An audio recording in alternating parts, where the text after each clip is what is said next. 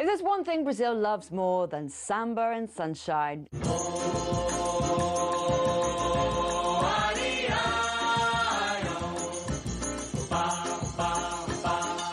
it's football, or as they call it, futebol. And trust me, this love story goes way back.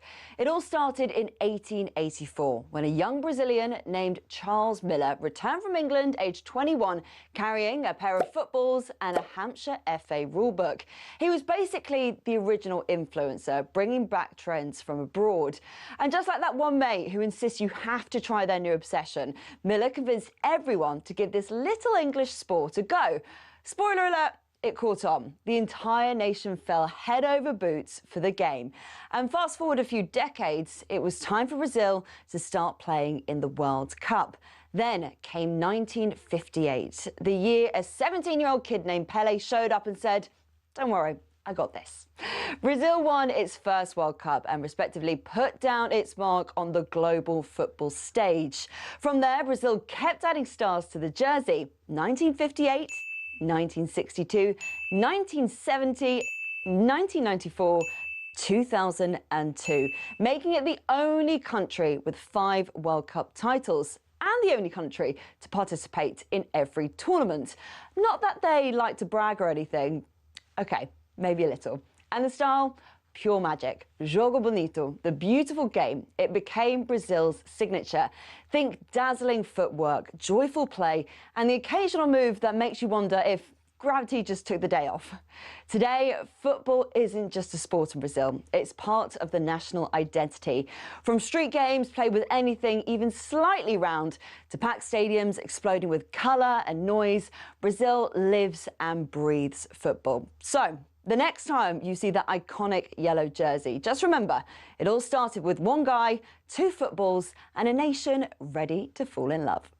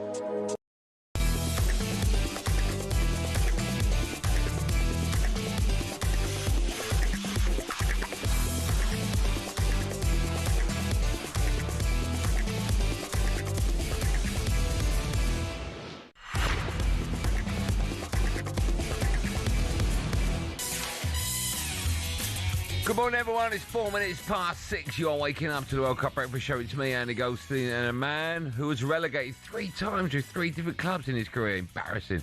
Darren Bent here, and Arnold Clark. But use kind of their upgrade event and get 2 years free servicing plus the chance to win the cost of it back this June. Enjoyed that one, Ollie, did you? Honestly, he was out there laughing his head off. He writes some great lines. Good work. No, he doesn't. Great show coming up. Very excited about that. Before we start, morning, everyone. Before we start, Darren Bent has just walked in with, dare I say, the biggest croissant I've ever seen in my entire life. And you know, it's lukewarm as well. That is that's about A4 size. I'm not going to lie to you, right? A bit of warmth to it as well, because usually when we get the croissants, it's like not stale, but... You know why they're warm? Ollie was sitting on them. Is that how you warm them up still? You did that? It was a bit, they're a bit hard, but no, this one looks lovely. A lot of people have been moaning about the free croissants of late. Going, oh, they're a bit crusty. And I'm like, they didn't cost you anything, enjoy it. Yeah, no. And they're not crusty, by the way. It doesn't matter. If you get a free coffee machine that's broke, yeah. Then you go on, finish your sentence. So you're saying that people... No, finish your coffee machine sentence. If it's free... Yeah, and it's broke. You're still going to complain, saying, even though it's free, I you're not getting anything, it's broken. Well, I don't... That's not broken, that's unbroken. When they're hard, that's, in croissant terms, it's broken. Okay, is that the equivalent? Yeah, it is, yeah. So you haven't even had a little bite? No, I can't yet. Go and have a little bite of it. Nah, not an end. Oh, no, why would you do that? I'm professional. Can't... Are you looking forward to seeing Serena Williams play at Wimbledon? Oh, yeah, welcome back. You love Serena Williams? Yeah. How old is she, 44? Yeah, man. I mean, I've said it before. If she comes back and wins this, honestly... Will it be a bigger achievement than me becoming US Open 9-ball champion? No, because you're not a sportsman. So if you were to win that... So I'd be bigger than that, yes. Yeah, So but mine's better. But if I'm better. If she comes back and wins that, it's one of the greatest sporting achievements ever. Or is it just embarrassing for women's tennis? I wouldn't say it's embarrassing because she's she's the GOAT. You can't have 4 years out, be 44, come back and win Wimbledon. That is embarrassing. Is that no different? Ali, 3 years, come back, becomes heavyweight champion of the world. Although the only thing is, though, he was 30s, wasn't he? When he he's a bit different. Serena coming back, and she had a baby and all sorts, and then she had a baby as well. Well, she had a baby when she came back and won it last time. But if she wins this, so she hasn't had a baby. Well, she's got a baby, yeah. She's got one, but she hasn't just had one. I don't think she had another one. But either way, to see her back at Wimbledon, centre court, incredible. You see that 10 Brits went out on the first day. I'm trying to think who was the last British person? Murray. No, English. So let's go English, not British. English to win Wimbledon. I can't think who that person is. Well, Fred Perry, I imagine, wasn't it? That's the last one. Yeah, I imagine. Tim Henman, I think, waved at the semi-final. I think that's as close as he got. Yeah, I'm not happy they've made Henman Hill. Bit weird that. Yeah, it's almost like Losers Hill, isn't it? No disrespect. If you want something named after you, you have to win it. Right? You have to earn it. That Murray Mound. Murray Mound. Right, that's fine. Yeah. Henman Hill's a bit like... You got that for me, you have. When I say no disrespect and then... Oh, yeah, but do you know what I mean? You've got to win something for it to be named after you. Do you know, I can remember watching... You've been relegated 3 times. If they named a stand after you because they'd be relegated 3... Just, why are you sitting in Darren Bent stand? Well, the first one, I was like 6-17. I played like 2 games, man. 6-17? 6-17? 16-17. I was only... the kids are going to go nuts for that one. 6-17? 17, yeah. So does that count? Right. Yeah, it counts. Yeah, you're part of the team. Did you touch a ball that season? Scored a goal, mate. Well, not enough, obviously. Oh, I was 17, mate. What's that? Oh, Pelé won the World Cup at your age? Ipswich youngest ever Premier League goal scorer. What do you think to do with that? Well, Pelé won the World Cup at your age. Pelé. Oh, I'm not trying to put myself in that same bracket. It's Pelé. Well, you're saying I only scored a couple of goals and I was 17. He's winning World Cups with Dada and Zizi. They were the teammates' names of his. Yeah, no, it was... What did you make, before we start the show, what did you make of waking up and seeing the penalty shootout? I thought that was very bizarre. Yeah, which one? Because there's been... Dutch one. The Dutch one, yeah, it was bizarre. Even do you know what I found bizarre? I showed you before we came on air. Why did all the subs run on the pitch for Cody Gakpo's goal? Like with 20 minutes 20 minutes to go. It wasn't like it was like 94th, 95th. 20 minutes to go and they're all on the pitch. All of them? All of them. I'm amazed they didn't get like red carded or something. Yeah, but you know when I saw that, part of me did go, don't do it. It's too early. Yeah. Well, fair play to Morocco. I mean, Morocco, a good side. The penalty shootout weren't great. No. But about Germany as well. Unbelievable night of football, isn't it? Yeah. I got in my car this morning, and when I opened the door, the fellow went, going to London Bridge. I'm trying to do Dutch accent. I can't do that. How would Dutch be? Just do normally. Hello. Is that it? Hello. Hello. They say hello. Hello. Do they? Do you like give him the funds up on it? Do you like the luge? Yes, I do like the luge. Any other words you can say that? Just talk normally.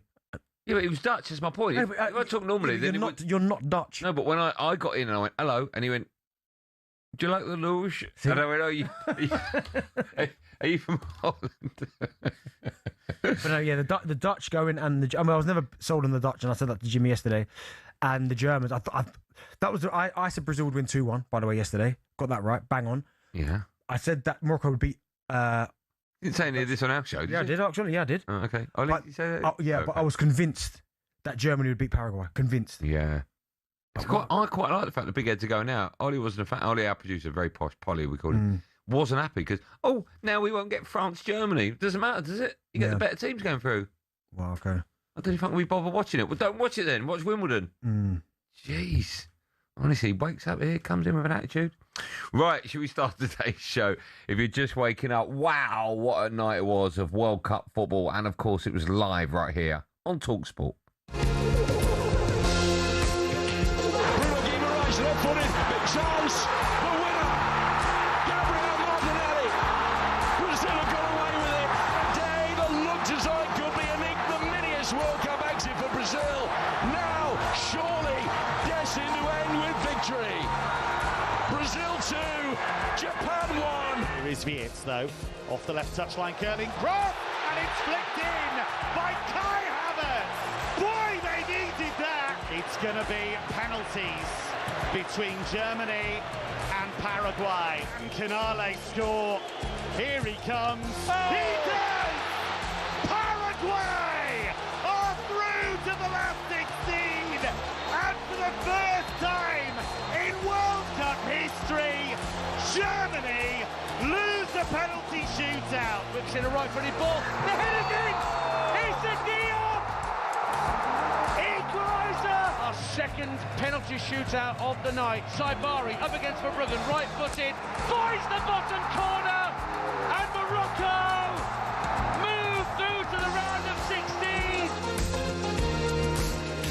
Yeah, Brazil left it late thanks to Arsenal's Gabriel Martinelli coming from behind to beat Japan 2-1. Great finish as well, by the way. Brazil are now facing the Norway Ivory Coast in the last 16. Benty celebrated that goal.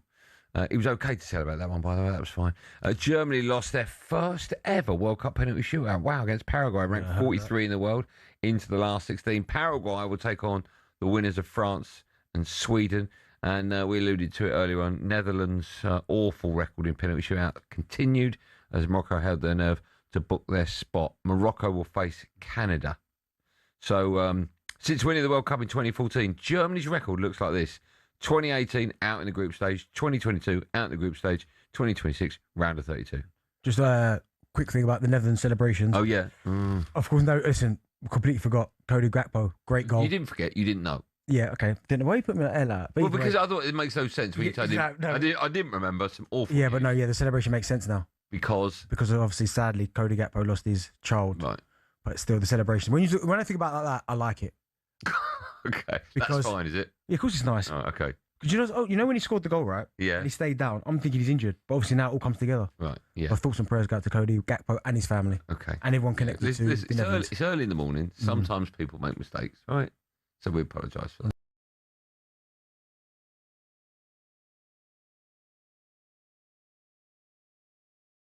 Just a reminder, Germany, it's going from bad to worse. So what is going wrong for the Germans? Well, our European football expert Kevin Atchard was on comms duty for talkSPORT last night. He, by the way, he's got a little theory. I think the one thing that may come out of this actually is, yes, there'll be this talk of a centre forward, there always is, but I actually think, where's the right back? Why is Joshua Kimmich having to fill in at right back? And why are you having to put big centre back in Valdemar Anton in that position? Where are the right backs? Are there enough players who can really go breaking the lines? Guys like Goretzka, who didn't do it in this game, but who are the gallopers? Who are the guys? Yes, there are creatives like Wirtz and Musiala. Where are the guys who can charge into the box? So I think there are big questions that is the Bundesliga creating enough talent for this German squad? And at the moment, there are huge questions. Hugh, they've played one knockout game in the World Cup since they won the thing in 2014, and they've lost it. It's an awful record for the Germans. Very bizarre. Where does the blame lie? Is it Nagelsmann? Is it as simple as that? He takes full blame, or did Germany just have a severe lack of quality? I mean, listen, they've got quality players, but again, Nagelsmann, the manager, he's probably going to take the brunt of it. I mean, I was listening to something this morning. They're talking about now that is Jurgen Klopp's. That's what's going to be next year. That's the one job. That it looks that way, right? Well, they said that's the one job he'd come out of retirement for. But for Germany, and because we were talking about it in the office about the powerhouses of world football, and Germany are definitely in that, but they haven't been of late because 4 World Cups. Yeah. Them, Italy, been nowhere near it. Brazil, nowhere near it. But these are 3. Argentina and France, you'd probably say the 5, wouldn't you? In terms of powerhouse of world football. Yeah. Put Italy in it. Yeah. Oh. I mean, they've been atrocious. They have. Yeah. But for Germany, I mean, and I've had conversations with Kevin Atchard before about the German, and even though I said potentially, he was like, no. He kept saying no. They're just not good enough. They haven't got the depth. Although they've got good players, there's something still missing. Like in terms of that, I don't know if it's that winning mentality because they've got serial winners in terms of club football, but yeah. I thought they'd go a lot further. And when they drawn against Paraguay, I was convinced that they'd beat Paraguay. And the fact they haven't, I mean, that is a travesty. Germany can't get past. I know it's a penalty shoot and it's a lottery. And by the way, they were robbed because it's a goal. It was a goal. There was no foul on the goalkeeper. No. That's my worry about Wednesday night. If DR Congo stick, 10 behind the ball, Well, they're going to. and we can't break them down, and it goes to extra time and pens, it is the flip of a coin. Yeah. It really is. I think so anyway. In those scenarios, Dan, you think about, and you just said it there, it's the first World Cup final shootout that they've ever lost, Germany, ever, right? So they're renowned for when it gets to that type of situation, and us as English people have dealt with that against Germany many a time, right? Yeah. But I just think for England, don't run that risk. But you know exactly what Congo are going to do. They're going to sit there and shut up shop. But for Germany going out the tournament, I mean, France's run now. I mean, if they were to go out, my goodness. They won't. They've got way too much. I don't think so. But if they did, oh my God, the World Cup's up for grabs. Yeah, we'll probably lose to Iceland in the final. Oh, then calm down. I was just joking. Brazil are through. Germany are out, and the Dutch are out as well. What a great night of football. Coming up, we'll hear an exclusive interview with England's Ollie Watkins. Emmanuel Petit will be with us in the studio from 8. But next up, we turn our attention to the back pages and a crazy statement from Chelsea about Enzo Maresca. It's 16 minutes past 6. You're listening to me, Andy Goldstein, and Darren Bent. It's The Breakfast Show.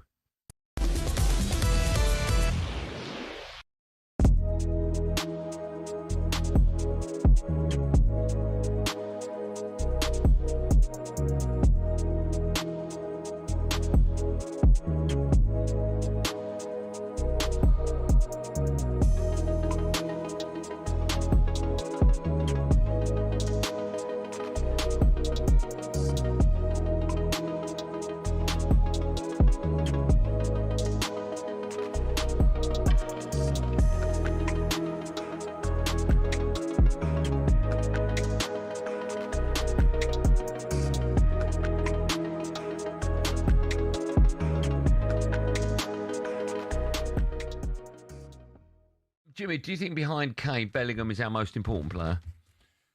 I think they are on a par together. I think he is something else. You know, he's got a habit of turning up in really important moments. If you look at the goals that he scores, and when he scores them, you know, 1-0s, and Benty will agree with me. It's so important to score the 1-0s and 1-1s, the 2-1s. You know, those important goals. Not a lot of players can do that. And he has got that thing around him. I don't know how he does it, but he just has it, that he turns up at really important moments, like an overhead kick, for instance, like the goal other day, out of nothing. You know, it's just the feeling for him, putting his left foot around it and score. You know, that's why I want him closer all the time to the box, to the goal. He's world class, right? For me, he's world class. How many world class players do England have? I think England has got a few. I think Argentina has got Messi, yeah, but then really, what more? But they have got the team. If you look at France has got several, yeah. But But the Dutch. Hello, I'm Matt Fordham from talkSPORT. This is How to Win the World Cup. This is the best squad I think England have ever had.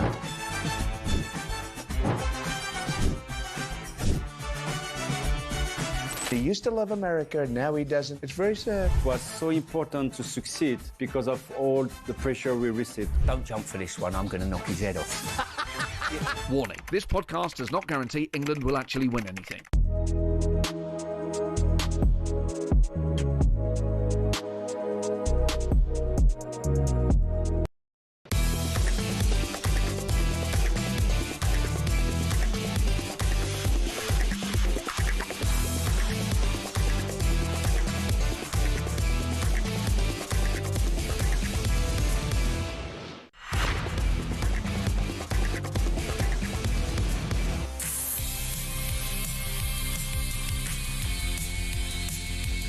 Morning, everyone. He says with a croaky voice, 19 minutes past 6, you're waking up to the World Cup Breakfast Show. Me, Andy Goldstein. Alongside me, would you believe, a man who is 150th in the all-time goal scorer list for Brighton and Hove Albion. It's Darren Bent. Let me ask you a question. 150. We spoke about... Were you actually a striker? You seem to be very low on a lot of these lists. No, you keep using the same list. A different list. You Okay. No, you were 151 on Burton Albion. Yeah, use the Premier League 100. You're going up. 151. You stay 150 today. Look at the Premier League 100 club. Oh, it's all about you, is it? Yeah, well, clearly. Would you say Spain are a powerhouse of world football? With one World Cup, 100%, yeah. They're in the top 5? Yeah. Now, right now. Of course they're not. Well, you say Spurs is part of the Big Six today? No.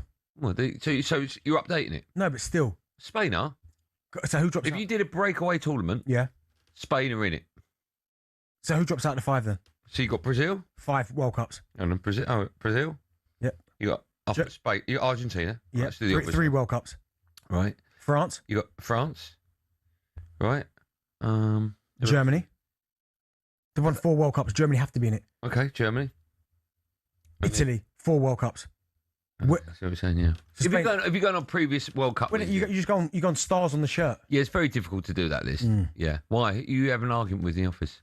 I don't have an argument, no, but someone said, would you put Spain in there? Oh, okay. Tell them mind your own business, you're working. If you're just waking up, Morocco beat the Dutch on pens to seal a tie with Canada in the round of 16. The Germans, they're also out losing on penalties, but they did have a goal disallowed. Tar had scored a bullet header, but a foul on the keeper led to VAR overturning it. If people are waking up, they haven't seen it, just try and describe the so-called foul that was given. Well, the ball kind of swings into the back post towards Jonathan Tah.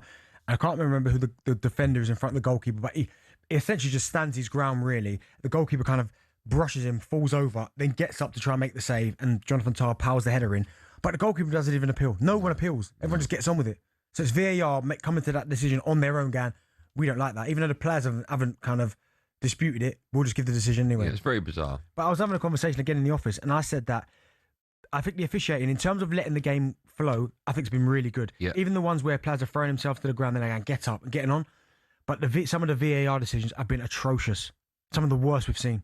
What, when you've got a decision to make, not on the offside? Yeah, referee? even like the penalty against England, that should have been. Yeah. There's been so many, even that goal for Germany last night. Yeah. But in terms of the big decisions, I think they've been awful. Yeah, I agree with that. Before we move on, a reminder, if you want the chance to win 26 grand tax-free cash to celebrate the 2026 FIFA World Cup, all you have to do is very simple. Head to our website, talksportwin.com, to enter for full T's and C's. Right, time now for a quick coffee break and a look at the back pages with Costa Express. The Costa Coffee Break on talkSPORT, sponsored by Costa Express. Quality coffee, quality day. She's already earned her money this morning doing early breakfast, 5 till 6, so this is just a freebie she's given us. Morning, Laura Kirk-Francis. Morning, how are we doing? We're good, are you all right? I'm good, thank you. What did you do yesterday with your day?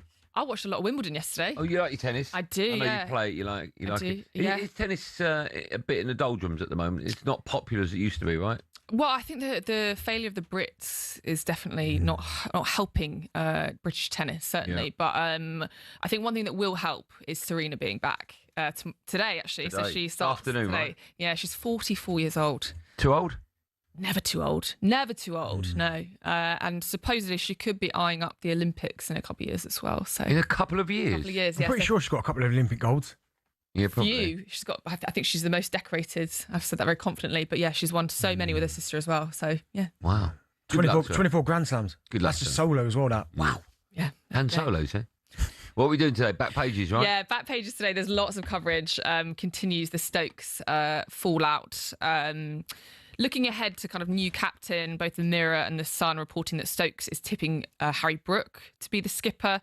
In the Times, Michael Atherton writes that actually Brendan McCullum should be replaced by Cook and Flowers. Michael Vaughan also says that they need to go. So still that story continues to rumble on. I want to get your thoughts on the situation at Chelsea, though. So the statement that came out yesterday regarding Enzo Maresca, Chelsea released a statement during which they have not named him. Actually, they've referred to him throughout as head coach. And they've released a statement that came out yesterday explaining sort of what happened. And they've said, I'll just very quickly read this bit.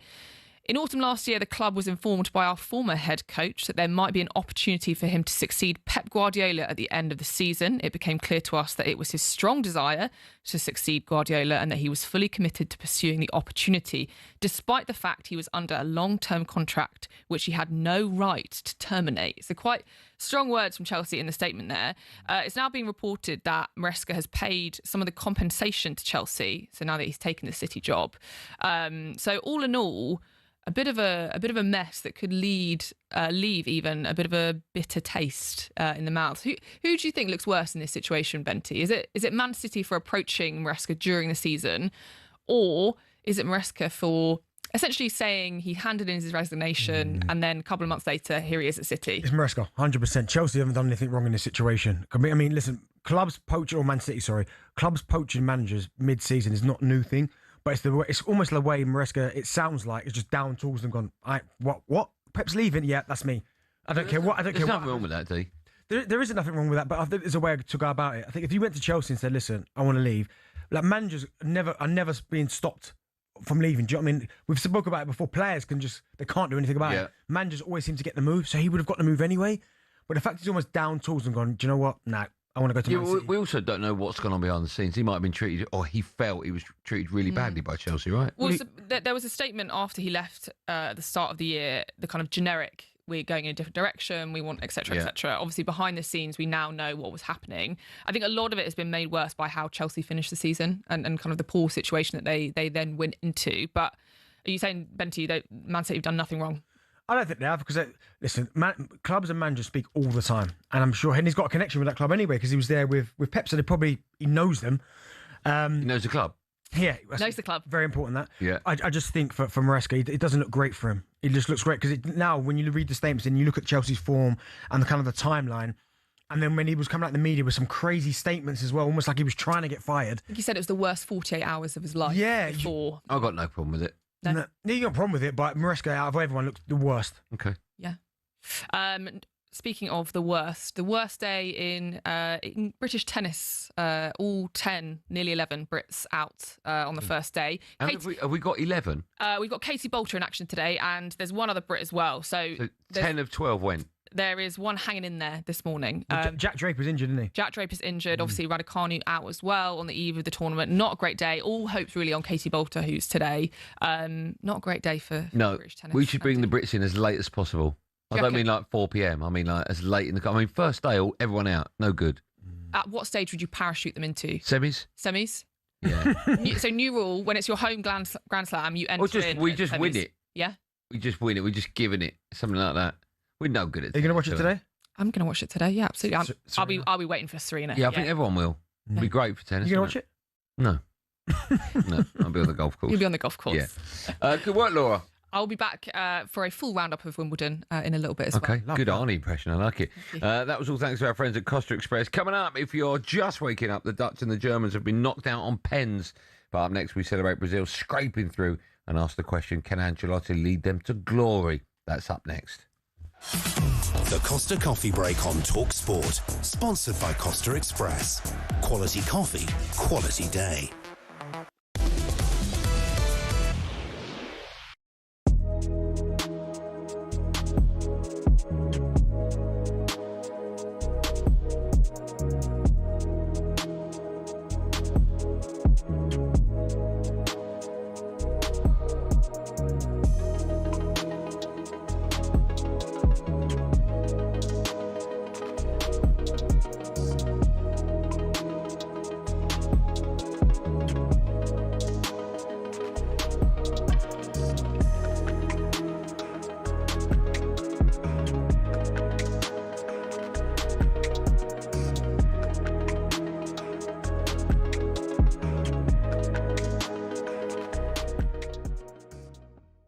Bent has been terrified all week about the Ghanaian witch doctor he slagged off. No, he did not. Supposedly putting a curse on Harry Kane and England's number 9, subsequently missing a sitter. Now, thankfully, the witch doctor, of course, lifted the curse. It's funny. Right, Now, there was a report in The Sun that you, Emmanuel, were cursed by a witch doctor. It's Senegal. Ignored it. 2002. And got injured. Yeah. Tell me about that. Yeah, before the World Cup in 2002, no, after the World Cup, actually, because we went out very quickly, during the World Cup in Asia.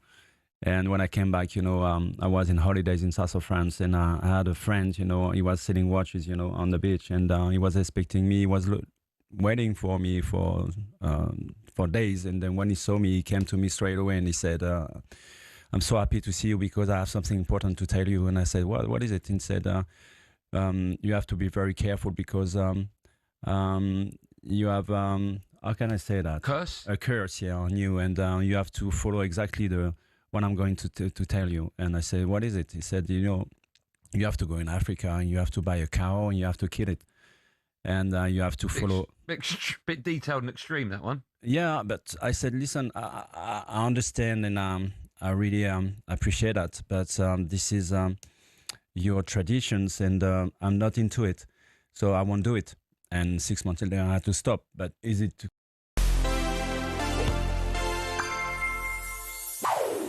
Just because you're a football legend doesn't mean you totally light up the World Cup. These guys are just 3 who prove that. The struggles of some great names makes the record of Miroslav Klose even more impressive. It was in 2002 in Japan and South Korea that a 24-year-old Klose put the world on notice. At his first World Cup, he scored a hat-trick in Germany's opener against Saudi Arabia. He scored another 2 at the tournament and, well, what do you notice? Yep, 5-headed goals. The only time someone's done that in World Cup history. Germany lost in the final, but Klose had certainly raised some eyebrows. Klose scored another 5 goals and won the Golden Boot in 2006, although Germany lost in the semi-finals at their home World Cup, totes emotion die Fans. By 2010, Klose was playing for Bayern Munich, where they'd clearly instilled an I'm not scared of anything attitude. African and English safaris look a bit different, don't they? Brilliant. Anyway, Klose returned from his excursion, got a goal against England and was on the score sheet in the quarter-final against Argentina before Germany were undone by a pack of hungry Spaniards. 4 years later, Klose was 36, but he was picked for one last World Cup, much to the German public's frustration. He hadn't had a stellar season for Lazio, but Germany didn't have many out-and-out strikers at the time. Klose, though, delivered, again. He scored in the groups, and then, in the semi-final, he had his record-breaking moment. Klose got Germany second in that incredible 7-1 victory over Brazil, his 16th, a new World Cup record. In fact, to really twist the knife, he snatched it from R9 in front of the Brazilian fans. Klose started the final, and his replacement, Mario Götze, well, you know what happened in extra time.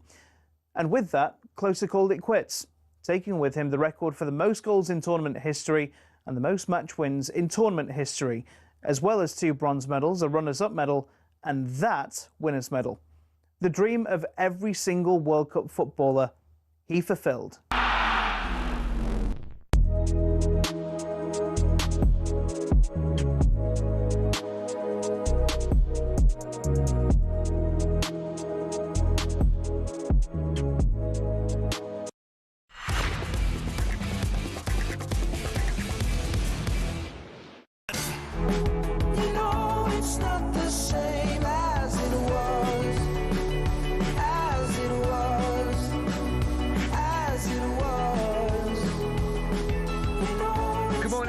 Waking up to the World Cup Breakfast Show. It's me, Andy Goldstein, the Harry Styles of talkSPORT, and Darren Bent and Arnold Clark, who are celebrating a massive summer of football. Buy a used car in June, and you'll be entered into their weekly draw to win the cost of it back. Turn it up a bit, Ed. But Harry Styles, my daughter went last night to Harry Styles, Wembley Stadium. My wife and my daughter went. They like it? I woke up this morning, there's so many people, obviously, that went. It looked a great gig. Where was that? Wembley Stadium. Yeah, I like Harry Styles. Get this, right? Last time, it's a true story, last time Harry Styles was at Wembley, I think it was about 3 years ago. My youngest, who went last night, desperate to go. So I put out the feelers. I went to Virgin, a couple of people I know in the music industry, and I went, any chance you can get me 4 tickets, Harry Styles? Yeah, we'll come out here, we'll come. Weeks of nothing, right? And it was the day before she wanted to go, and I said to my wife, we're going to have to go on one of those websites and buy the tickets. Well, like a Ticketmaster, whatever it's called. Yeah, I purposely said one of those websites, so I didn't have to say like via GoGo, but anyway. Right. So, well, I just thought I wouldn't give them airtime. But anyway, I went on the website, right? And I got the tickets. Talk about your story, sounds a bit... No, just I didn't need to say it. Okay. But anyway, went on the website, paid a small fortune for 4 tickets. A small fortune, like made me sick, right? But I thought I can't let her down, I promised her tickets. Mm-hmm. We get there, right? We're waiting for him to come out. As he comes on stage, I get beep beep on my phone, little text, I look down. Man, they've got you 4 tickets for Harry Styles tomorrow night. I'm like that. Brilliant. Why didn't you text me this morning or yesterday? Cost me an absolute bomb to go. But it was a great gig. Yeah. It was a great gig. You enjoy it? Did you sing along to the song? I did enjoy it. I think when you take your kids to a concert, it's not often when your kids get to teenage years, it's not often the 4 of you go out and everyone's off get off your phone. Everyone's off their phone. Get off your phone. And then you enjoy the evening. So I really did enjoy that. Nice. Yeah. You taking your kids to a concert yet? I took them to, not my 2 7-year-olds, the twins, no. Jay-Z. Even Milan, 12, not yet. Too early, isn't it? Yeah, too early. I will do. Trust me. Yeah. Well, I need to get to that festival age. I'm going to take them to a festival. Yeah. I can't see you at festivals. Mate, that was me back in the day. Not even back in the day, I'd say probably about 4 years ago. What festival did you go to? I used to go to Wireless every year. I used to go to Love Box. Is that club in London? Nah, honestly, I think that's Victoria Park. Love Box? Like a garage festival. Oh, my goodness. Incredible. Okay. Are you vipped up? Yeah, party in the park.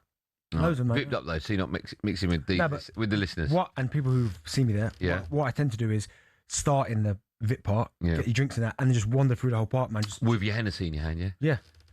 So you have Hennessy? No, whatever. I bet you do. Whatever they say. You're not a beer drinker, have you? No, I hate it. You ever drunk a pint? Horrible, no. Never drunk a pint? I tried it and didn't like it. What it. about Guinness? You like Guinness? Yeah.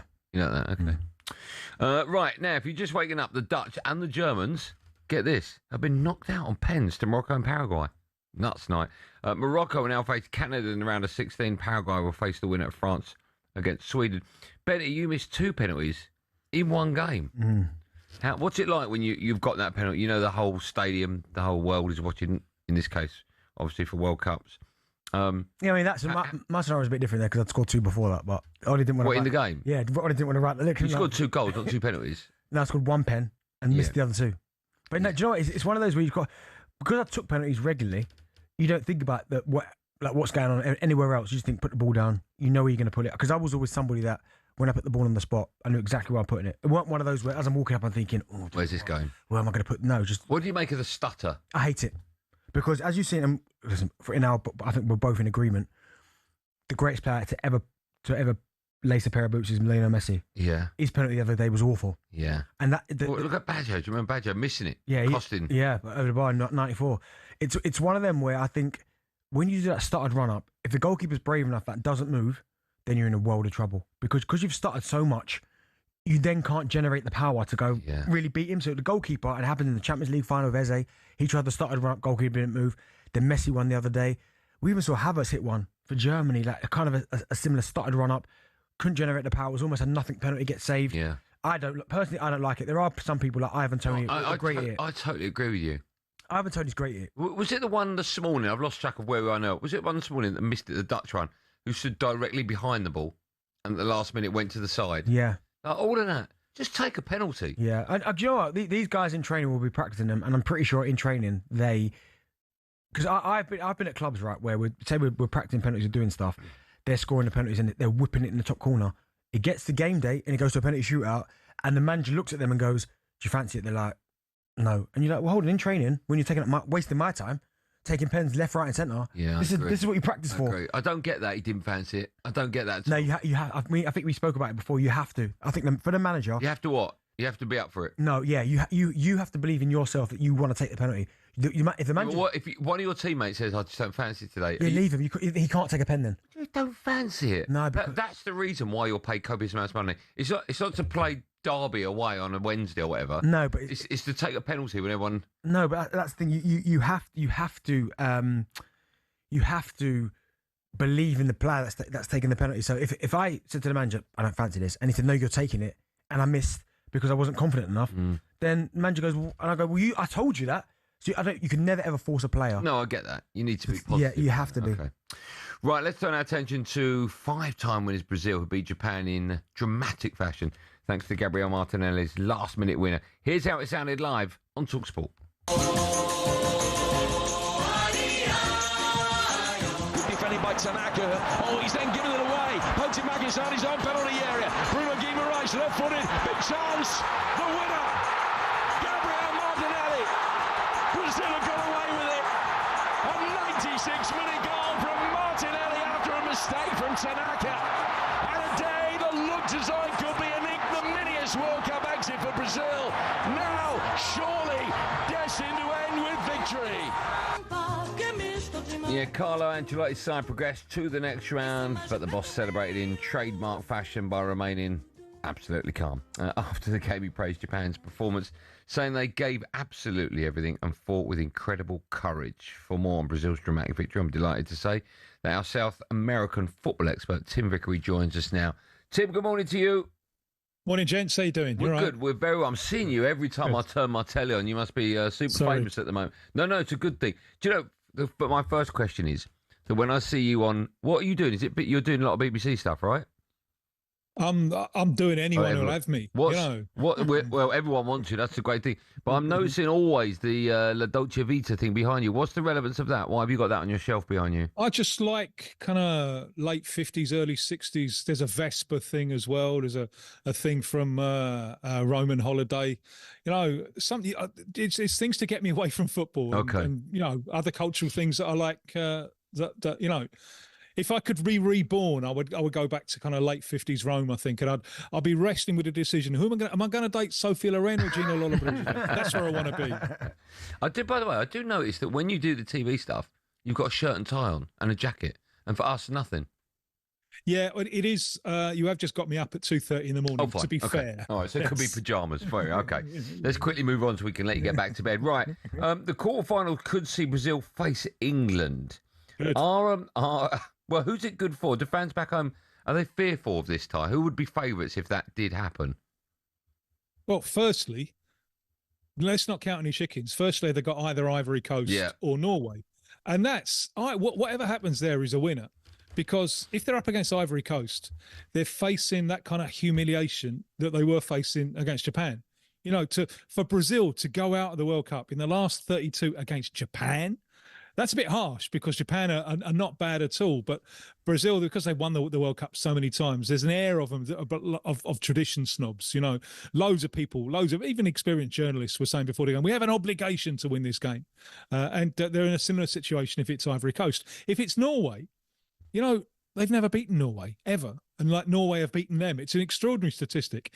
And every World Cup since they won in 2002 has ended when they come up against the European side in the knockout stage. So if it's Norway, they'll have to get over that one. So there's hurdles before.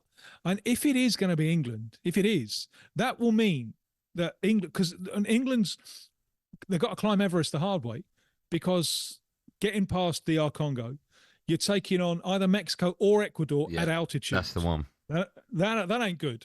And then you're taking on Brazil, and then you're probably taking on Argentina. To win those three games in the Americas, that for me would be the highlight all time of the England national team. That's better than winning away, than winning at home at Wembley in '66 for me. If you can take those three American sides in the Americas and beat them one after the other, that really would be remarkable. Tim, how's Brazil's performance has been viewed in Brazil? Because I'm looking at it, Morocco game, not great. Yeah, they beat Haiti, they're expected to. Scotland, of course. And then even the Japan game, there were moments last night where you're thinking, oh my goodness, like, I think Japan have got this. How are their performances being viewed over there? Building.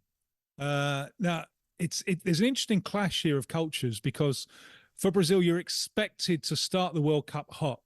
You're allowed to take the foot off the pedal in the third group game if you've won the first two. But Ancelotti from the Italian school, we're just going to grow into it. We're going to ease our way into it. We want to get good now. And Ancelotti's very happy with where he is, because he thinks the best performance they've put so far was Japan. And the second best was in the previous game against Scotland. So he thinks they're getting better game by game by game. But now it's going to start. It's going to start to get serious. He's winning them over. He's a genius at public relations as well, Ancelotti, as well as. And how many coaches would not have taken Casemiro off at half time? Yeah. Surely, you know, thinking take him off. Totally. And sometimes Ancelotti, you know, the best thing he does is nothing.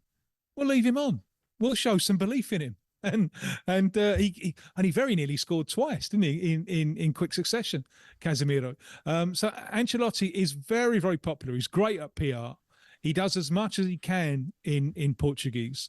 In the build-up to the World Cup, he's going to lots of games, lots of domestic games in Brazilian football, and that's important to show respect. But if you go out in the last 32 to Japan, you know, and if you go out in the last 16 to either Ivory Coast or Norway, he won't be quite as popular. So I think definitive, but very shrewdly, he's got himself a contract, nice fat contract until 2030. So he's already got that one lined up. But it's not going to be easy for him if Brazil go out in the next round. Last one from me, Tim. We know that England are desperate to win the World Cup. The last time we won it, obviously, 66. I get the feeling that even though Brazil's last World Cup victory was 24 years ago, 2002, I get the feeling they're as desperate as we are to win it again. Is that fair? Oh, more desperate, because it's considered a birthright You know, you are going to see your country be world champions. They've never gone this amount of World Cups ever without winning. And if they don't win this time, that breaks the record for the number of World Cups without winning.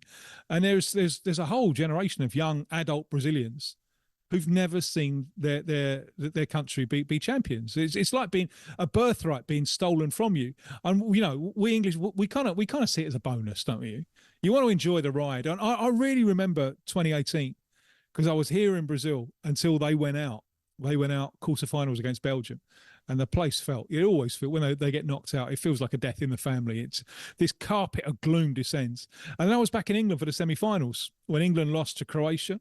And I don't think, England didn't have great expectations of that particular tournament. I remember the mood after losing to Croatia. I was out in the streets of London. There was still a party going on. It was still a party, even though we'd lost to Croatia, because people had enjoyed the journey. If you're Brazil, and I feel a bit sorry for this reason, you can't really enjoy the journey because it's all about winning. Yeah. So the whole thing is just a build-up to winning in the final. And I told Ancelotti the day that he took over, I said, in this job, success is winning the World Cup and failure is anything else. And he just raised an eyebrow and said, yeah, I know. But it looks like all the pressure goes on the chewing gum, doesn't it? Because the calm that he spreads through this thing, you even see it, I think, in that winning goal, because they could have put it in the mixer, but the calm just to construct that move and the pass from Bruno Guimaraes off his wrong foot, just choosing the right option after running around for 95 minutes of huge pressure. Yeah. I think part of that is the Ancelotti effect of just the calm that he spreads through the whole thing. I agree. Tim, you're a superstar for staying up for us. Much appreciated. We'll let you get back to bed. Thanks so much for your time. We'll speak to you in a bit. Thanks, man. Tim. My pleasure. Cheers. There you go. The superstar is our South American football expert, Tim Vickery. Still to come on The Breakfast Show. Superstar Breakfast preview on talkSPORT with Travis Perkins. Manage your Travis Perkins trade account online at travisperkins.co.uk or via the Travis Perkins app. Yes, the French there back in action tonight against Sweden. Ivory Coast take on Norway before that, both live on talkSPORT. Emmanuel Petit will be back in the studio to look at the French clash, and will also continue to react to the news that the Dutch and the Germans are out of the World Cup on pens. That was our breakfast preview with our good friends at Travis Perkins. Superstar Breakfast preview on talkSPORT with Travis Perkins. Get free next day track delivery. Head to travisperkins.co.uk or download the app.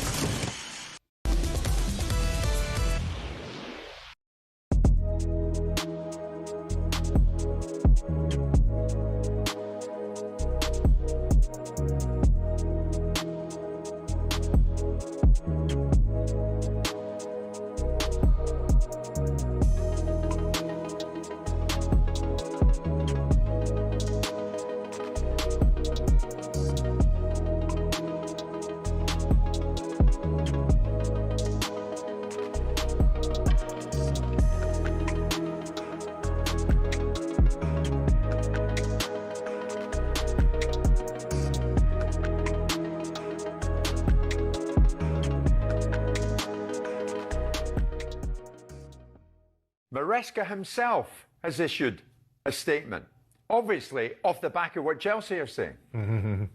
What's your take on this, Simon? At the end of December 2025, I made the difficult decision to leave Chelsea. The decision was only mine.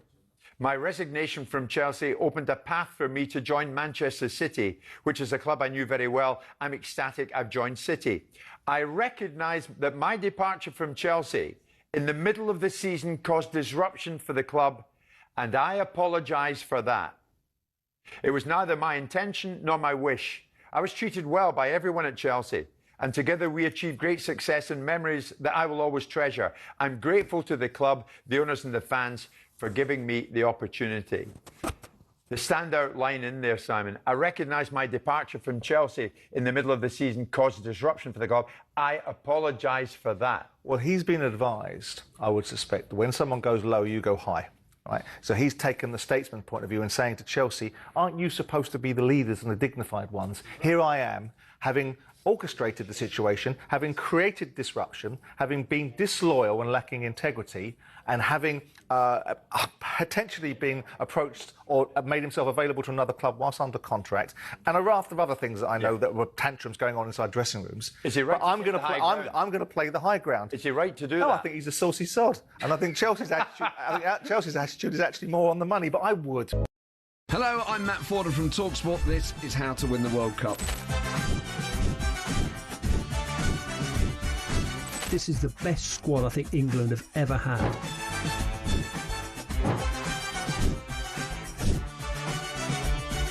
He used to love America, now he doesn't. It's very sad. It was so important to succeed because of all the pressure we received. Don't jump for this one, I'm going to knock his head off. Warning, this podcast does not guarantee England will actually win anything.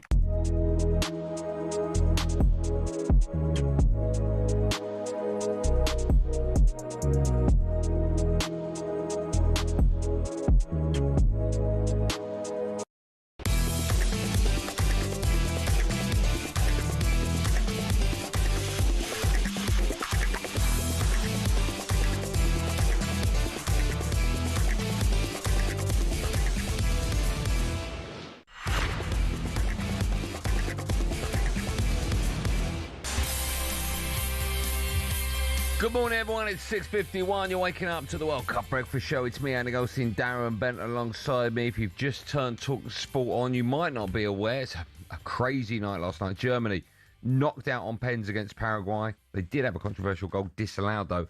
And Morocco beat the Dutch on pens to set up a tie with Canada in the round of 16.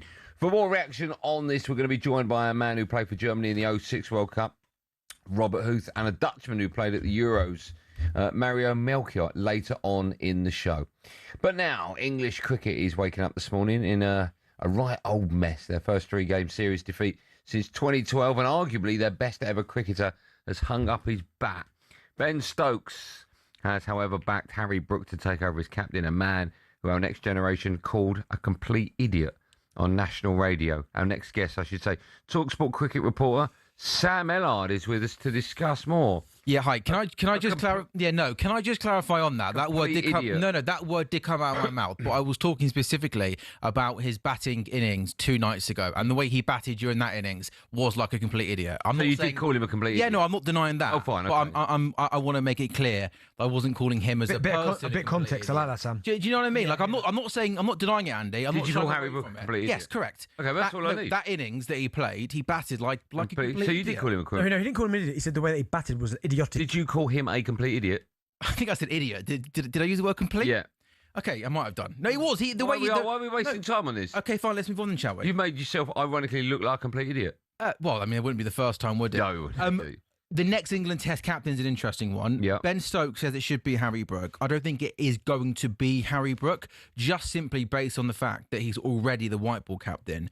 And being white ball captain and Test captain, I think is near on impossible to do all three things at the same time. I'll give you a good example. Late yesterday afternoon, the Test match series finished.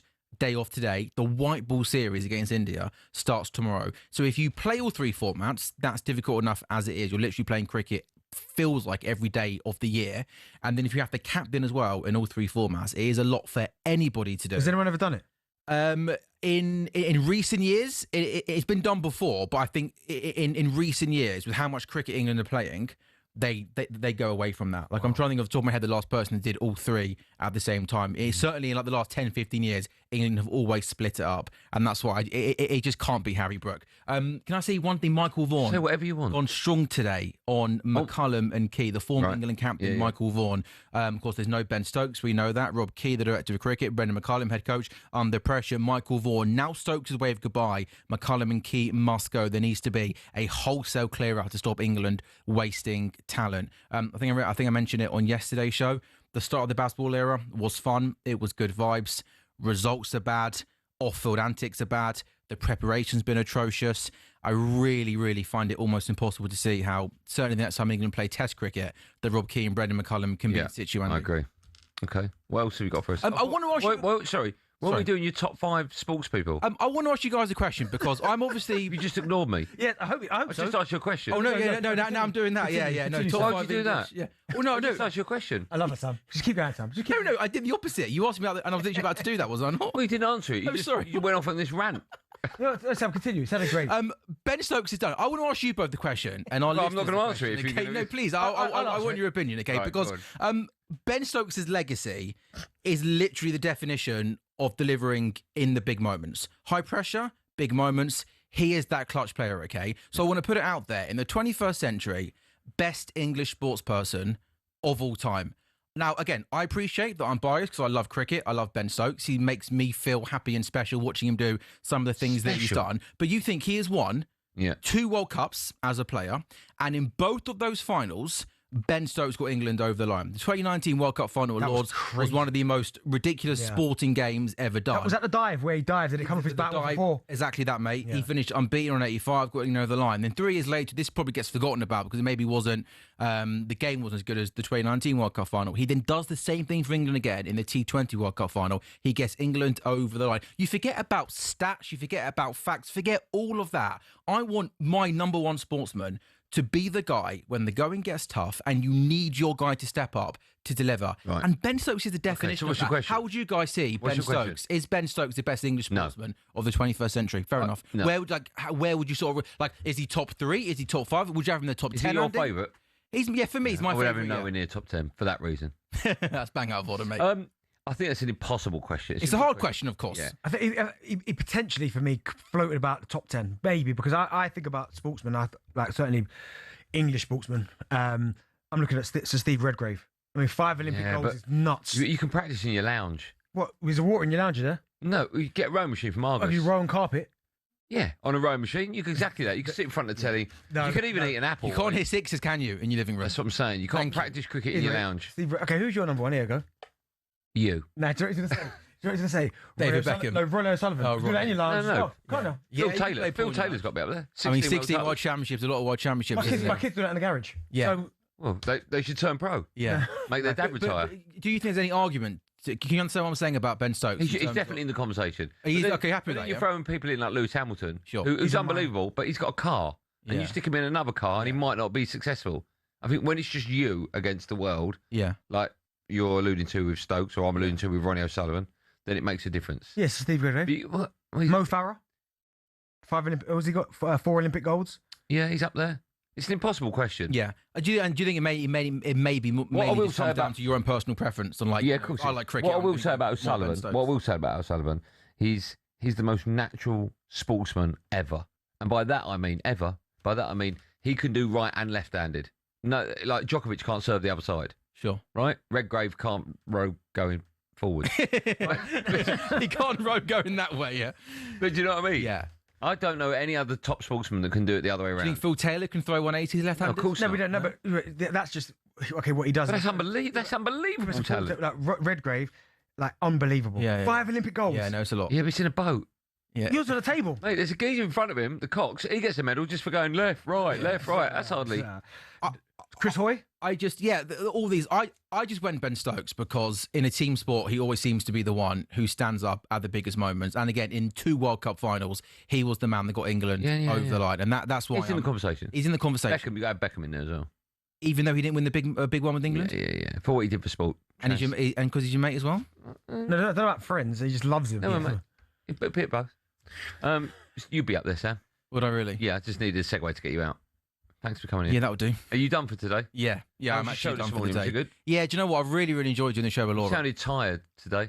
No, you didn't. I was listening on my way and I thought, is this a pre-record? Is he ill? He didn't listen. You really mate, I'd actually be... I listened start to finish. I thought it was brilliant. Really? Do you know what? I thought you didn't give it enough energy. I don't believe you. Has anyone ever said that to you? Yeah, well... Take it up to 11 for me. Yeah, more energy, please. Have a lovely day. What are you doing with it?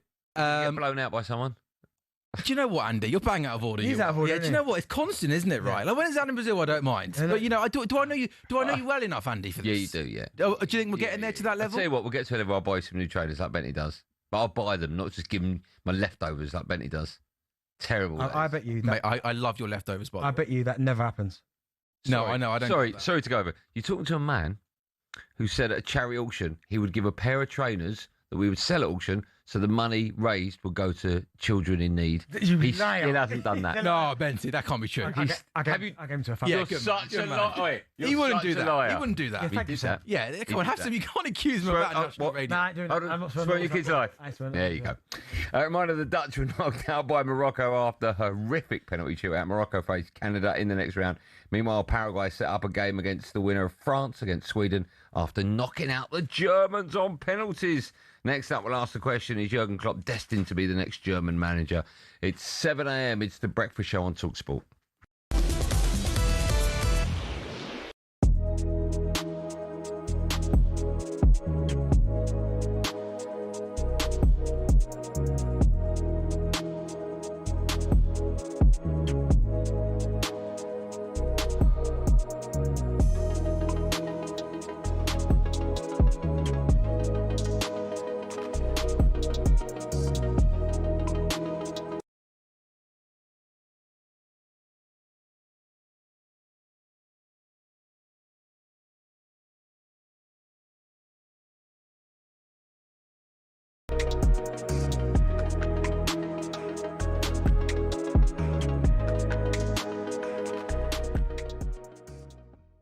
Tuchel wants a different profile. What do you think?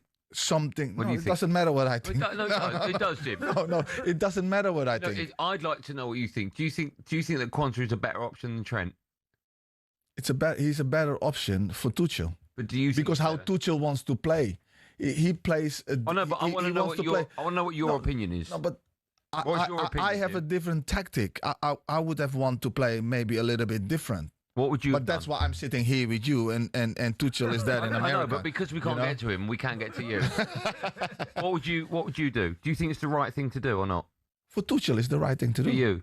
For me, I would have maybe gone with somebody else, but that is me. Who would you go? You know, I would have want to know.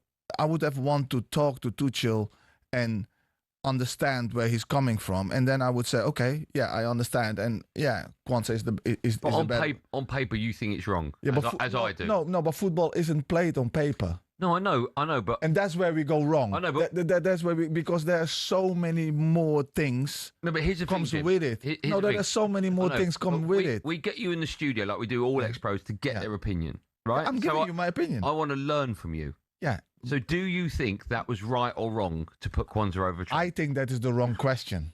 Well, okay, what should I ask you to get your opinion? Because we need to know the tactical side of Tuchel first. And it looks like from outside in that he wants out and out. Hold on, he wants out and out defenders there. He wants them four to defend. He wants defenders first. That's what it looks like. I don't know, but that's what it looks like. And maybe that's why.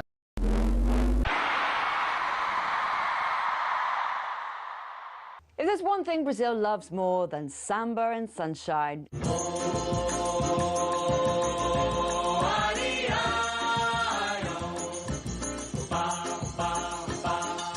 it's football, or as they call it, futebol. And trust me, this love story goes way back.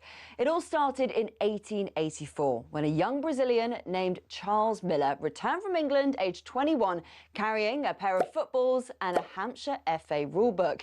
He was basically the original influencer, bringing back trends from abroad.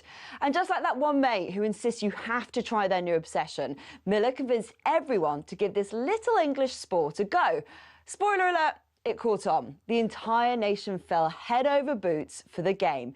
And fast forward a few decades, it was time for Brazil to start playing in the World Cup.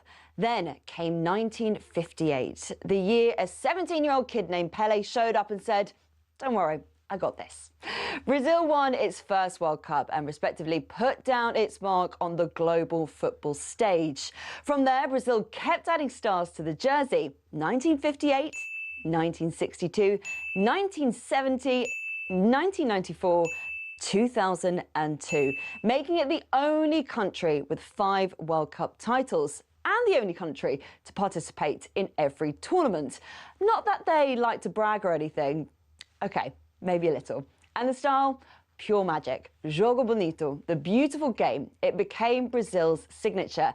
Think dazzling footwork, joyful play, and the occasional move that makes you wonder if gravity just took the day off. Today, football isn't just a sport in Brazil. It's part of the national identity.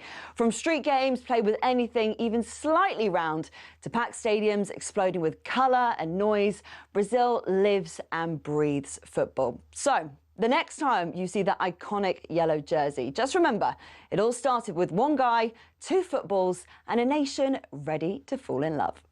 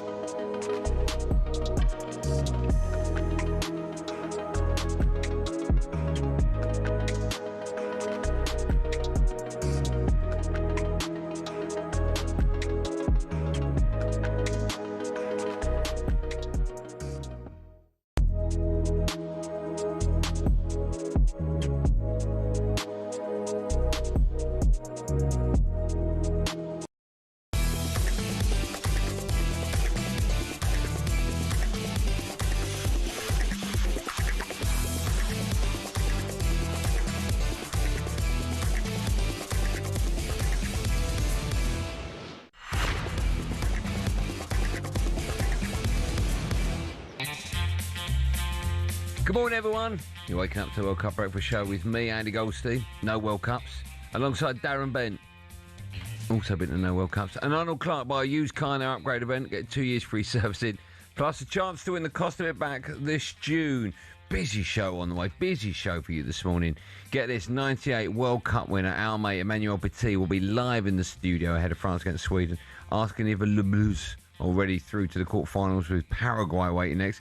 But first, wow, it was a tough old night for Europe as both Germany and the Netherlands went crashing out of the World Cup on pens. Here's how it sounded live on talkSPORT. And it is all over. It's going to be penalties between Germany and Paraguay. Germany have never lost a World Cup penalty shootout. Is that about to change? Can Canale score? Here he comes. Oh! He does! Paraguay are through to the last 16. Signals the end of extra time. And we do have our second penalty shootout of the night. Saibari up against Verbruggen, right-footed, finds the bottom corner. The Netherlands' horrible run of penalty shootouts continue at World Cups. More spot kick misery for the Dutch after Crescensio's Somerville's missed penalty handed the Dutch their fifth shootout defeat in World Cup history. That's a record you don't want. Misses from Kai Havertz and Jonathan Tah mean the four-time champions still haven't won a knockout game since lifting the trophy in 2014. Julian Nagelsmann is under huge pressure to lose his job with many calling for Jurgen Klopp to come in. Is Klopp the perfect person to take over Germany and make them great again, Ben? It seems like the stars are aligned, doesn't it? Yeah, it does. And you look at what he did to Liverpool, what he turned them into. And then hearing reports that it was only that the German job that would pull him out of retirement is I think it does seem like a match made in heaven. The only thing is, though, when I think about Jurgen Klopp and what he did at Liverpool, that kind of day-to-day interaction, like that takes time to get Liverpool to the level that he got them to. It makes sense that every day he's drilling into them, the system, the way he wants to play. Can he do that international level, which I'm sure he can do. I mean, he's a fantastic manager, but for Germany, it's just not good. I mean, I'm not used to seeing this Germany this bad. No. I mean, you look at their last few World Cups, 2018, knocked out the group stages. Do you know what I mean? They finished bottom of their group. 2020, lost to England. Remember that Hurricane header, Wembley, was it 2-0 or 2-1? Then they knocked out the group stages in 2022, the World Cup. The last Euros knocked out by Spain. It just... And then this one, they're getting beat by Paraguay. For Germany, who I regard, and I always will do, probably for a little while, a powerhouse of world football, I expect them to go deep in every competition. And at the minute, like the conveyor belt just doesn't seem to be working. When you talk about, it always felt to me Germany always had top class internationals at the highest level. For whatever reason, that conveyor belt's stuttering a little bit in recent years, because even down to the centre forward, like I love Kai Havertz, but like you used to see in the Germany, Miroslav, Klose, Gomez, Klinsmann before him, these top quality centre forwards. Yeah. They're lacking. They're lacking. For more on this, we can say good morning to our European football expert, Andy Brassel, joins us. So, Andy, good morning to you. Morning, fellas. How are you? We are very good. Tickety-boo. A strange old night in the World Cup, wasn't it? I don't think anyone expected two big hitters to go. Let's start with Germany. We're talking about Julian Nagelsmann and time running out. And what's your view on him first before we get to Ronald Koeman? I think he's done, really. And I think if you look at the failure of this World Cup, it's got his fingerprints all over it. I can have sympathy to an extent because, as Benty was talking about, Kai Havertz there, I think you look at Florian Wirtz, Jamal Musiala, who's coming back from that big injury. They arrived at the World Cup with a lot of out-of-nick players. Nick Voltemade, who 6 months ago would have started, but his form of the last 6 months has made that impossible. And of course, he missed in the shootout as well. But I think if you look at the way Nagelsmann has run things, he's got this famous quote going back to when he was in charge of Hoffenheim, where he said, being a manager is 15% tactics and 85% social competence. Well, he should have taken some of his own advice, because the way he's handled the players, and particularly the way he's handled the goalkeeping situation has been a huge problem. So they brought back Manuel Neuer. Everyone knew they were talking to Manuel Neuer to bring him back, but he didn't really handle it with the players. So Oliver Baumann, who was the previous goalkeeper, after the last game of the season where his club Hoffenheim played, the reporters asked him, what do you think of Manuel Neuer coming back? And he said, well, look, no one's told me about it. As far as I'm concerned, I'm still the number one. One knew, including the reporters asking him the question, that wasn't the case. So, like, stuff like that, you've got to be able to handle it. I think, especially when it comes to a World Cup. I mean, Didier Deschamps has always said it's not about picking your 26 best players. It's about picking players who will get along, who will click together. And if the coach isn't really leading, then you've got a huge problem. Andy, what is the state of German football? Because we was talking about it there, me and Andy, about just, I'm so used to, for such a long time, Germany going semi-finals, finals, because they are a powerhouse of world football. But the last few tournaments, they've really stuttered. What's going on there? Is it the conveyor belt in terms of the German players coming through? Like, what is the problem? Oh, because it's funny, in the last 5-6 years, there's been this discussion about what kind of players are we producing. Because I think traditionally, if you think of Germany at a World Cup, you think of not necessarily the best set of players there, but a good set of players who will absolutely never lie down. Whereas, of course, if you go back to the turn of the century, after the really awful, like one of the worst Euro games I can remember between England and Germany in Euro 2000 that England actually won, of course, with that Alan Shearer goal. There's a bit of a rethink, what sort of players are we producing? And Germany produce more flair players now, but there's sort of a question of, have we lost that grit along the way?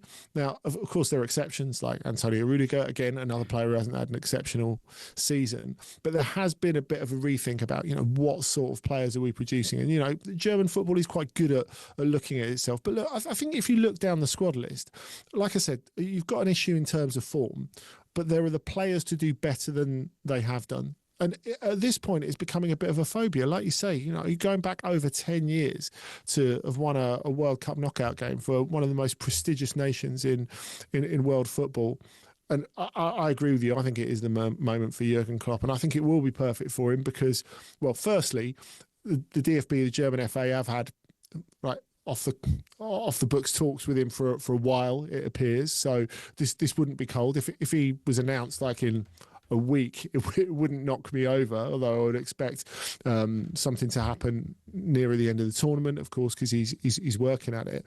But I think someone who really gets German football culture and someone who could really unite the public behind the team, because there's been quite a disconnect between the public and the team. And, you're talking about a guy who's massively popular in German football culture and has been before he was Dortmund coach. Do they have to start again, the Germans? Do they have to go back to basics? How damning is this for German football at the moment? Really damning, Andy. I don't think there's any doubt about that because, look, they're just not a successful tournament team at the moment. No. They haven't been for a while. What I think is a shame from their perspective, you go back to Euro 2024 and there are a lot of positive things. hosted the tournament well. The team played quite nicely, even though they went out in the quarterfinals. They came closest to beating Spain, who the eventual winners. And there needs to be a bit of a rethink, but I think there needs to be an understanding as well that they need to be a bit humble. Okay. They're coming from a difficult place, and I think Klopp would understand that. A quick word about the Dutch as well. Is it the end for Koeman? Probably, I think. And again, he came into this tournament with, I think, a sense of the public not really completely believing in him. Now, look, I went to their game in Houston where they beat Sweden, and the Swedish players came out of that going, how on earth did we lose that 5-1? I think the results have suggested they're a little bit better than they are. They found goals a little bit easier to come by. But look, I think you look at that game last night, Morocco's midfield is way better than theirs. Yeah. And I think that really showed in the game. And, if we're talking about Germany, like, for me, them going out in the last 16 to France would have been a par. With the Netherlands, I feel like this is a par because I genuinely feel Morocco are better than them. Andy, what a superstar you are. Thanks for coming on our show. We're big fans, as you well know, so it's always a pleasure. Thanks, you guys. Thanks, man. Have a good day. There you go. European football expert Andy Brassel with us there. The Dutch and the Germans out of the World Cup after losing on penalties. It means, by the way, in the round of 16 we will see Canada against Morocco and Paraguay face either France or Sweden. Next up, we'll celebrate the incredible story of Cape Verde and their defender, Pico Lopez.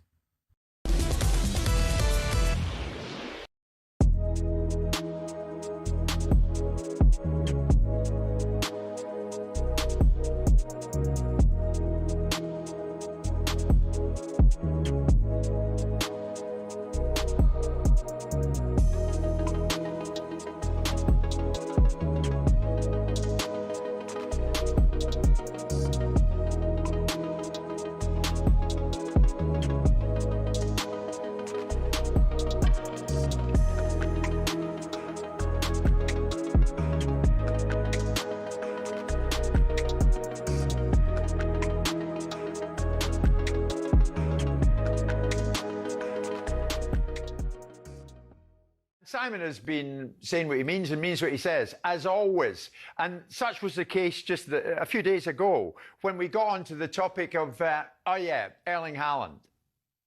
Who would you rather play for your nation out of the two of them? Mbappé or Haaland? Who would you get? Well, given I think that Haaland's a rude, unpleasant little toad, I would go down the route of Mbappé. Yeah, we'll take that. Because of the one occasion in Spain when he's playing paddle tennis, Stuart, and he's sitting there with Alpha Inga Haaland, and and Erling comes over and says to Simon, "You must stop taking my photograph." He wasn't. I mean, you get your beef up. You were saying, "I'm not trying to photograph you." He thought your phone was out and you were trying to have a picture of him. With the risk of name dropping, I was playing paddle on a court next to that little twit. So you were taking his picture? No, I weren't, mate. Simon, I love that. So I'm playing paddle tennis. But it's true. Well, after that, news got through to Erling Haaland out here in the US, and he has responded on Instagram with a laughing face emoji saying, "Don't know what that little twit toad means, but I'll take that from him." There you go. Your reputation goes before you. Erling's on it. Well, clearly he recognises the errors of his ways. I'll accept that as an apology. You actually were not on that day trying to photograph Erling as he's in mid-paddle tennis. No. If anyone knows, for what this is worth, anything about me, the last thing I want is to take pictures of footballers. To be honest, Haaland himself has... Hello, I'm Matt Forden from talkSPORT. This is How to Win the World Cup. This is the best squad I think England have ever had.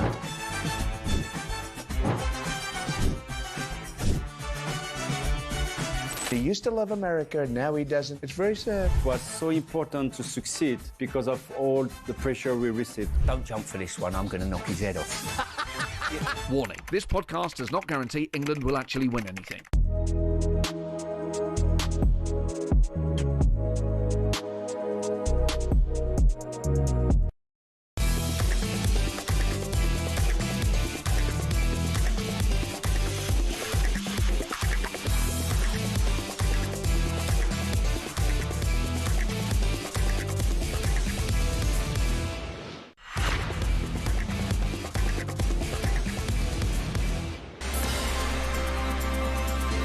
Big dramatic music on a big dramatic day of World Cup news. It's 7:20. Good morning, everyone. You're waking up to the World Cup breakfast show. It's me, Andy Goldstein and Darren Bent, and we will bring you more on that news that the Germans are out of the World Cup after losing to Paraguay on penalties, and the Dutch, they're also out. They lost on pens as well to Morocco after a 1-1 draw.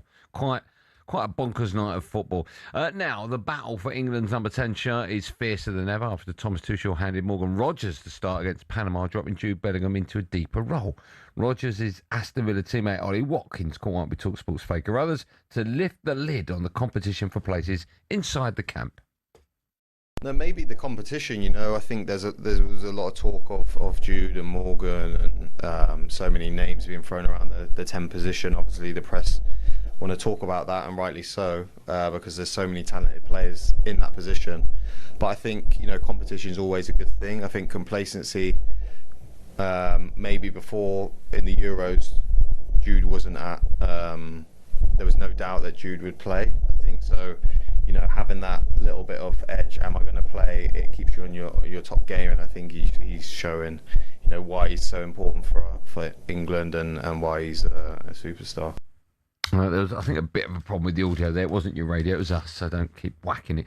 Benty, can competition for places be a positive thing for England, for Thomas Tuchel, or does it cause headaches for the manager? I should be playing, you should start me. No, I think you need competition for places because then you don't get complacent. I think you need, there are certain players in that squad that know that, well, regardless of if I'm fit, I'm playing. Harry Kane, i.e. being the most important one, and even Jordan Pickford to a degree where if they're fit, they know they're playing. But competition in any squad is always important but it always then comes down to the manager and how you handle those players. Because I think some of the best teams you've seen are the managers that can keep all 26 players happy in terms of making them feel involved. And I've had both sides of it. I've had managers where they've made every single person feel like they're part of it, and that, don't worry, you keep going, you're going to get an opportunity, which is good. But I've also had the ones that want to work with their set 14, and he treats the other ones like trash. The other, like, you know what I mean? 12 players like trash, like, nah, I don't really need them, we'll leave them over there. So I think certainly in a World Cup situation or any kind of major competition, if you can keep them all happy, so when they come on, they're hungry, they're firing, ready to go, that's half the battle, that is. Yeah, you got to have a happy dressing room. That's why some players, as an outsider looking in, having never played at your level, when I see players, for argument's sake, like Trent, I played at a level, terrible level.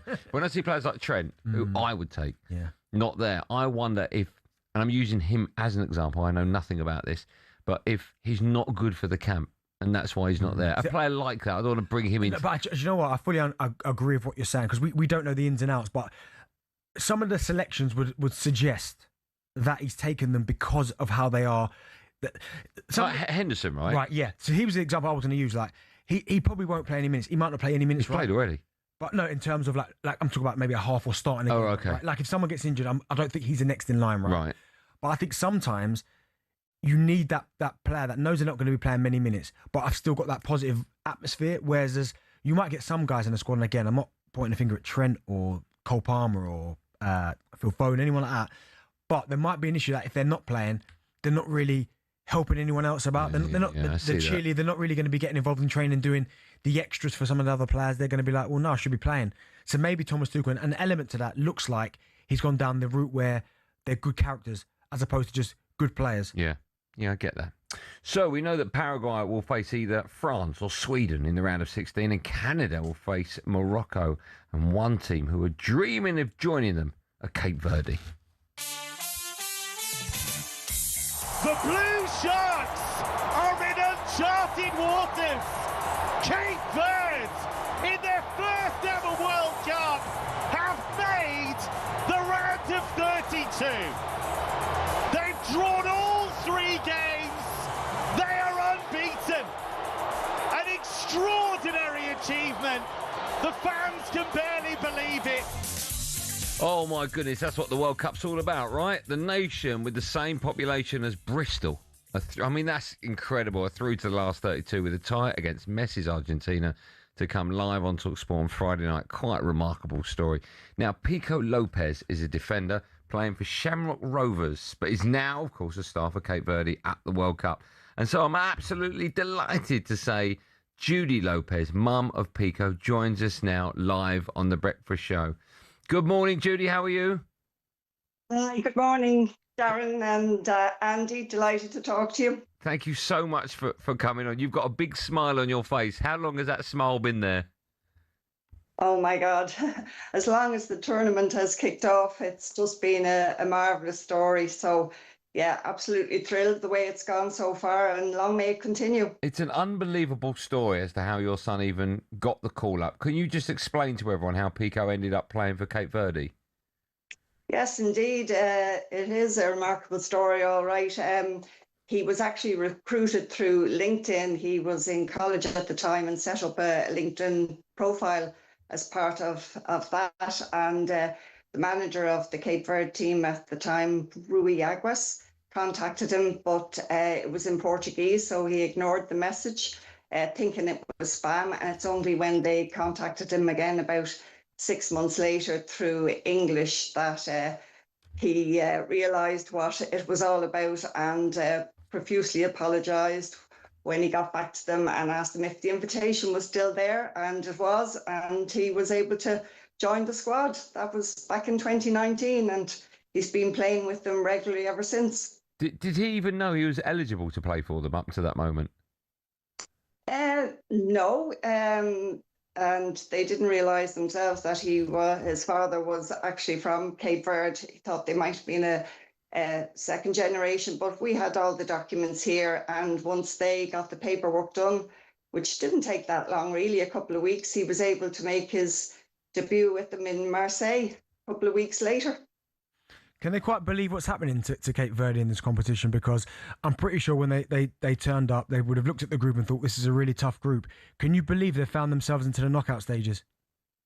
No, not at all.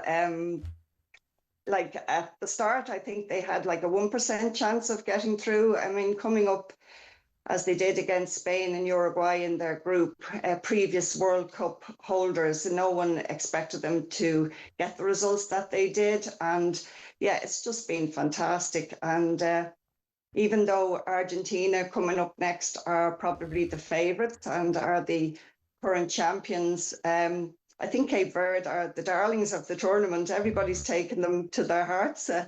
And it's just wonderful to see and to be part of it. It's fantastic. Okay, now, so you mentioned the game against Argentina, live, of course, on talkSPORT on Friday. I don't know where you are at the moment because it's just a blank wall with a picture hanging behind you, but it doesn't feel like you're in America yet. No, we had to return on after the game on Friday against Uruguay. We were due to return on Saturday and got home here to Dublin, Ireland, where we live, on Sunday morning, and I think the jet lag is only kicking in now, so apologies if I sound and look a bit groggy, but I've been up since 3 o'clock in the morning. Well, you sound and look fantastic. We really appreciate you coming on. Oh, thank you. Are you flying out there for the game against Argentina then? Are you going back? Yes, we had great news yesterday. As I said, I had to return to work. I'm a school secretary, and I was in there yesterday morning, and unbelievably, our national carrier, Aer Lingus, have offered to fly us back for the game on Friday. Wow. So we're absolutely thrilled to be going back and to be there for Pico at such a special game. It's fantastic. Has he mentioned potentially what shirt he'd like to get? Because I'm pretty sure every single person in that Cape Verde squad is going to be after Lionel Messi's shirt. Has he mentioned anything about that? No, not at all. I think he's more focused, as he usually is, on preparing for the game in hand. And, you know, pressure doesn't really get to him. He's a perfect personality for playing under pressure. He's very calm, confident and composed. And he's well able to block out the noise that's surrounding this fixture. Listen, it's a fairy tale story. It's quite unbelievable. The fact that email came through on LinkedIn in Portuguese and he had no idea what it was and he just left it. And all of a sudden you fast forward to Friday night and he's going to be playing against one of the favourites for the World Cup, against the game's greatest ever player. It's just remarkable. Judy, I know you got jet lag. You look and sound fantastic. We really appreciate your time and we wish your son every bit of luck in the world. Not at all. You're very welcome and thank you for talking to me. It's our pleasure. Have a wonderful week. Thank you. Thanks, Judy. Thank you. What a great story that is. Brilliant to have Judy Lopez on the show, mother of Pico Lopez, star of Cape Verde, who will be hoping to make the round of 16 by overcoming Argentina on Friday night. Incredible. A game that's live on talkSPORT. You know what's incredible? They haven't lost yet. It's remarkable. Haven't lost. What was it? 1% chance of getting out of the group? Amazing. We already know, of course, Brazil, Paraguay, Morocco and Canada in the round of 16 after a bonkers night of football at the World Cup. Brazil will play either Ivory Coast or Norway. Paraguay will play either France or Sweden, whilst Morocco will play Canada for a place in the quarterfinals. Up next, we focus on the games tonight and whether we could see more magic from Erling Haaland. A reminder that in half an hour, Emmanuel Petit, 1998 World Cup winner with France, will be with us live in the studio. It's 7:30. It's The Breakfast Show.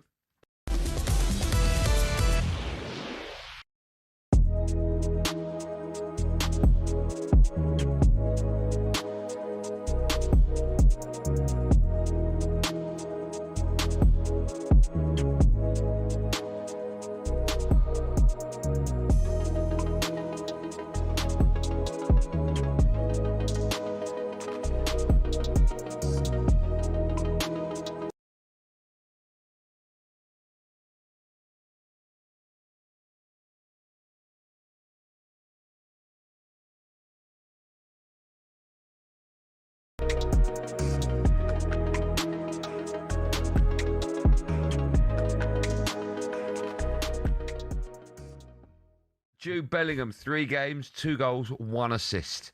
On the back page of The Sun this morning, Jude says Kane is the GOAT of the 3 Lions. Benny, when people talk about Harry Kane, I can't believe this, but he does divide opinion. We've had it so many times, haven't we? Where do you think, amongst the majority of England fans, Harry Kane sits for greatest England player ever? Is he up there? On stats-wise, I'd probably say yes. I mean, the guy's won World Cup Golden Boot, Euros Golden Boot, and I know people say I'm a penalty merchant, but still, those trophies sit on his mantelpiece. But I guess you get judged on what you win at the end of it. Like, or you, I almost feel like you've either got to win something or do something where the nation fall in love with you. And I go back to people, like, people love Gaza. Didn't win anything, but for whatever reason, people say he's a genius. But no England players do win anything apart from the 66. My point, that's why you got to be something a little bit different. Okay. So Gaza. In his pomp, well, he's smashing the place up. What's the matter with you? That's right. These footballers all the same. Yeah, I apologise. In his pomp, who you have him, Wazza or Kane? So I think goal scorer, Kane is better. As a player, all-round player, I think Rooney is better. Okay. But at the end of the day, you're a striker. You're there to score goals, to win games, and he's done that. And I've just spoke about World Cup Golden Boots, Euros Golden Boots.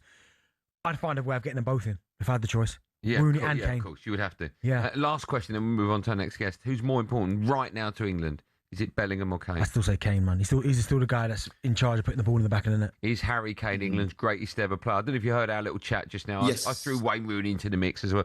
What's your take on all things Harry Kane, Andros? I think if you're talking about peak, I think Rooney, Euro 2000.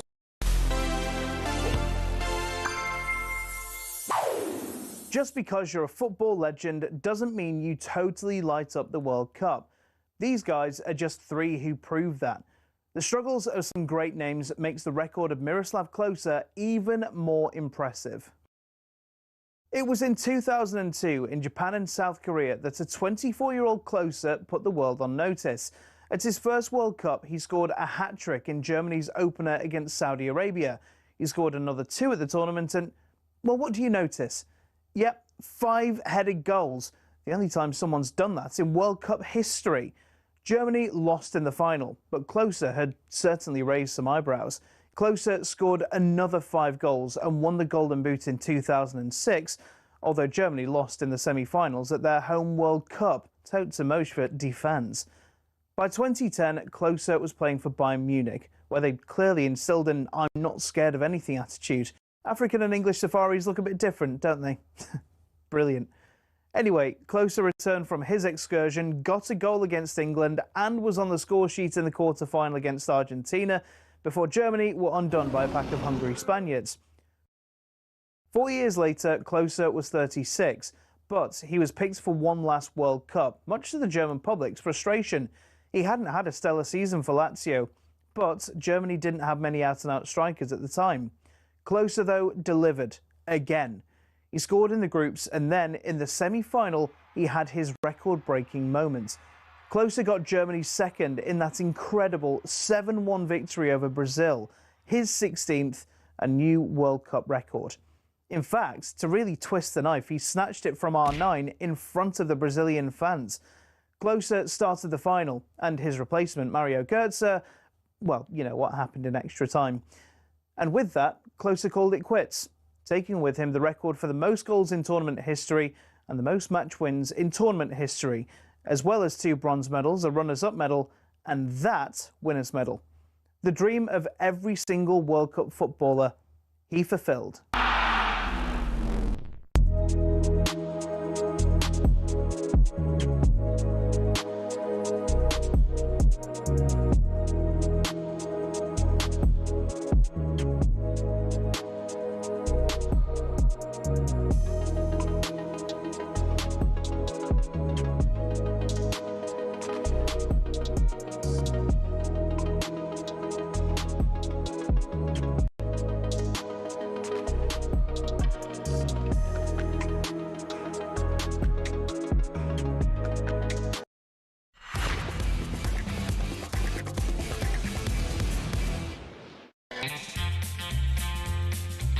Good morning, everyone. It's 7:36. You're waking up to the World Cup Breakfast Show on talkSPORT. It's me, Andy Goldstein, and a man, get this, everyone, who lost the Villa captaincy to Ron Vlaar. Not something you put in your CV. Darren Bent, everyone. I take that personally, because that was a tough time for me. Hold on, I've just got to finish the... And Arnold Clark, who has celebrated a massive summer of football. Buy a used car in June, and you'll be entered into their weekly draw to win the cost of it back. And it gives me great pleasure to say, Ron Vlaar, good morning. Go on, why is it tough time? Tough time. I mean, why? My Villa days, and you're using that against me. How'd that happen? Then nah, come in for a chat. I'm not telling the story now. Darren, meet Ron. No. Ron, don't go to his arm yet. Wait till... How'd that happen? I'll tell you. No, you've ruined it for yourself. Ron Vlaar. I've told you about it. We have better leadership. Imagine that. We'll have better leadership qualities under Ron Vlaar than Darren Bent. So you can concentrate on scoring. Is that what they said? Right, quick look back at the knockouts so far. It was a crazy night. If you just turned on the radio, oh, what a night of football you missed. Morocco, they got past the Netherlands last night on pens. They'll meet host Canada in the next round. They beat South Africa on Sunday. Paraguay shocked Germany. Oh, what a game that was. That was last night. Also on pens, set up a round of 16 against the winners of France against Sweden tonight, or as we like to say, France. And 5-time winners Brazil book their spot in the last 16. They'll face the winners of the Ivory Coast and Norway this evening. A reminder that we will have live commentary of every single game across the talkSPORT network from now until the end of the tournament. You will not miss a second on talkSPORT. And you'll hear this man live in action tonight. Haaland, Haaland, gestern war unbekannt, von Feuer ging das ganze Land. Haaland, hey, Haaland, Haaland, jeder Schuss der... Who, though? We haven't said who it is. Have you seen I saw a picture of him. I don't know how old this is, but I saw it this morning on Reels. You know when you just fall into a rabbit hole and just go through Reels on Insta?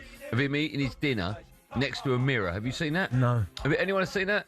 He's sat, I don't know if he's in the canteen at City or he's away on international duty or whatever, and he's sat next to a mirror and he's just eating his food, chomping away, and then he turns to the mirror and he just goes, like, he thinks he's someone else, but he's scared by his own reflection. I don't know how old that is. Erling Haaland has already bagged 4 goals, thanks, in what is becoming an emphatic World Cup debut. But we are in the crunch period of the tournament now, and this is where it matters. They take on the Ivory Coast. It's live on talkSPORT at 6 p.m. tonight. Do you think that the Ivory Coast defenders will be scared to face him, or will they be, no, we're up for it now? We're up for it. We want to face one of the best. Do you know, they'll be up for it, but I watched Ivory Coast against Germany, and even though they got beat, they were brilliant. They should have probably won that game. Like, the way they go forward, obviously, Diamandi's going to get all the headlines. But no, look, coming up against someone like Haaland, I think defenders, they'll relish the battle, but they'll quickly understand that, oh my goodness, because he's big, he's strong, he's fast. I think he's run the top speed at this World Cup so far as well. Oh, really? Yeah, when he gets going, Haaland, that's faster than Mbappé. So work that one out. Haaland, when he gets going, you're not stopping him. Monster or beast? Both. Yeah. Scary. Do you know what I mean? And do you know what I like about Haaland? He's got a little bit nasty streaks. He has got that. Do you know what I mean? You need that as a striker. I love that. Yeah. To give us more, let's bring in the Norwegian football coach who's worked with Haaland. Alfie Ingv Bernstein joins us now. Alf, good morning to you. Good morning, good morning. Thanks for coming on. Is that sunset or sunrise? Sunrise where you are? It's sunrise. Very nice indeed. Looks very calm there. The quiet before the storm. Are you expecting a big storm tonight with Haaland? Yeah, I think the whole Norwegian team are ready. It's not all about Haaland. It's also Sørloth is a big, strong attacker, but it will be tight. Ivory Coast is a very good team, good on top and solid back. So it will be very tight and intense. Other than Haaland, who is getting all the headlines, and rightly so because he scores all the goals, who else has impressed you for Norway? You have Sørloth, who plays for Atletico Madrid. He is on the right up front, and Anthony Nusa. He's he's a really good dribbler on the left on top, and you have also, of course, Ødegaard. But most of the players are playing in good leagues, in Premier League or Spain or Germany. So it's a really good team. But so is Ivory Coast. So we look forward to this.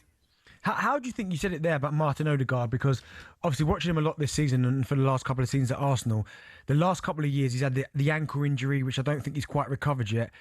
What have you made of his performance? Because he looks like, certainly to me, in this World Cup, that he's getting back to his best. Yeah, he's back. He's better and better for every game. He has a lot of injuries this year, but he and Erling has a special combination play. So it's important for Norway that Ødegaard is on top, and I think he's better and better every day. It's difficult as football fans, certainly when our country is involved in such a big tournament, to keep your expectation levels at the right level, right? And I know that sounds silly, but obviously when you get to the group stages, when the World Cup starts, it's like, let's get out of the group. Then you get into the knockout stages. When you've got a team, no disrespect to Ivory Coast, but when you've got a team like them, how are you feeling going into this one? Do you feel as though it's yours to lose? Do you feel as though you're favourites to go deep in this competition now?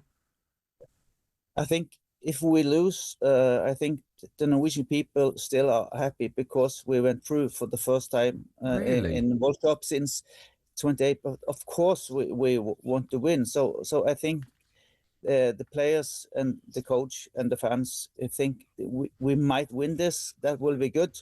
So I think that they're not afraid of lose. It's difficult not to look too far ahead in a competition, but are you thinking about Brazil yet, or is that too early? It's too early. I think the full focus on the tough match tonight, and then we have to see. So all the towns in Norway will be full of rowing persons. Row. So this means a lot for the people who lives here.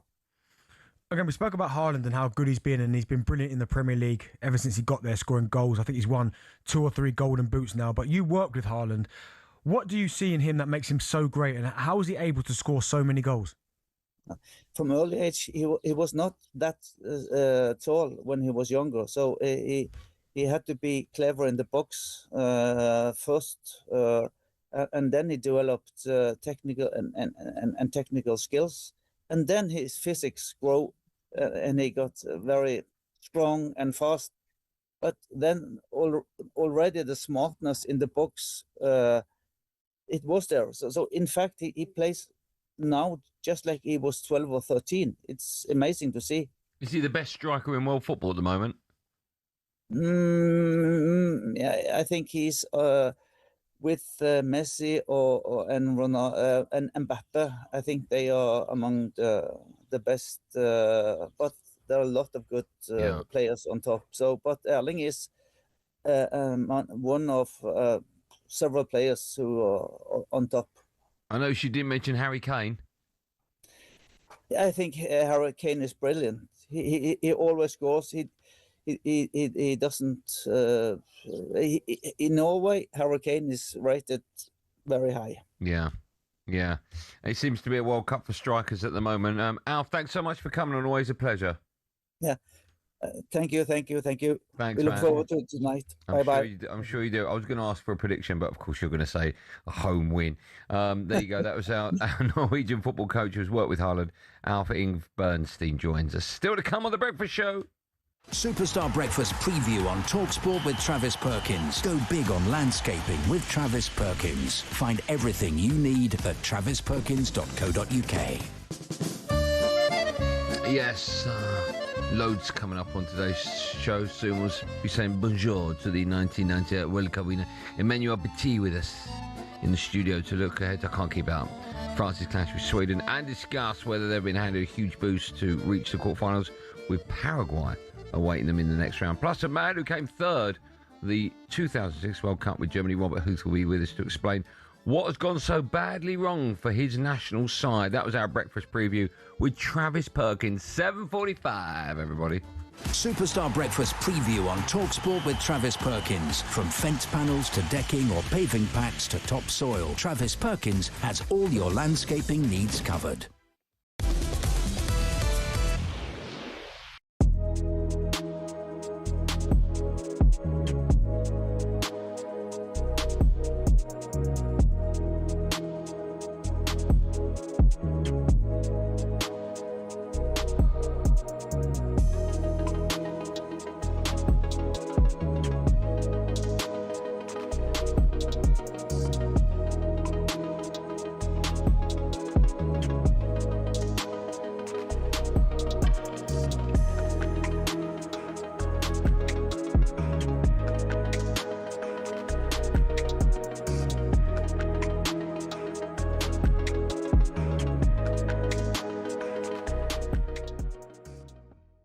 Ronaldo is top, still top.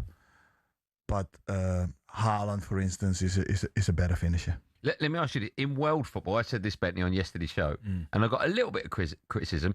In his pomp, right? I'll ask you both. I'll start with Bentley. I heard it. I said R9 is a better finisher than Cristiano Ronaldo. No, do you know, he's a better striker, number 9. Do you know what you said, right? And you said he was a better goal scorer. Okay. Right? Now, for me, R9 is a better centre forward. Like, so I don't think it's even close, right? But what people will do is look at the numbers. And this is where sometimes stats-wise, like the new generation will go, if I say R9's better than Ronaldo, Cristiano, they're going to go, are you crazy? He's scored 1,000 goals. But sometimes it's not about just stats. It's about what does your eyes tell you. And anyone who's watched it, you would have watched him. R9 is the best centre forward I've ever seen. R9, for me, that's my hero. He is... That's why I wanted to become a striker. You look at him, and Ronaldo has done absolutely magnificent. Yeah, and Ronaldo, it's all about numbers and goal scoring, and he's obsessed with that, and that makes him so good. But R9 is just phenomenal. He's just incredible. Better. As a footballer, so you much both more agree with natural. me on that. Yeah, but you said, because the way you said goal scorer. Yeah. Now, you can't compare the numbers because Ronaldo's numbers are crazy. You know what I mean? Like a better player. He's a better player. Yeah. He's a better player. He's the things that he used to do, picking up the ball and Hello, I'm Matt Forden from talkSPORT. This is How to Win the World Cup. This is the best squad I think England have ever had.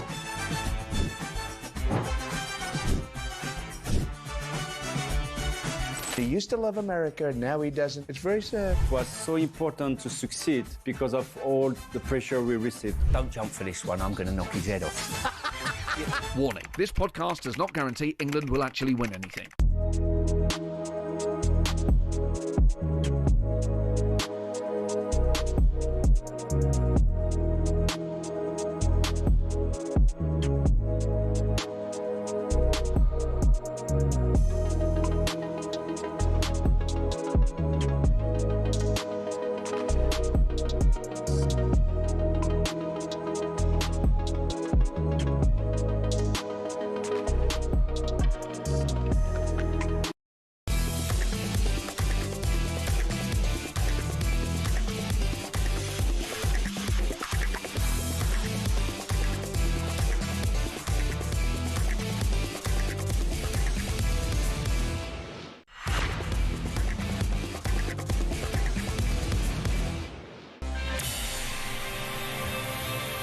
.49, everyone. You're waking up to the talkSPORT World Cup breakfast show. It's me, Andy Goldstein Darren Bent. I can see through the window Emmanuel Petit, looking buff and strong. Morning, Emmanuel. Bonjour. Open the door. Just say a big bonjour. Just shout bonjour quickly. Go on, you can do it. We'll allow you to do that. Just shout bonjour. Bonjour. How are you? Bien, et vous? Good, and you? Yeah, very well. Très bien. Yeah. Très bien. Yeah. Are you ready to make some? I am ready to meet you properly later on. All right. Again. Very much so. All right. I see you in a quarter of a minute. You've still got time to get ready for the show and Yeah, change. it's hot in Paris, not here in London. What you done? Taking out the bins this morning? Yeah. It smells lovely. I just came back from training. Smell good, yeah? It's lovely. Oh, you do smell. You look great today, man. Yeah. German gaffer Julian Nagelsmann said he is not someone who runs away with mounting pressure on his future after Germany's stunning exit to Paraguay with former Liverpool boss Jurgen Klopp waiting in the wings. Paraguay will face either Sweden or France in the next round, whilst Monaco, who beat the Dutch, will take on Canada. Now, back to football closer to home. talkSPORT understands that Bournemouth have rejected an offer from your club, Arsenal, for Alex Scott, insisting he's not for sale, which means, of course, he is for sale. You just need to get to our number. Yeah, I like Alex Scott a lot. We spoke about it the other day, didn't we? Yeah. When Man City buying Elliot Anderson for 125, 150, 120 million, I think it was. But and he's a very good player. I like Alex Scott as well. He had a really good season with Bournemouth. I watched him when he came to the Emirates and absolutely destroyed Arsenal. Great player. Yeah, it'd be great. 60 million you never get him, especially with the inflated prices nowadays. We're seeing Morgan Rogers for 130 mil. Yeah, that will never happen. 130 for Rodgers is insane. Nah, but they put it up there. But if someone goes and bids 115, they're selling him. Even that's insane money, isn't it? Insane. That is. After Enzo Maresca was confirmed as the new Man City gaffer in a 17 million compensation deal, the Italian used his first press conference to apologise to Chelsea for leaving the club mid-season. However, my best mate Martin Keown wasn't too sympathetic and slammed the Italian manager's behaviour. How else were they to act when it's a bit of a rattlesnake in the building, isn't it, when he wants to leave? We know we've given you this total commitment, the players we're buying, the money we're spending, we're competing with every club in the world, and yet you want to take the exit door halfway through the season. I think it's really poor. Now, Man City have brought that man into the building. Maybe he's a different one now. And what else could he do but apologise for his behaviour, Jim? Because it was really poor on his behalf, and they tumbled down the league. They finished 10th in the table, Chelsea. It was an impactful on what they did. Yeah. And it's very belated, isn't it, this apology? There you go, Martin Keown. Legend. Doesn't stop moaning, that fella. Legend, moan. Not on this show, Martin. You wouldn't say it to his face? I would say it, but he doesn't come in. He's too scared. He's booked and he cancelled. Oh, I'm scared of Goldstein. Right, time now for a quick coffee break. That'll come back to haunt me with Costa Express. The Costa Coffee Break on talkSPORT. Sponsored by Costa Express. Quality coffee, quality day. You'll have Sundays with Chiquitas. You'll see Venus and Serena in the Wimbledon arena. That was nicely done, Ed. That's why you're there, Ed. Who's in this tune? It's called Signs. Yeah, I know. Jay-Z. Snoop. Justin Timberlake. Charlie Wilson. Yeah. And Charlie Wilson. What band was he in? We haven't got time. It's not Top of the Pops. Laura Kirk Francis with us in the studio. Hello, Pop Pickers. How are you? Hello, I'm good. We're going to have a World Cup free zone for the next couple of minutes, if that's all right. Beautiful. We've got a quiz? No. I've got a Wimbledon watch for you. Okay. Wimbledon, also a World Cup free zone. The All England club confirmed that no World Cup matches will be shown anywhere on site. That's fair enough. Not even in the Players' Lounge. That's fair enough. That's fair enough. Yeah. I can see that, yeah. Yeah, I can see that. Right, quick celeb watch at Wimbledon. Okay, I saw some of these names this morning in the paper. Okay, so Bad Bunny was there. Okay, nice. Very nice. I know, I've got his trainers, but I wouldn't know if he sat next to me on the bus. You wouldn't know. Okay. Artist. Yeah. Huge. Yeah, I know, but done the Super Bowl show. I'd never sit on a bus, obviously. I'm not insured, but... Okay. Sir David Beckham, your pal there. Yeah. With his Romeo as well. His mum, he took his and mum, his mum. Sandra. Always takes his mum. Yep. Lovely. Dame Mary Berry as well in the front row. Jason Isaacs. Who's that? He's Harry Potter.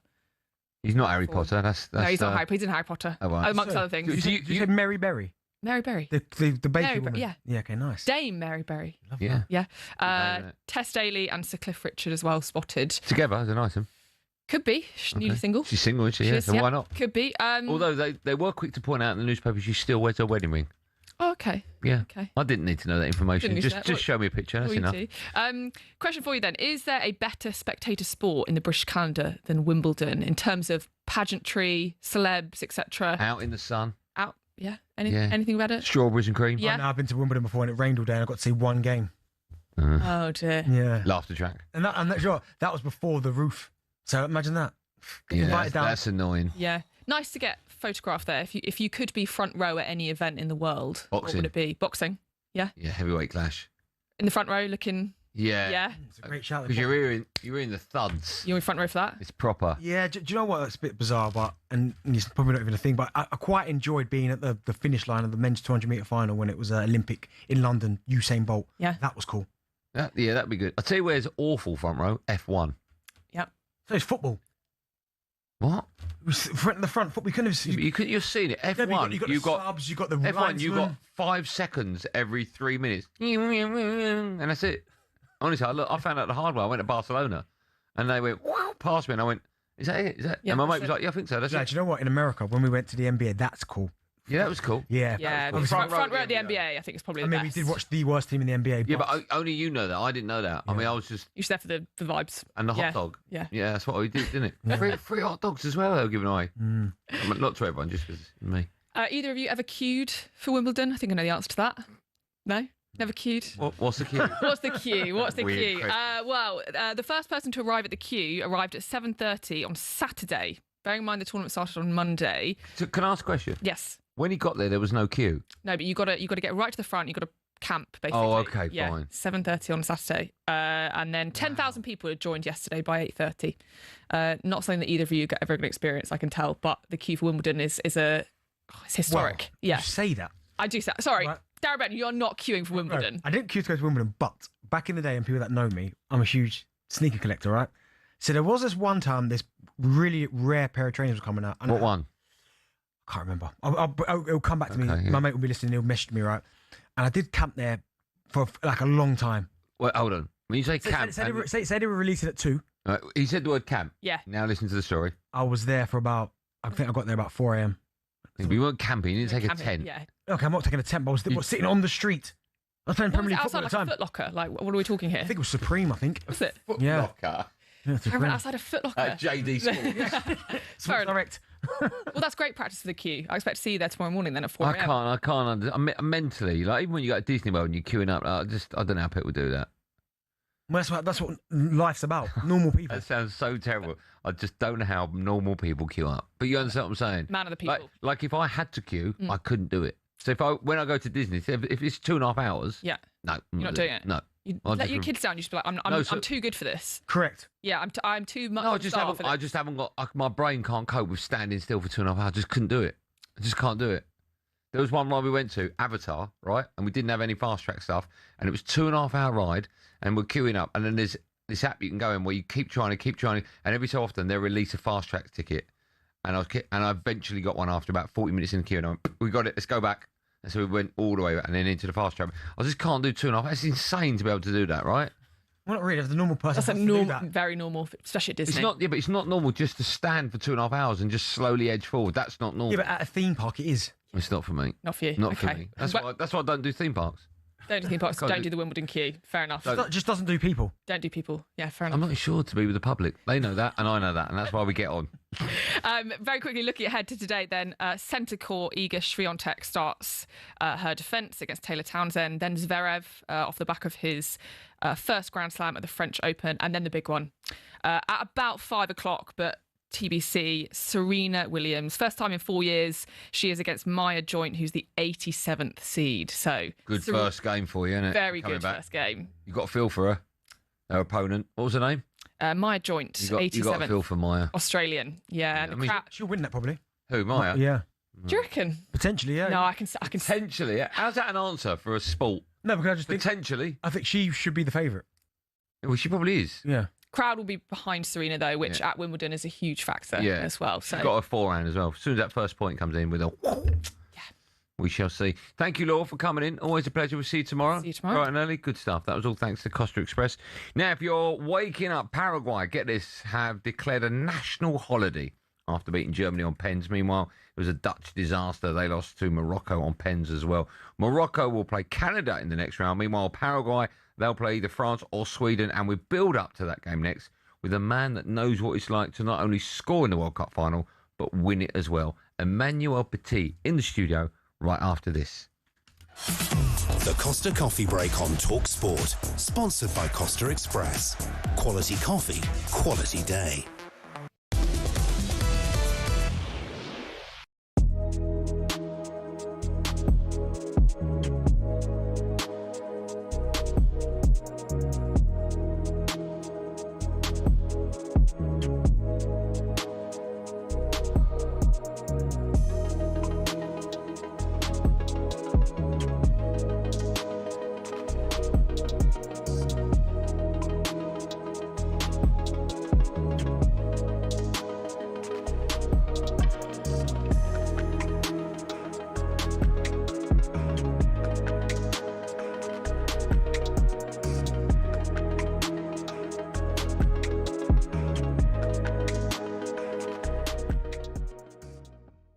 listen, I love him, and people have asked me would I take him at Arsenal 100%.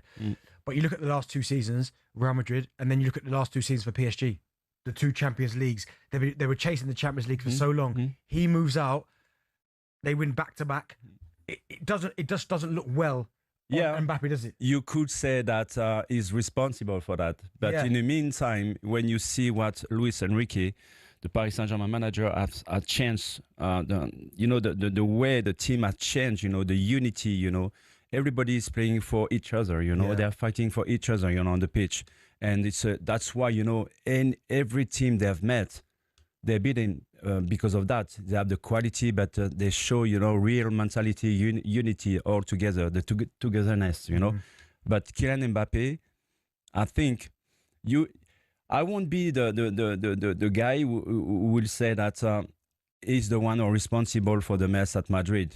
I think if you have Mbappé in your team, you are in a good position to win something. Yeah. It depends as well of other players, The ego of players, in Madrid is so huge and devastating, in the dressing room. Is he the best player on the planet? Actually? Yeah. I won't say that. He's one of them. Who is? This season?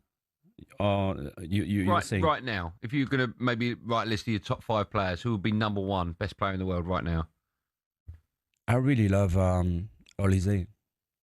He's been amazing for Bayern Munich. Yeah. And the way he entered into the national team without any...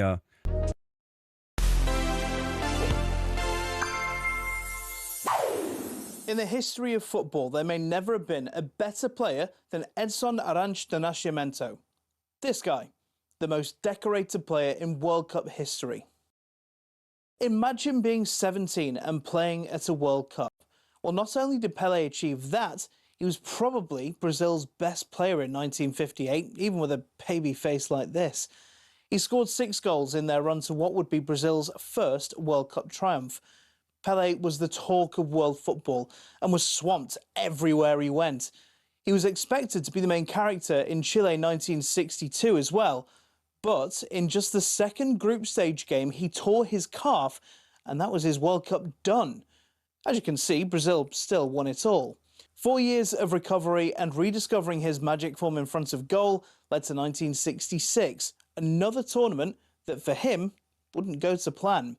Pelé was targeted by Bulgaria and Portugal in the groups, and after being kicked all over the park by the Portuguese, he eventually had to be carried off the field at Goodison. And that was it. Brazil were knocked out at the group stage for the first and only time. He vowed never to play in a World Cup again, such was his fury at Portugal's antics on Merseyside. But he came back for 1970, where we saw maybe the greatest team in World Cup history. It's actually pretty unanimous. Some say that team brought about the term beautiful game, or jogo bonito in Brazil's native tongue. That team blitzed the competition in Mexico, and it all led to this. Across his career, he scored so many goals, he's even recognised by Guinness as the world record holder. I mean, just look at that. 1,283. Madness. Thanks, Ronnie, we know. At the World Cup, he bagged 12 in 14 games. I mean, talk about a strike rate. Around the world, we all debate our country's greatest player. In Brazil, they debate who's second, behind the only man to have won 3 World Cups, a man who they call O Rei, the King.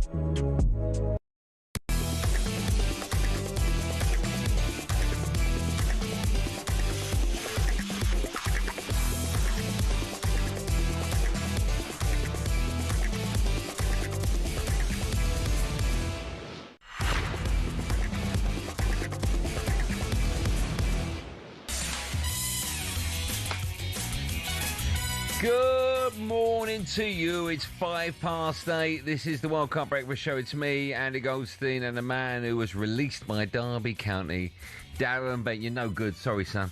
And Arnold Clark buy a used car in the upgrade event and get 2 years free servicing plus a chance to win the cost of it back in June. You right, DB? Honestly, my contract went. I finished. Yeah, do you want to... No, we just, you know what, we're Derby County, we're bigger than Darren, we don't need you anymore. Why is that? Well, we just need someone that can score goals. Now, if you're just waking up, what a night, and it really was. What a great night of World Cup football it was on talkSPORT. Brazil, they left it late, thanks to Arsenal's Gabriel Martinelli coming from behind to beat Japan 2-1. Brazil will now face either Norway or the Ivory Coast in the last 16, but Germany... they're done. They lost their first ever World Cup penalty shootouts. Paraguay, ranked 43 in the world, are into the last 16. Paraguay will take on the winners of France against Sweden. We'll talk about that in just a moment. That one is live on talkSPORT from 10 p.m. And the Netherlands' dismal record in penalty shootouts continued as Morocco held their nerve to book their spot. Morocco will face Canada. For more on all of this, we're joined by this footballing superstar.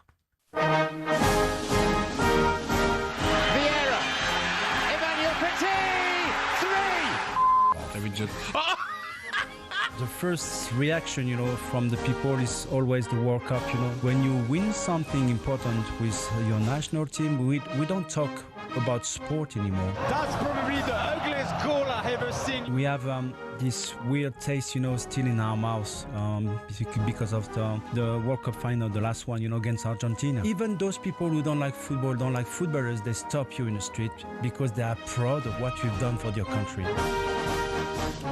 Yes, if you could all be upstanding and raise your glasses, we're absolutely delighted to say the 1998 World Cup winner with France, Arsenal legend, and he looks like some kind of European life coach today. The legend is Emmanuel Petit, joins us live in the studio. Emmanuel, bonjour. Bonjour, good morning. How are you, our friend? Are you well? Very good. You look fantastic. Thank you. You too. Thank you very much. You joined the World Cup last week we saw you, so we've had quite a few games. That was last Friday. Getting better? Is it getting better, the World Cup? More games, more excitement? Yeah, now we're starting to see tough games, and things that surprise me a lot, yeah. Well, we have to start with one of the big surprises from last night. Germany's shock exit against Paraguay on penalties. A side ranked 31 places below them.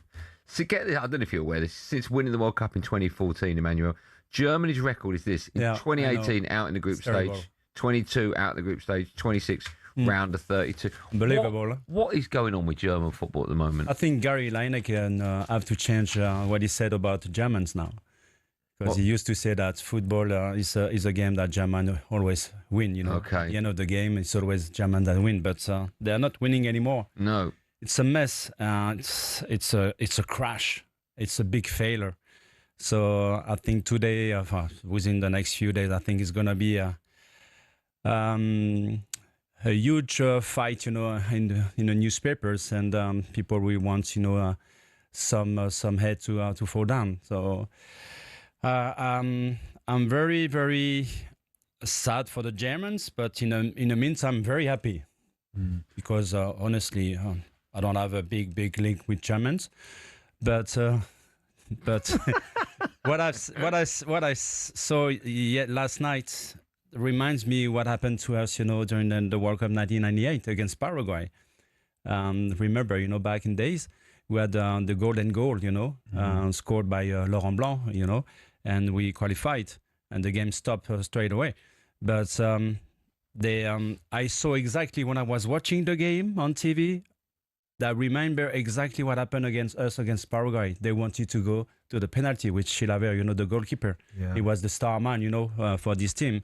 And they almost did it, until that Laurent Blanc scored that goal. But they defended exactly the same way than yesterday, a unit, a block, a composure, fighting spirits all together. And we were playing under such a big heat as well on the pitch. I think it was 33, 34 degrees. Wow. No hydration breaks back in days.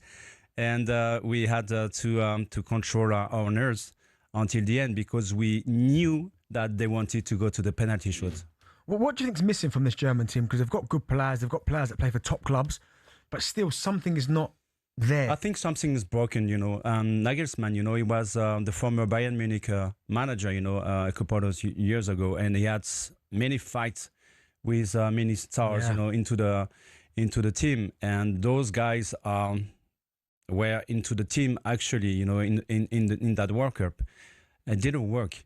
You know, the relationship between the manager and the players, the tactical choice as well, the players he picked, you know, on the first 11 as well. I'm just wondering why he put Kimmich on as a right back. Yeah. I'm still wondering why he took Neuer ahead of so many better goalkeeper in Germany. Don't understand as well about Tah, you know, the central defender. He had a decent, you know, a good season with Bayern, but there was some better central defenders. So Voltemed as well. I have no idea why the substitution came, you know, in the second half like this. So there is so many things I didn't understand. And on top of it, you know, I never get thrilled by the way they were playing from the start of the competition. Yeah. We're going to talk about the Dutch now. Before we do, both the Netherlands and Germany went out on pens. Yeah. Some awful penalties I saw. Yeah. Is it just, I say just. I know what you were going to ask me. What? Is it just a technical gesture? No, I wasn't. Is it a mental strength? I wasn't going to ask that either. Okay. It probably was, but now no, you because said that, this is a fight I'm having, you know, for years with so many people, you know, in France. They're telling me that it's just a technical skills, you know. You just have to control, you know, the gesture of it. But no, it's mental. Yeah. It's all about mental. I was going to ask you that. I knew. But that was a question? No, what I was going to ask is can you prepare for that moment? Is there any? What, the penalty shoot? Can you replicate that at all on the You can train days, weeks on the training session. The environment is completely different. You're tired, you feel the pressure on the pitch, you know. You can feel it, you know. Can you imagine when you come from the middle of the park, you know, and you walk until the penalty area, you can feel the pressure every inch, you know. You can feel when you take the ball and you put on the penalty area, you know, and you can feel that you're alone.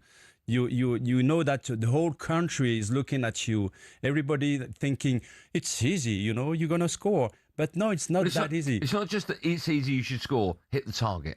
Yes. We saw one over the bar. Even when you hit the target, there is a goalkeeper. I know that, but at least he's had to make the save. Like, make him make the save. There's no excuse for missing the target. What'd you make of that, man? No excuse for missing. To miss the target. Like, if the goalkeeper saves it, that's what he's supposed to do. At least you can. Yeah, you have to. You must have taken high-profile pens before. Yes. No. I mean, I lost final on penalty. What was that? With Arsenal, you know, the European Cup final against Galatasaray in Copenhagen. Forgot about that. Where we lost it. Go on, remind me of. No. Go on, remind me. I think it was in 1999. Was yours the one that cost you the? No, I didn't take the penalty. But why not? Because I was after the first five shooters. Why didn't you put yourself forward for the five? Because I think the penalty kick is about scoring goals, and I think the strikers are in a better position to do that. Okay. I was trying to explain to Andy earlier because he was saying that for a footballer in any position you must take a penalty, and I was trying to say because you would have played in many dressing rooms, especially in high-profile competitions where the guys that are really confident, it comes to the penalty shootout and they're a bit like.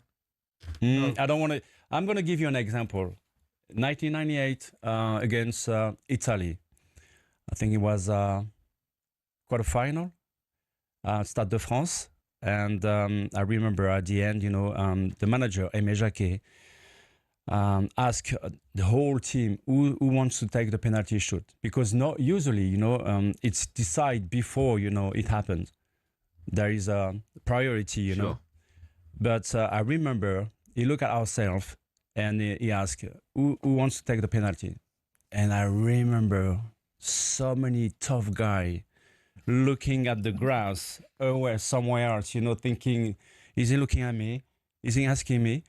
And all of a sudden, we had the youngest players, you know, in the team, Thierry Henry and David Trezeguet.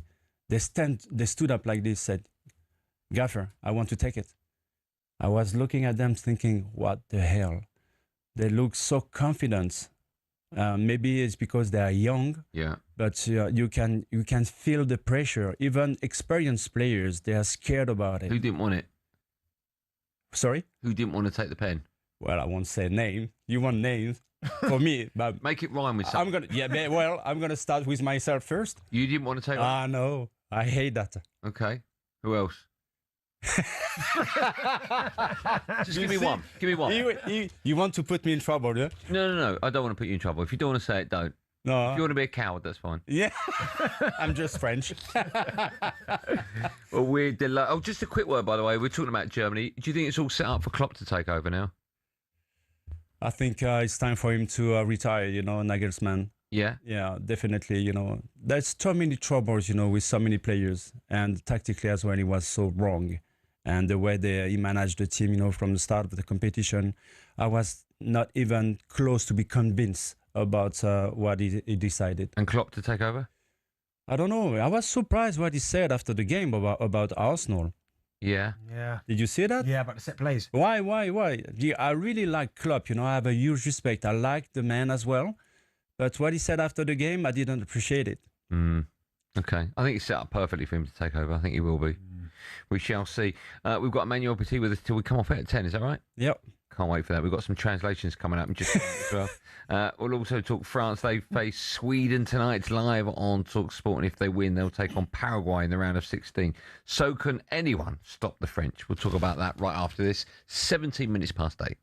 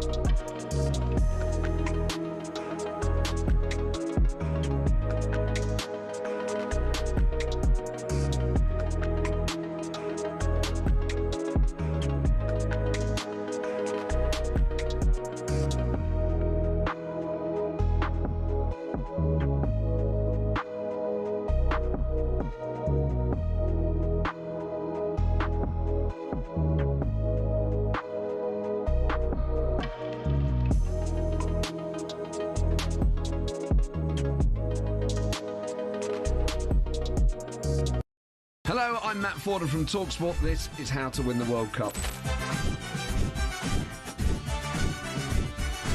This is the best squad I think England have ever had.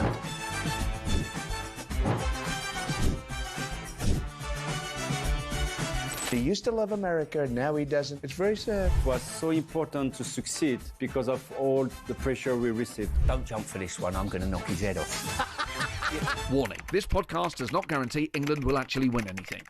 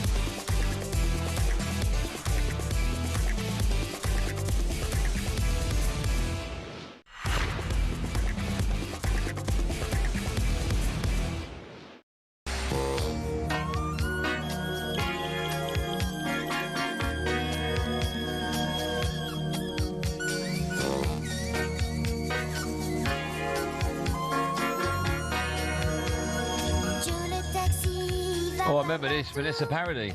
Yeah. Je ne taxi. It's 8:21 morning, everyone. It's the World Cup Breakfast Show. It's me, Andy Goldstein Darren Bent, and of course, Emmanuel Petit. Before we move on, it's quickly becoming one of our favourite things on the Breakfast Show, as we've got French World Cup winner Emmanuel with us in the studio.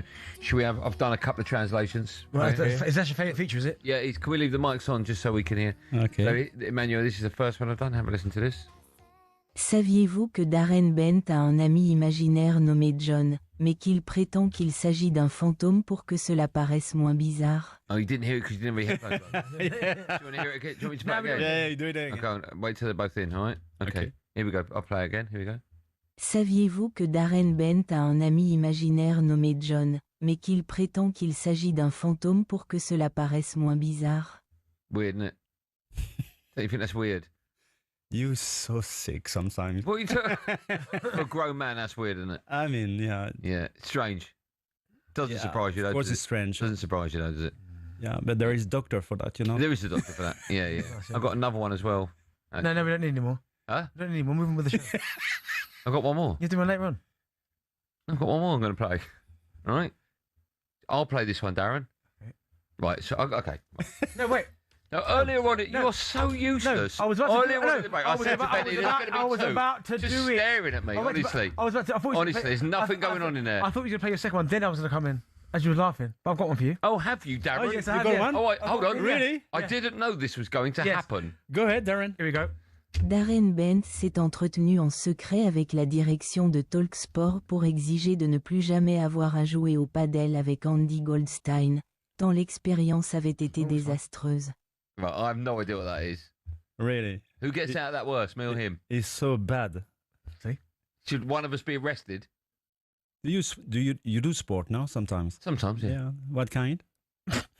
Swimming. Swimming. That's why.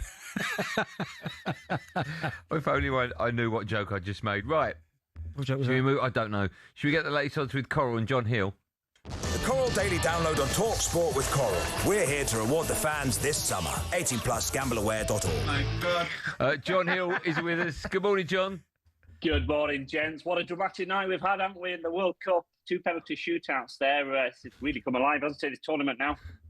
And sorry, John, you're straight into World Cup chat. I thought you could give us the odds on Darren Bent being the next James Bond after that acting.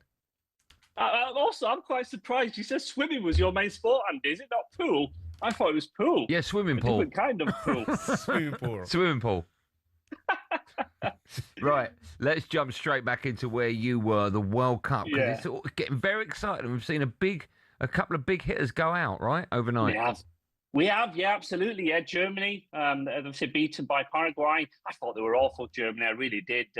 No sympathy whatsoever for the Germans. And then what a game we had late last night, Netherlands versus Morocco. Game of the tournament so far for me, real drama. And the penalty shootout, some terrible penalties from the Netherlands. But at the end of the day, Morocco are through once again. You know, we saw them reach the semi-final 4 years ago. And, they could be on a good run again, Darren. Yeah, they could be. It really impressed me to score that goal as late as they did against the Netherlands. But strength and depth, the midfield looked good. Defensively, they looked really good as well. And yeah, they've got a good draw. I mean, obviously, I think they're on the tougher side of the draw, but still, they're playing really well. John, can I ask, does a couple of the big hitters going out do anything to England's chances? Not really, and I think that's because of the draw. They're 7-1 still England after yesterday's results. Andy, the big mover, and Emmanuel will be happy to hear this. France, they're now cut to 11-4 because we're all talking about France-Germany the last 16. That's not going to happen now. Some people were looking further ahead and saying possibly France-Netherlands in the quarterfinal. That's not going to happen. So Les Bleus are now 11-4 favourites to win this tournament. They're the big mover, and then it's Argentina 7-2. England and Spain both 7-1. Okay, let's stay with France. They take on Sweden live on talkSPORT later on. Yeah, looking forward to this 10 o'clock kickoff. Firm favourites, fans. They're 1-3 to prevail, but you've only got to look at the forward line that Sweden have got, and we know them very well, don't we, in this country, Gyökeres and Alexander Isak. So those two players could cause the back four for France problems tonight, but I think France will have too much class for them, I really do. They're 1-7 to qualify for this tie, France. Sweden 9-2. Should they fall tonight, France, it would be the biggest upset of the tournament so far, but I'm expecting an easy night for Les Bleus. Okay, on to the Ivory Coast against Norway. Obviously, Haaland's going to be top of the goal-scoring list on that one. He is indeed, yeah. It was a big risk, wasn't it? A bit of a gamble from the Norway manager in that last game. He made 10 changes to his side. Who knows? That could prove to be smart work, given his big hitters the chance for a bit of a rest before the knockout stages. Very little in the betting between this one. Ivory Coast making it through to the knockout stages for the first time in their history. We just make Norway favourites, though. They're 11-8 to prevail in 90 minutes. Ivory Coast available at 5-2, the draw 12-5, and then it wouldn't be surprised if this one went all the way as well. This has got potential to go to extra time and penalties, but in terms of to qualify, Norway 4-6, Ivory Coast 13-10 to book their place in the quarterfinals. And just finally, away from the World Cup for a moment, Serena Williams makes a welcome return to Wimbledon this afternoon. Yeah, incredible, isn't it? There's hope for us all. Maybe, Darren, you could come out of retirement next. Serena's showing us that age is just a number. If you're fit enough, you can be back, playing at the biggest stage of them all. So looking forward to seeing Serena in action today. What did we have yesterday? I thought Sinner was pushed really hard, wasn't he, on centre court in his game yesterday. He just about got through. But Serena Williams today, I was just doing a bit of ad-libbing there. She's 23-20 to prevail against Maya Joint. She's the favourite at 13-20. But I'm sure the centre court crowd at Wimbledon will give Serena a great reception today. So we're looking forward to seeing her. Yeah, us too. I think they're going to love it. John, always a pleasure. Thanks for coming on. We'll speak to you tomorrow. Have a great day. Cheers, guys. Have a good day. Thanks, man. There you go, John Hill. That was the latest look at the odds with Coral 18+ gambleaware.org. Right, coming up, we'll turn our attention to the Dutch crashing out against the Moroccans. So, is that the end of Ronald Koeman's time in charge? We'll ask a man who has played a major tournament for the Netherlands. Your mate, the wonderful Mario Milchiot, will be joining us next. Live on The Breakfast Show, it's 8:28. The Coral Daily Download on talkSPORT with Coral. We're here to reward the fans this summer. 18+ gambleaware.org.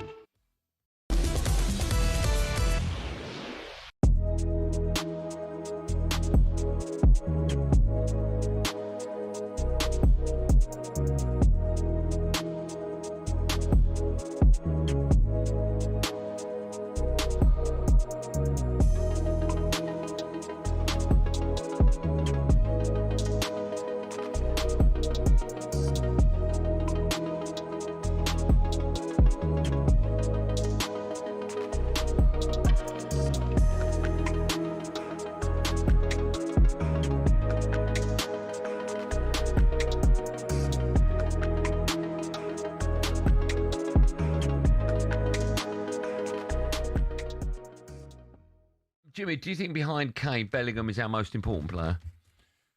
I think they are on a par together. I think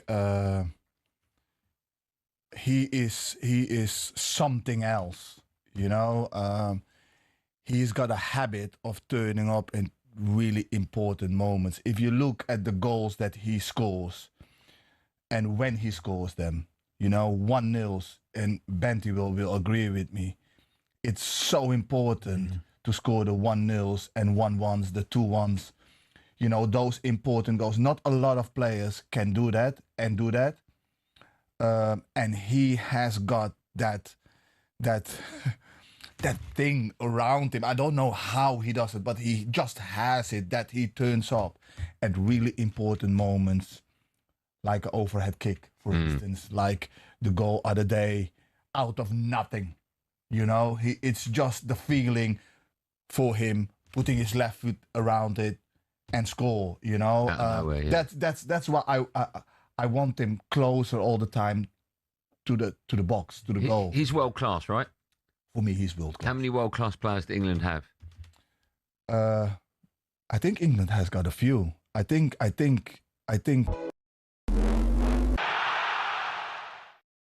If there's one thing Brazil loves more than samba and sunshine, it's football, or as they call it, futebol. And trust me, this love story goes way back. It all started in 1884 when a young Brazilian named Charles Miller returned from England, aged 21, carrying a pair of footballs and a Hampshire FA rulebook. He was basically the original influencer, bringing back trends from abroad.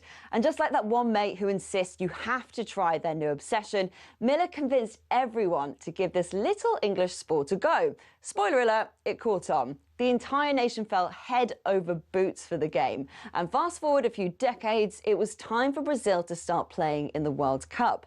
Then came 1958, the year a 17-year-old kid named Pelé showed up and Brazil won its first World Cup. From there, Brazil kept adding stars to the jersey, 5 to be exact, the only country with that many titles and the only country to participate in every World Cup. Jogo Bonito, the beautiful game, became Brazil's signature. It's part of the national identity. Think dazzling footwork, joyful play, and the occasional move that makes you wonder if gravity just took the day off.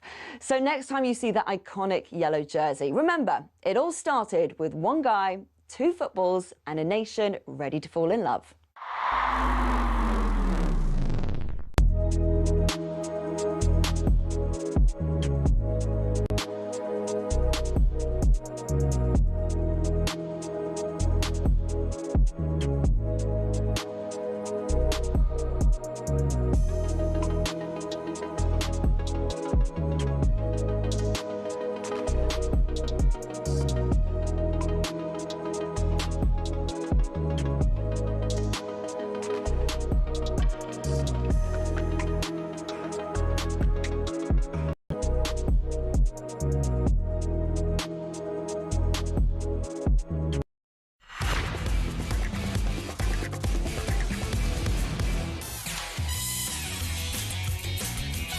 Morning, everyone. 8:33. You're waking up to World Cup Breakfast Show with me, Andy Goldstein.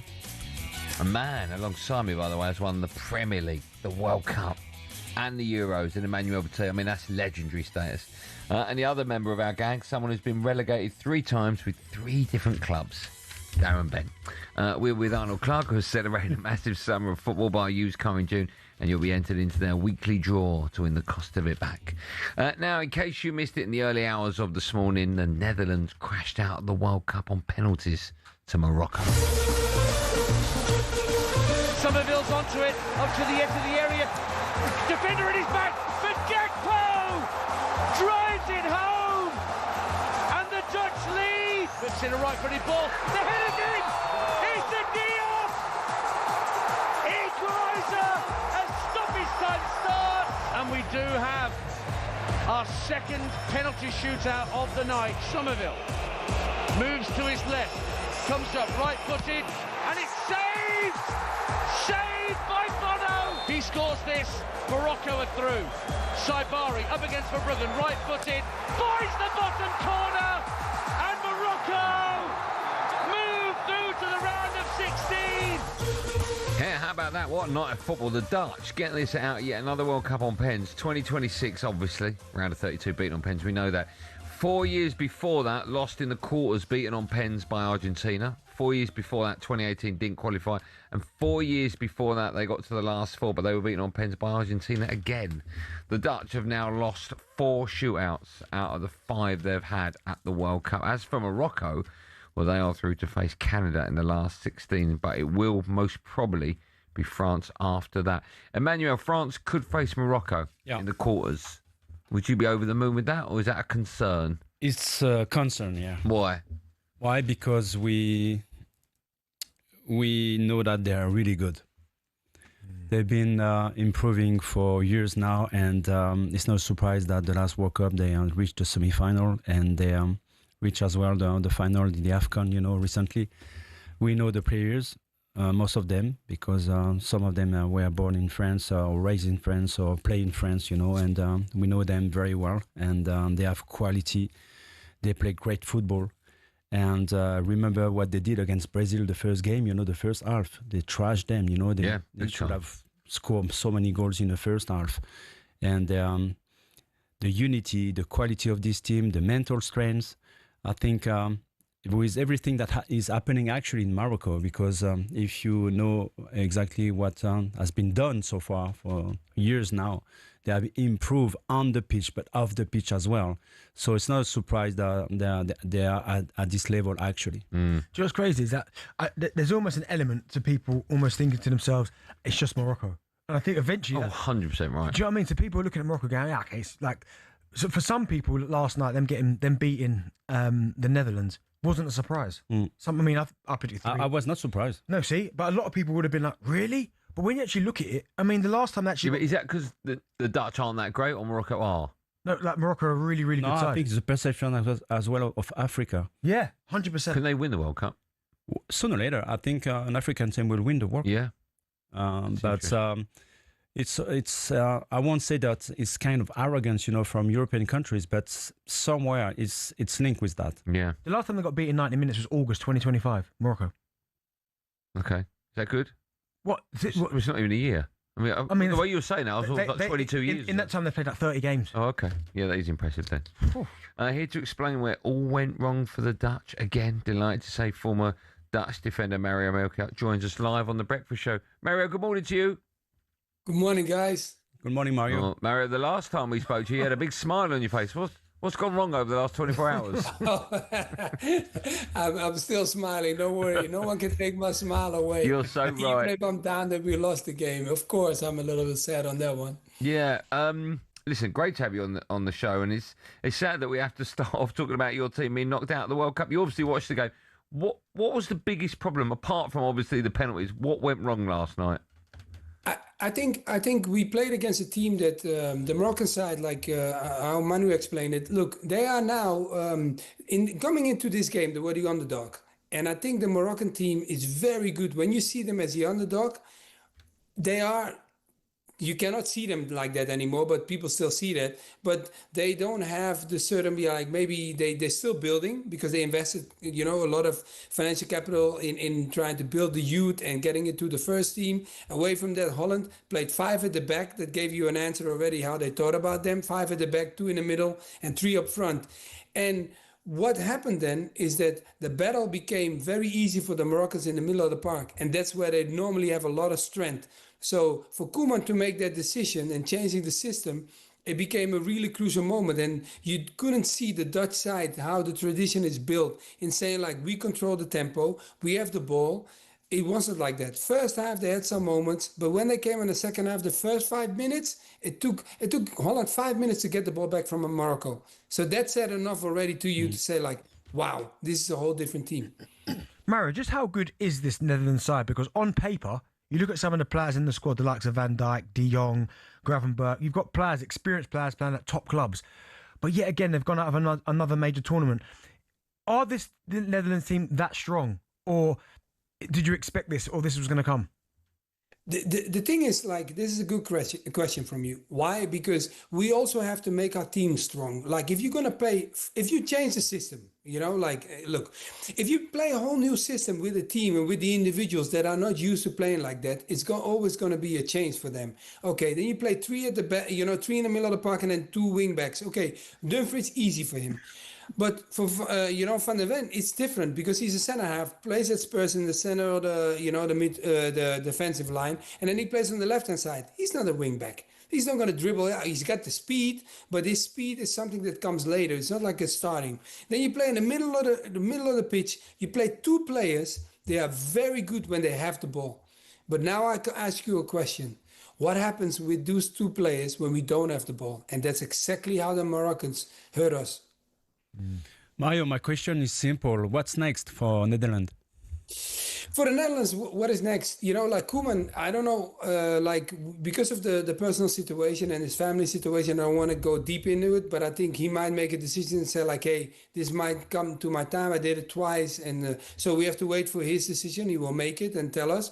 Away from that, I don't see, look, now I think the Holland team, you have to focus on like you miss some penalties. Some other guys are going to, feel hurt. They got to pick them back up and get the guys back on their feet. That's one of the key things. And the other part is like, you got to ask yourself, where are we missing and where are the other teams advancing? One of the key things that I will say, watching Holland, the passion that they compete with from the other opponents is something they have to take from them. The Latins have great passion.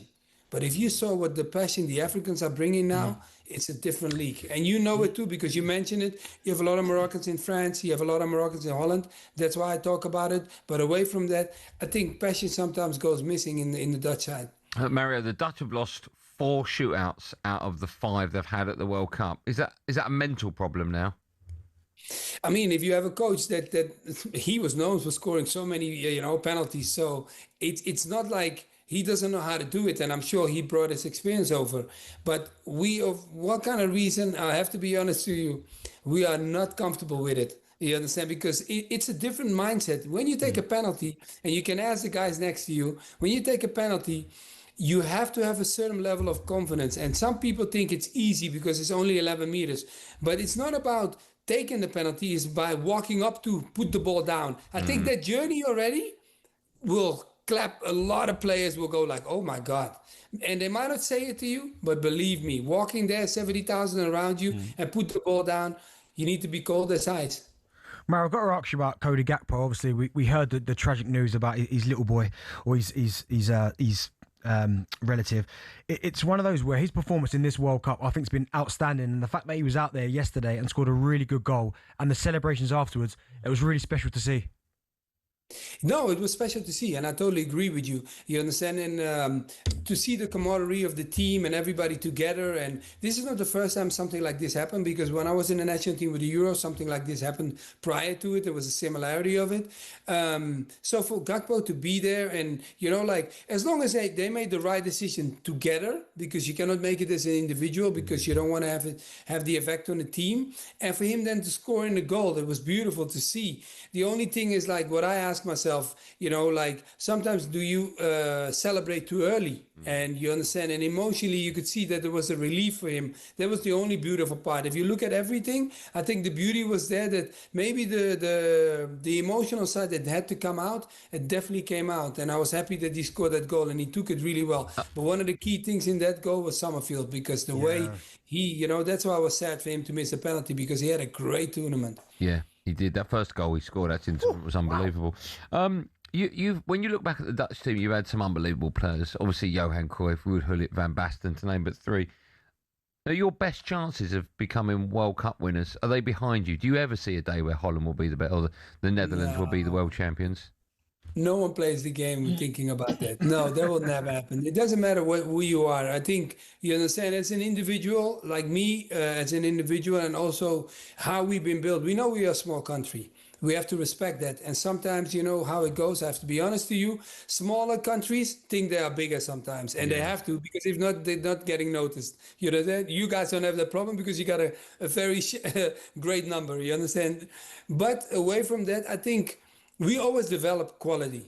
And we will have to stick to that. And we have to build the belief and understanding. I think every nation does it. And we just have to hold on to it and making sure that we keep progressing. Because if we don't progress, and we have to focus on the things that are very important. And I think that is sometimes what we miss. You understand? I highlighted passion. I highlighted the will to win. They say it, but do you also feel it? And when you feel it, it becomes something different. I think for Hacker, last night when you watched him, you understand he was bleeding. They were kicking him. He was fighting, but the guy was still standing. That was one of the things that I could say, I don't want to just highlight him, but I think that was one of the things that you need that in your team. Yeah. You need more warriors to push you through. Before I let you go, obviously you played for Chelsea. I don't know if you're aware of it. What do you make of the Maresca situation? The club released a statement yesterday saying, and I'm quoting here, it became clear it was his strong desire to succeed Guardiola, and they felt let down by his departure. Do you what do you make of that? What do you think that Maresca's behaviour has been unacceptable or not? No, I don't want to say it's unacceptable, but that's the game we play, right? It's either you or sometimes we also have to be fair, in the sense of did I want Maresca to go? No. I wanted Maresca to stay on. Of course I wanted that. But on the other side, guys, we also have to be fair sometimes. Look, a club holds on to you when you do well. And no one complains about it. But now sometimes you have a manager also that makes his choice. And then you have the 50-50. Which side are you going to be on? You understand? I am behind the Chelsea club because that's why I support that team. But so I wanted Maresca to stay, and I didn't like how it went. But on the other side, he's a human too, and I'm a human too. So you make decisions. Yeah. And sometimes we also have to respect that. Mario, thank you for coming on. I like the fact you've turned that frown upside down for us. That's very kind. Who do you want to win the World Cup now? Ooh, hey, listen. I respect your country, my friend, so I have to give it to you. You understand? I will give it to you. But Manu is sitting there. I said to you last time, the French always been on my mind, that they have the quality and the ingredients. If it's England-France final, who do you want to win? Ooh, now why are you doing that to me? Why are you doing that to me? Because we love I go to Paris enough times. I go to London enough times. Yeah. But then I will go. I will choose London, my friend. So you hope England smash France in the final 4-0. Is that what you're saying? Yeah, Manu Klose is yes. Yeah, okay. What a pleasure it is to speak to you. Thanks so much. Coming home. Thank you, guys. Thank you, Mario. How lovely to see him. Is he always like that? Have you ever seen him unhappy? No, always a smile on his face. What a great teammate It's to have. very in his important dressing for room, a right? team, you know. Yeah, he was wonderful. Legend. Still to come on the Breakfast Show.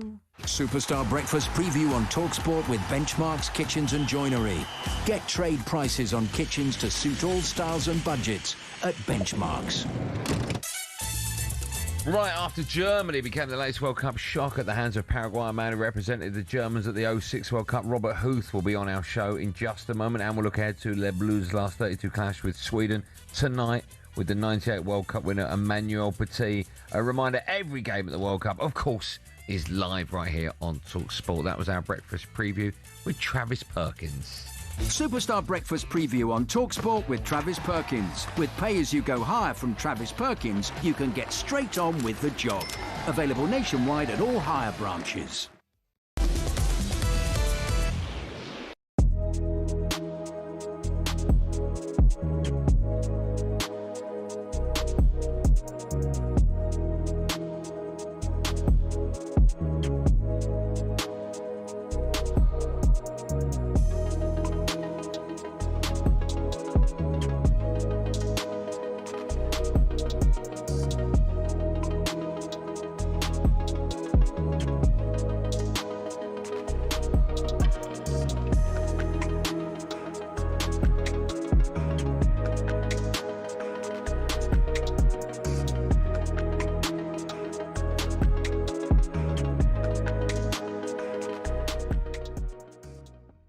Maresca himself has issued a statement, obviously off the back of what Chelsea are saying. What's your take on this, Simon?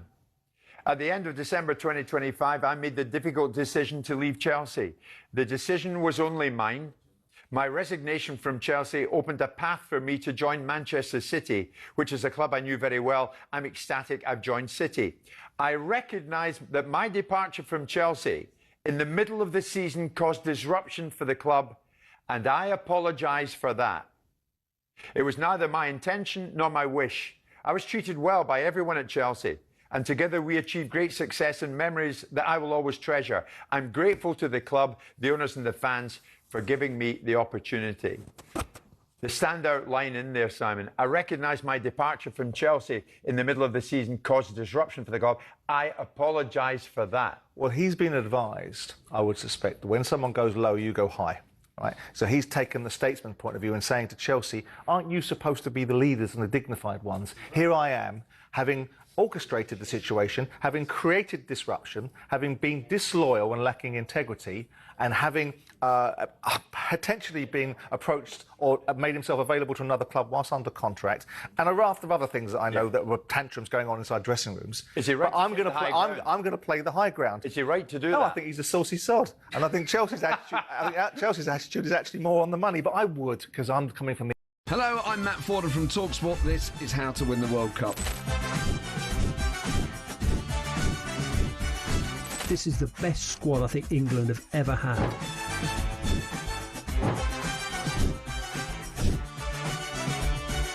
He used to love America, now he doesn't. It's very sad. It was so important to succeed because of all the pressure we received. Don't jump for this one, I'm going to knock his head off. Warning, this podcast does not guarantee England will actually win anything.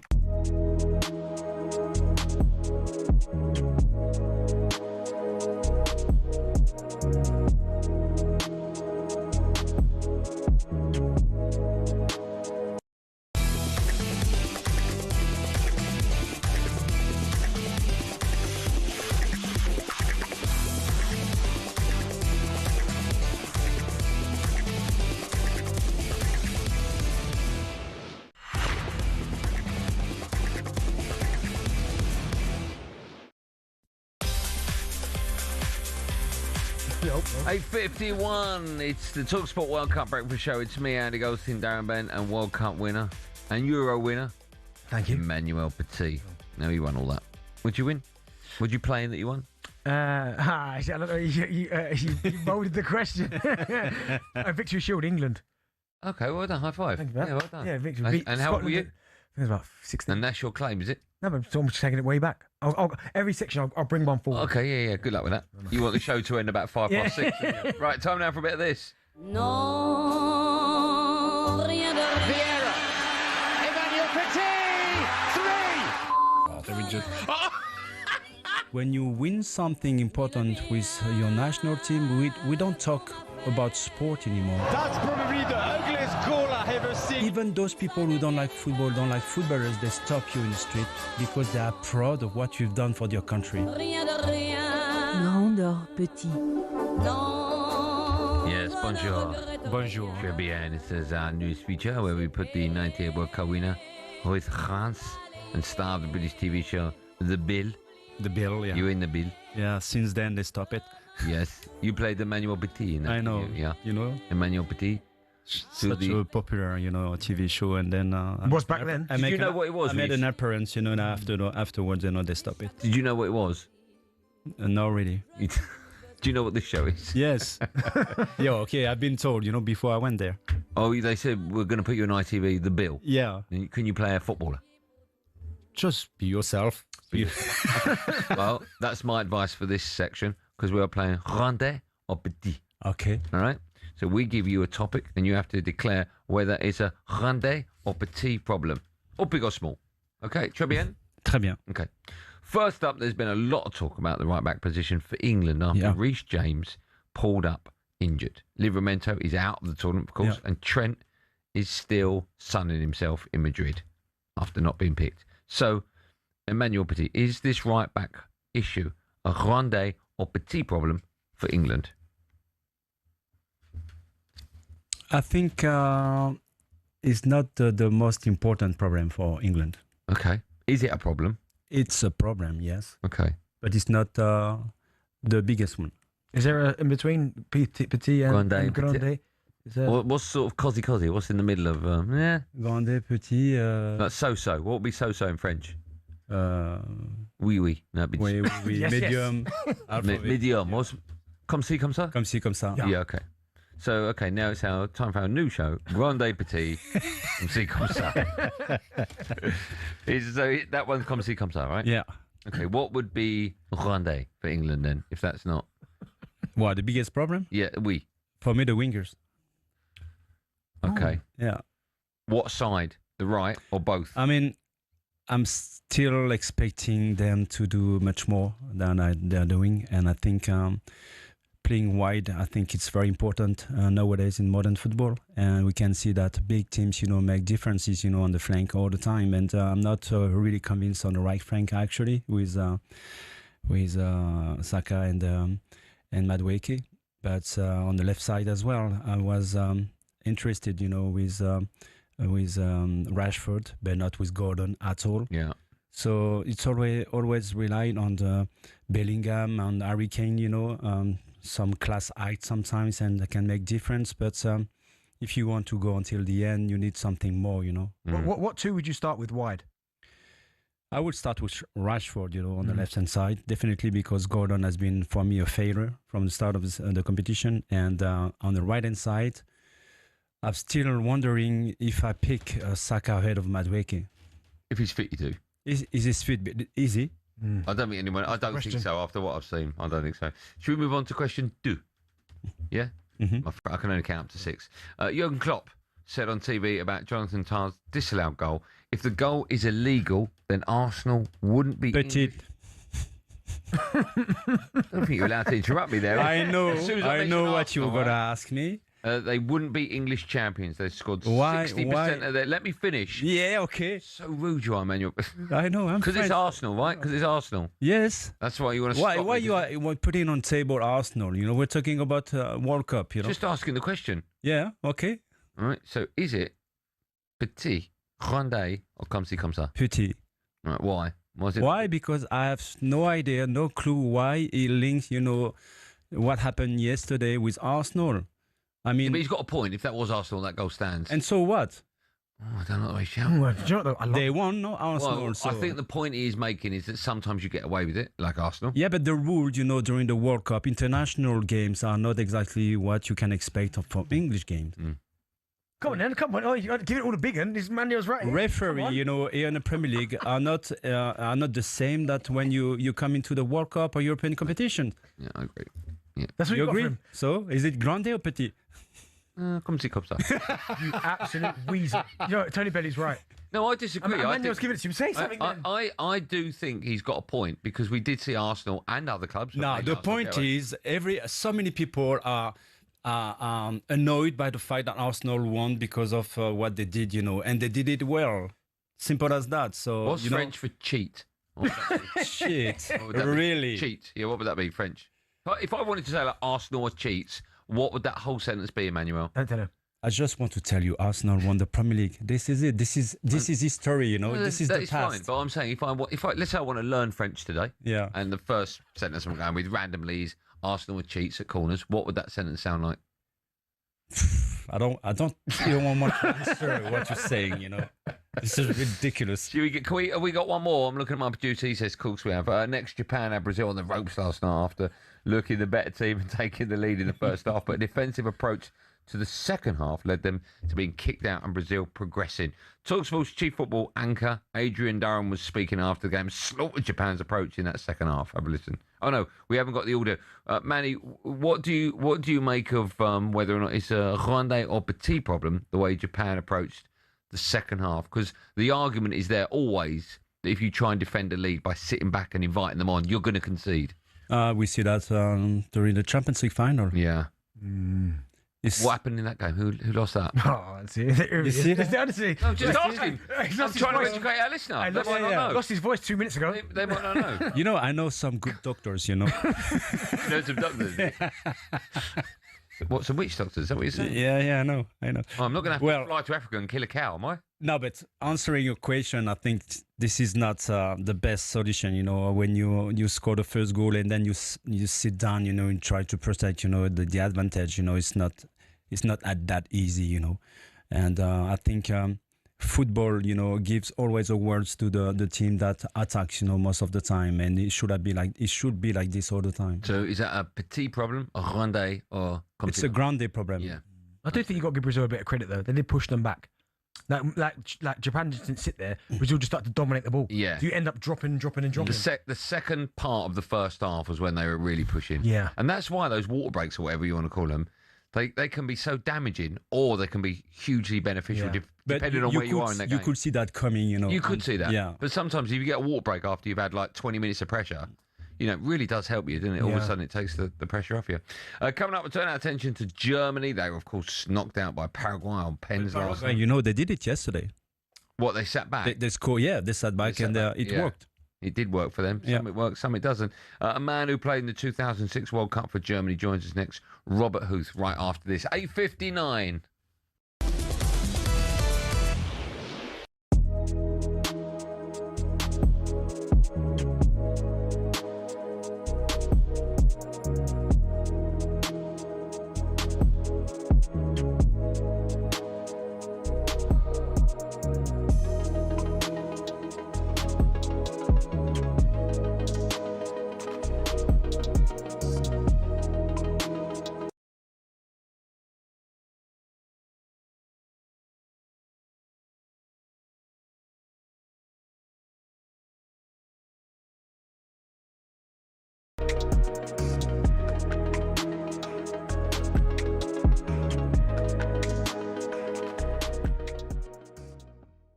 Tuchel wants a different profile. What do you think? Something. What do you it think? doesn't matter what I think. No, it does, Jim. No, it doesn't matter what I think. I'd like to know what you think. Do you think that Quanta is a better option than Trent? He's a better option for Tuchel. But do you think because how Tuchel wants to play, he plays. I want to know what your opinion is. No, but what's your opinion? I have a different tactic. I would have wanted to play maybe a little bit different. What would you? But that's why I'm sitting here with you, and Tuchel is there in America. I know, but because we can't get to him, we can't get to you. What would you do? Do you think it's the right thing to do or not? For Tuchel, it's the right thing to do. For you? For me, I would have maybe gone with somebody else, but That is me. Who'd you go? You know, I would have want to know. I would have want to talk to Tuchel and understand where he's coming from, and then I would say, okay, yeah, I understand, and yeah, Kwanzaa is the But the better. on paper, you think it's wrong, Yeah, as I do. No, but football isn't played on paper. No, I know, but and that's where we go wrong. I know, but that's where because there are so many more things. No, but here's the comes thing, with it. Here's No, the there are so many more things coming with it. We get you in the studio like we do all ex-pros to get their opinion, right? I'm giving you my opinion. I want to learn from you. Yeah. So do you think that was right or wrong to put Kwanzaa over Trump? I think that is the wrong question.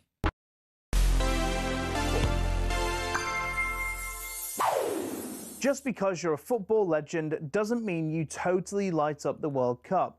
These guys are just three who prove that. The struggles of some great names makes the record of Miroslav Klose even more impressive.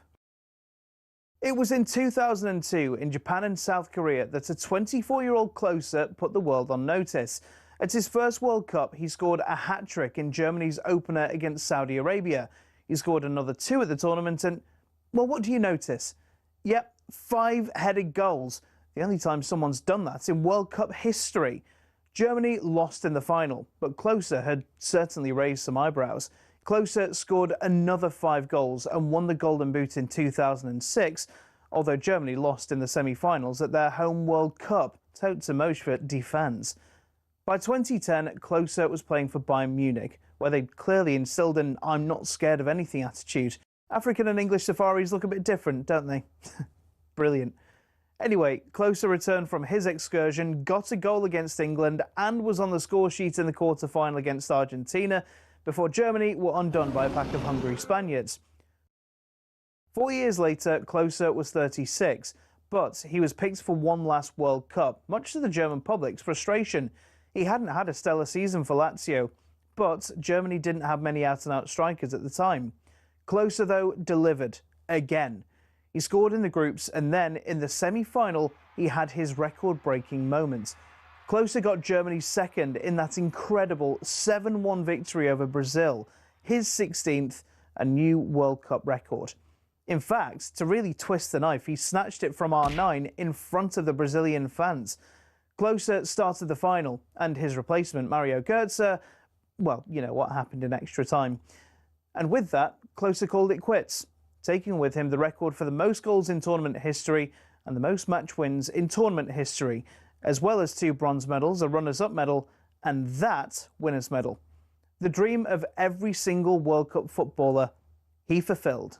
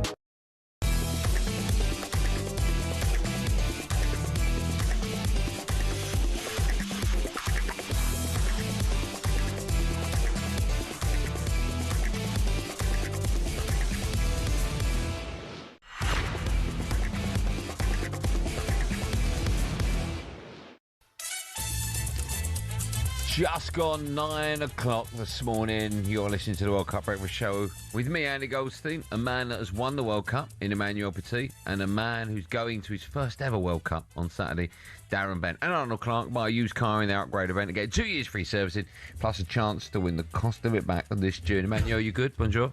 Very good. Bonjour, bonjour. Très bien. Très bien. Listen, Comme ci, comme ça. I might have begun to my first one. What? Depending. We might. Well, if we don't win on Wednesday, I mean, I still think we'll go, actually. I still think talkSPORT will send us. For what? So what's happening if you don't win? I don't think we go. Well, I think we'll go. I think the powers that be will go. We've paid for the business class ticket for you, Goldstein. The economy one for Benny, I think we'll send you. I think that will. Well, your final version, there is no business. I think you'll find there is, Darren. Maybe not for you. I've already checked in, my friend. Upper and premium, and then economy. There's no business. Okay, upper for me. Where are you currently? Currently, jet. No, where are you? Jet 2. No. Private jet. Private jet. Right. Time now to round up all the latest tournament action with Burger King. The Breakfast Briefing on talkSPORT with Burger King Burger Buddies. Total tournament satisfaction delivered by the experts. Order now on the BK app. So it was a shocking night for Germany, who for the first time in their history lost a World Cup penalty shootout to Paraguay in Boston. The four-time winners have now failed to reach the round of 16 stage since their triumph back in 2014. Come up to meet you, tell you I'm sorry. It's going to bounce in the 6-yard area. It's going to be put in by Song Hyun-min to knock Germany out of the World Cup. Chipped over the top of the back line. Schlotterbeck is struggling here. Oh, what a goal from Asano! And Japan have turned it around. The full-time whistle is blown. Germany and Costa Rica are out of the World Cup. Can Canale score? Here he comes. Oh. He does! Paraguay are through to the last 16. Germany lose the penalty shootout. It's dismay and disaster for Germany. Another wasted World Cup. And since winning the World Cup in 2014, Germany's record looks like this, with serious question marks over Julian Nagelsmann's position. 2018 out in the group stage, 2022 out in the group stage, and of course last night out in the round of 32. Let's get more on this now with a man who knows exactly what it's like to represent Germany at the World Cup. Came third with them back in 2006. I'm not saying he's frustrated, but while he was hanging on Zoom waiting for this moment, I'm told he was chewing on a pair of scissors. Good morning to Robert Huth. Morning, Robert. You got your eyes everywhere, you lot. Yeah. How are you, my friend? Are you good? You're looking well. Yeah, slightly depressed after last night. Once the game went into penalties, I obviously was very confident, but yeah, it turned out to be false hope. Yeah, it's a really bizarre situation what's going on with German football at the moment. Why do you think it's been total freefall ever since you guys won the World Cup in 2014? I think there's been a certain amount of arrogance in the German camp and the FA. I think we've been living in the past since 2014, really. Nothing's really changed. I think the football is the same, very possession-based. We haven't really got any mavericks that can turn games around. We saw that last night. Leonard obviously is a big miss from the World Cup before he got injured. I think he could have made a difference last night. But in terms of that, I think it's been really, really slow football. Boring at times, and when it gets physical and when we play against teams that are a little bit more athletic, I think we struggle. We've seen it in the group stage too. When you watch the Ivory Coast game, I think we got lucky there. We should have probably lost that as well. So, and Ecuador was a real eye-opener. And what we failed to do after the Ecuador game was to be honest, in the press and in the team, it was kind of brushed aside as in, well, we were safe anyway kind of thing. So we took the foot off the gas, and that showed last night. Good morning, Robert. It's Manu. Looking good, mate. Yeah, you too. Well, who is responsible for this mess? The manager, the players, all together? I think it's been a combination of all what you just said. I think when you look at the game last night, could the players have done any better? I think, yeah, they could have done. I think they played with themselves. Once they went 1-0 down, they sort of stepped up a little bit. But I think, we just got stuck in thinking the Bundesliga is great because we have full stadiums, but we didn't innovate really after the 2014 win. And we're just confident. We were too confident, really.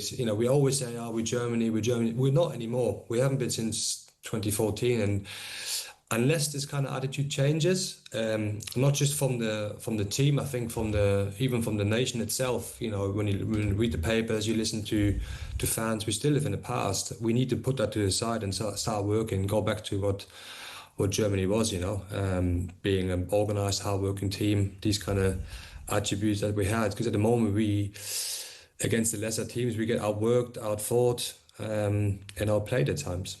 Are you happy with Nagelsmann's decision, the way he picked the squad before the World Cup? Some decision as well tactically.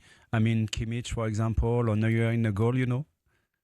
I think the big one that really unsettled the squad was the Neuer inclusion. I think really unexpected. He came late to the table. And when I've watched Neuer obviously quite a bit. And yes, he had some good games in the league, and notably probably in the Champions League against Madrid, where he was outstanding. But he also had some really, really bad games that I've seen, and I don't think it justified him being in the squad at all. A couple of good games, and I think it just sets out a bad attitude when the coach kind of get another player in that's retired. I was actually at this retirement game in Munich a couple of years ago. So that's how long he's been retired from Germany. So for him to sort of come back surprisingly like that is, it can't be nice for Baumann. It can't be nice for the squad. It just shows a little bit of weakness, uncertainty from the coach to sort of change your mind last minute. And I think that kind of goes through the squad. Regarding Kimmich, great player, 100%, but he's just not a right back. We've seen that in the group games, even against Curacao, where he struggled. He struggled in Ivory Coast and obviously Ecuador too. So he just hasn't got the legs anymore for right back. It's difficult to accept because he's such a good player and he's still great in midfield. But right back, it's a position where you have to be physical, you have to be fast, you have to be strong, and he's just not that at the moment. Who have you got to ask you? Because us as English fans, whenever there's a kind of indifferent result, we start talking about who's not there. We talk about Phil Foden, Palmer, all these great players that they could change a game. Is there anyone from the German squad that's not there that you thought should have been in the squad? Kevin Schade, I would have thought. I thought he had a brilliant season last year for Brentford. Always liked him. I liked his energy. I like his pace. I like his directness. So. But as far as I know, I don't think Nagelsmann ever been to a Premier League game last year. Wow. To watch him. So that's a real disappointment because when you watch him live, I think he's a fantastic player. Certainly, again, it's hindsight, isn't it? We say, oh, he should have been in the squad, now we're out. But I think Kevin Schade is a fantastic player and certainly would have improved the squad. So, but Nagelsmann is not known for his visibility at games, so which is disappointing. Robert, would you like to see Nagelsmann go and Jurgen Klopp come in? Oh yeah, I mean, I think 99% of Germany would like Klopp in this manager seat. I think he represents everything that Germany needs at the moment. Energy, passion, relentlessness, all these kind of things. And it's been quite awkward, to be fair, because he's been working for German TV on the sideline, so it's been quite awkward at times when he gets asked about the position, especially last night when I went out. But he ended it well. But I think it's inevitable that Nagelsmann will go. It'd just be a matter of time, and then I think Klopp will take it for sure. Because, like I said, he's loved by pretty much everyone. His football is exciting. If he's anything to go by from his Dortmund days or his Liverpool days, so if he can replicate that for Germany, I think that'd be exciting times ahead. And also he's that kind of personality that he would probably change the structure of the German FA too, because there's been some questionable decisions in the past too. Hoofy, as bad as Germany were certainly in that game, there are kind of fine margins when it comes to football, and there was the goal disallowed for Jonathan Tah, which I thought was ridiculous because I don't think that was a foul. What did you make of that decision? I didn't even know till I stopped it and went to VAR. I didn't even notice it in an actual play. It's just not a foul, is it? Football's heading that way where any kind of contact now is a foul, and it's a real shame because I want to see the players compete. I want to be a bit of bodily contact without it being dirty elbows in the face. But that certainly wasn't the case yesterday. And when you actually watch it, there's been loads of blocking going on while the goal was happening anyway. But the keeper obviously made a bit of a meal of it, and the referee rewarded. But Benty, I think you spot on, mate. I think there should have been a goal. And if that goes in, who knows? We probably end up winning the game, even though it would have been a disappointing game anyway. But at least you're in the next round. So, but yeah, it wasn't a foul. It's just football heading that way, where it's just boring, soft, and everything I don't like, really, to be honest. Yeah, I agree with everything you said. Robert, always a pleasure. I'll let you get back to eating those scissors. Thanks for coming on. Yeah, and we still got one German flag flying with Thomas, so it's not all bad. Come on, Thomas. Come on, Thomas. You're cheering on the English now. Thomas. I didn't say England, I said Thomas. Yeah, but who does he represent? Remind me. Germany. Do you want Germany. Will you see that as a German World Cup win? Is it coming home? Is that what you're saying? At least 75%, yeah. Yeah. Do you know what? I'll take that right now. I really will. What a pleasure speaking to you. Thanks so much for your Cheers, time. Have a great day. Take care. Thanks, man. Bye-bye. There you go. A man who finished third, of course, at the 06 World Cup for Germany, former Chelsea defender Robert, who threw this on the Breakfast Show. That was a roundup of all the latest action, thanks to Burger King. Up next, we'll hear an exclusive interview with Madueke and ask the question, is Emmanuel Petit right when he says wingers are England's biggest problem? You've got a problem. You need to go to the toilet for 15 minutes. Is that right? Yep. So we'll see you at past, yeah? No problem at all. Okay, more from me and Benny after this. The Breakfast Briefing on talkSPORT with Burger King Burger Buddies. Iconic winners delivered in the box every time. Order now on the BK app.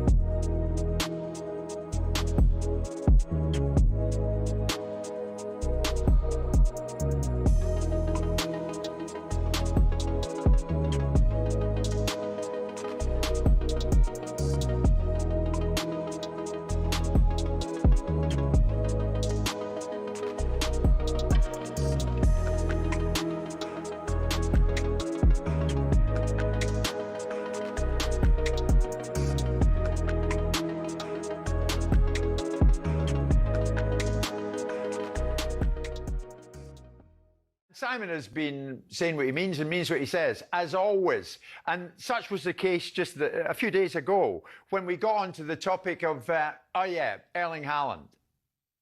Who would you rather play for your nation out of the two of them? Mbappe or Haaland? Who would you get? Well, given I think that Haaland's a rude, unpleasant little toad, I would go down the route of Mbappe. Yeah, we'll take that. Because of the one occasion in Spain when he's playing paddle tennis, Stuart, and he's sitting there with Alpha Inga Haaland, and he thought, and Erling comes over and says to Simon, "You must stop taking my photograph." He wasn't.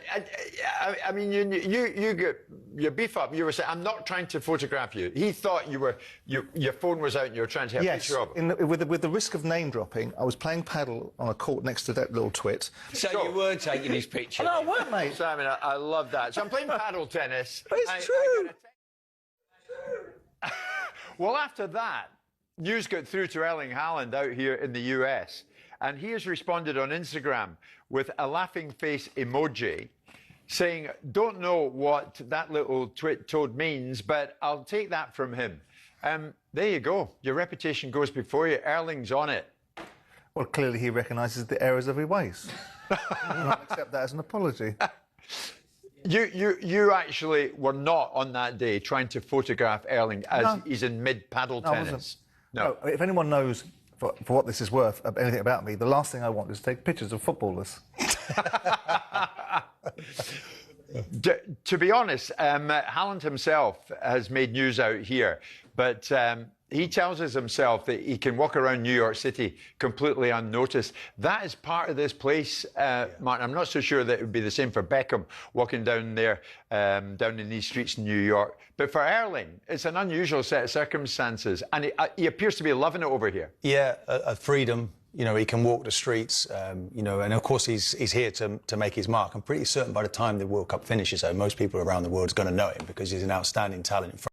Get ready to get that winning feeling with talkSPORT Win. This summer, talkSPORT is bringing you live and official coverage of every game of the FIFA World Cup 2026. And to celebrate, we're giving away £26,000 guaranteed. Go to win.talksport.com to enter now, and you could win 26 grand in your hand, tax-free. Enter now, and you could be the next to get that winning feeling, courtesy of talkSPORT Win. Find out how to enter now at win.talksport.com.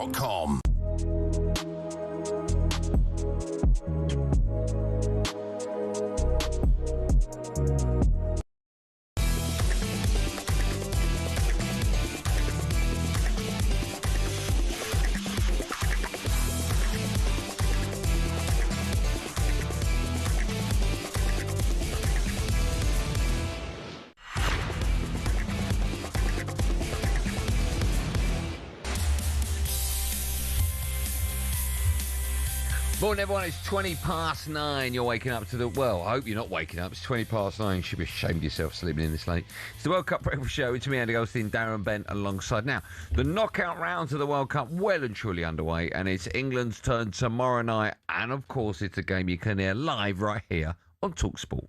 They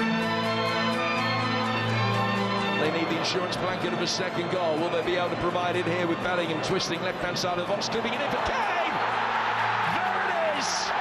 2-0, Harry Kane, the dependable captain, with more goals now in England's World Cup history than anybody else. England, they got the job done in the end. It wasn't thoroughly convincing, but England are there. They have topped the group. We know what we need to do better, and we will get better. There's no problem in putting the work in and growing into a tournament like this. I think there's still question marks there if we've got the potential to go and win this tournament. Against the better teams, I think they will play better. Congo will be a really difficult game. Lift it towards the penalty spot. Johan Wisser is there! And DR Congo are level! The most important thing is to not be afraid, to be brave, courageous. It's the round of 32. Come on, let's do the Congo. Yes, the big one. It's DR Congo for England tomorrow in the last 32. Kick-off 5 p.m. Perfect, that one. Perfect time. It's live on talkSPORT. And if England do come through that game in Atlanta, the Three Lions will face, tough game, either Mexico or Ecuador, at the Azteca in Mexico City in the early hours. If it's Mexico, well, they've never lost a World Cup game at the Azteca. In fact, they have played 87 games there and have only lost 2 to Costa Rica and Honduras. Wow. I was just trying to work out, hold on. They've never lost a World Cup game, but they've only lost 2 games. It's the altitude, isn't it? Unbelievable record, yeah, the altitude. How do you see the game going against DR Congo tomorrow? Pretty much similar to the Ghana game. You'd say where I think they'll sit in, and the Panama game, I think they'll sit in Congo, make it difficult, defend really, really deep. And then as the game goes on, maybe get a bit more adventurous, start to get 1 or 2 more men forward. Do we need to see a performance yet? You know, like, apart from the first match, second 45, everything else has been a bit drab and dreary, right? Yeah. Does it matter? If we win tomorrow and if we win on pens and we are absolutely atrocious. You're through. You go, Thomas Tuchel began, of course he'd like a better performance, but part of you do go, at least we're over that. And then we move to the next one. And I agree with what Jimmy was talking about earlier. Was it yesterday Jimmy was in? Yes. Where I do think England will be better against better opposition, because England have always struggled throughout the course of, certainly as long as I can remember, whenever teams defend deep and there's not a lot of space for the likes of Bellingham to do their stuff, we've always struggled to break teams down. Okay, let me ask you this then, right? And this is I think, a really good analogy. So Arsenal, your team, right? Yeah. They bought in Gyökeres for games where the other teams sit deep and they're difficult to break down. Yeah. Right? They didn't buy Gyökeres for Man United. They bought him for like West Ham's, Fulham's and that. Yes, right, correct. Okay. So do you think there's a case to be had that if we're playing a team like DR Congo, who are difficult to break down, maybe we should bring Ollie Watkins on as well? Maybe start with him as well, because Kane's always going to sit back. Yeah. So we permanently need someone up top in a game like that. But it's a difficult one, because with that situation, Ollie Watkins' biggest strength is his pace, running behind. Well, if a team defends deep, there is no space to run him behind. And yes, he can link play. He's good with his back to goal, but he's not Kane. So I think Kane for that situation is ideal. But for Arsenal and Gyökeres, the problem was Arsenal were creating so many chances against these teams and not taking them. So we just needed someone to finish it off. Yeah. But I think for England, when they come up, and I remember it, I know they lost was it the last, when they got beat by France and Kane missed the penalty? Was that the last World Cup, Qatar? Yeah. England were brilliant in that game against France. Went toe-to-toe, scored a couple of good goals. I still look at Jordan Pickford with that Tchouameni goal where he gets beat from about 20 yards in the bottom corner, which is a bit of a strange one. But I thought England were brilliant in that game. I think they went toe-to-toe with France. They created so many chances. Obviously, in the end, Giroud scores the winning header. I think a better side who England come up against, where they don't try and park the bus, there are spaces, and it is effectively more of a basketball-type game. I think you'll see England play better. I agree. I'm going to speak to you in a moment about Saka or Madueke, who starts on the right. But first, have a listen to this. It was Noni who was speaking to the media yesterday on the importance of his self-confidence. You have to feel like that. You're a top player. You're here for a reason. You're playing for your country on the biggest stage. You have to have that confidence, that excessive confidence in your ability, because at the end of the day, alongside your teammates on that pitch, it's down to you to deliver. So whatever gets you in that mind frame to be able to do that, I feel like that's good. It's very bizarre. At the last Euros, we had an abundance of talent on the left and the right. Mhm. And it was like, how are we going to take all these? But in the end, I think it was Jack Grealish that missed out, all right? And it was Foden, it was Palmer, it was Grealish, that these players, Marcus Rashford, were crying out to be included into the squad. Now you look at those key areas, out wide on the left and out on the right, and it's players like Noni and Anthony Gordon that have come under huge amounts of criticism. Are these problem areas for England now, do you think? A little bit. I think if Saka's 100% fit, that right-hand side take care of itself. I mean, he's won England's Player of the Year 2 years, for I think twice on the bounce, Bukayo Saka, and that's for good reason, because of how good he is. He's never let England down, always plays well. Quite clearly, you can see he's carrying something. He's been doing that all season for Arsenal, nursing these injuries. I would start Rashford over Gordon anyway. I just think Rashford's better. I think it's a little bit of unpredictability about Rashford. He can go inside and go outside. He can score a goal, which he showed against Croatia. Lovely finish. They would be my first choice pairing. But you're right. You look beyond that now, and you go Madueke, Gordon. Watching Madueke all season, he's a good player. But I've said to you many a time, I call him the nearly man, because I mean he got 3 Premier League goals this season, 8 in total. But everything he does is nearly. Like if ever there was a moment that summed him up, it was for England. I think it was a friendly where he burst through the pace, went round the goalkeeper, hit the post. The first bit, wrong foot he hit that with. The first bit where he rolls the stud is beautiful. Yeah. Then the easy part, which is to put it in the net, he hits the post. If you could click your fingers now and swap him for Palmer, would you do it? Yeah, you would. I think I would as well. I think. Well, I know I would. I think Palmer's got that stardust, that star power to him. But he's there now, and obviously Thomas Tuchel really likes him. And he spoke about self-belief there, Noni Madueke. When you're a player and the manager shows the utmost faith in you, it's such a nice feeling that you know, well, regardless of what anyone else says, the most important person in this situation is the manager, and he thinks I'm good enough. So then you take confidence from that. But what are you doing? What are you laughing at? What are you laughing at? Just my No, because you're not listening to me. So I am. I'm that good. I've got one here for the producer. Okay, what did I just say? You were saying about the attacking options. No, I wasn't. I passed that. Well, I can't remember what you were saying, but I always listened to you. He wasn't. I see. Now I can't because you've moved this on so much. He actually said to me, "Can you break after Bentley's finish?" And I went, "Yeah, okay." And then you carry on so long now. No. I'm laughing at the fact that I can't get to that my point's finished now. Nothing. There'll be more good points made by Darren Bent in just a moment. What will the score be tomorrow night, by the way? Ooh, I'm going to go. Okay, who wins tomorrow night? England will win. Right. But I think it's going to be a tough 2. I'm going to say 2-0, which sounds easy, but it's going to be a tough game. We have to like 1-0 on 44. A bit like the Panama, 1-2-0. Yeah, but it won't come. It's a grind, yeah.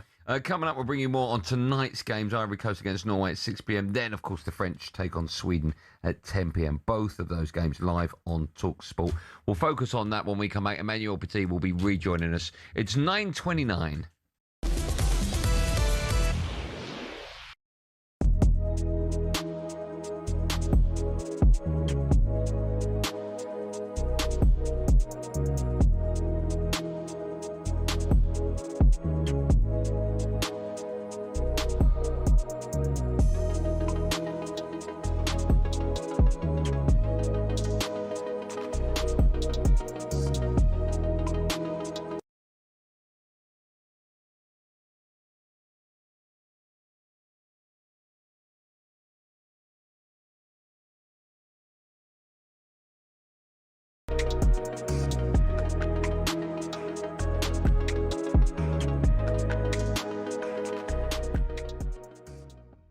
Jude Bellingham, 3 games, 2 goals, 1 assist. On the back page of The Sun this morning, Jude says Kane is the GOAT of the 3 Lions. Benny, when people talk about Harry Kane, I can't believe this, but he does divide opinion. We've had it so many times, haven't we? Where do you think, amongst the majority of England fans, Harry Kane sits for greatest England player ever? Is he up there? On stats-wise, I'd probably say yes. I mean, the guy's won World Cup Golden Boot, Euros Golden Boot, and I know people say he's a penalty merchant, but still, those trophies sit on his mantelpiece. But I guess you get judged on what you win at the end of it. Like, or you, I almost feel like you've either got to win something or do something where the nation fall in love with you. And I go back to people. Like, people love Gaza. Didn't win anything, but for whatever reason, people say he's a genius. But no England players do win anything apart from the 66. My point. That's why you got to do. You got to be something a little bit different. Okay. To Gaza. In his pomp. Well, he's smashing the place up. What's the matter with you? That's right. These footballers all the same. I apologise. In his pomp, who you have him? Wazza or Kane? So I think goal scorer, Kane is better. as a player, all-round player, I think Rooney is better. Okay. But at the end of the day, you're a striker. You're there to score goals, to win games, and he's done that. And I've just spoke about World Cup golden boots, Euros golden boots.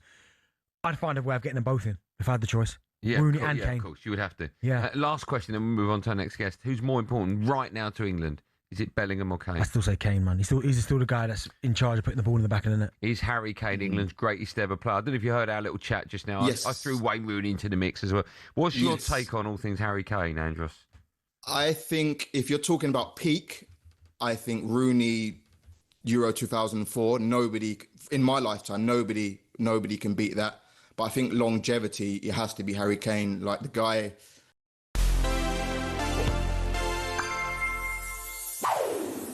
Total football, tiki-taka, the gegenpress, ways of playing the beautiful game that have defined eras.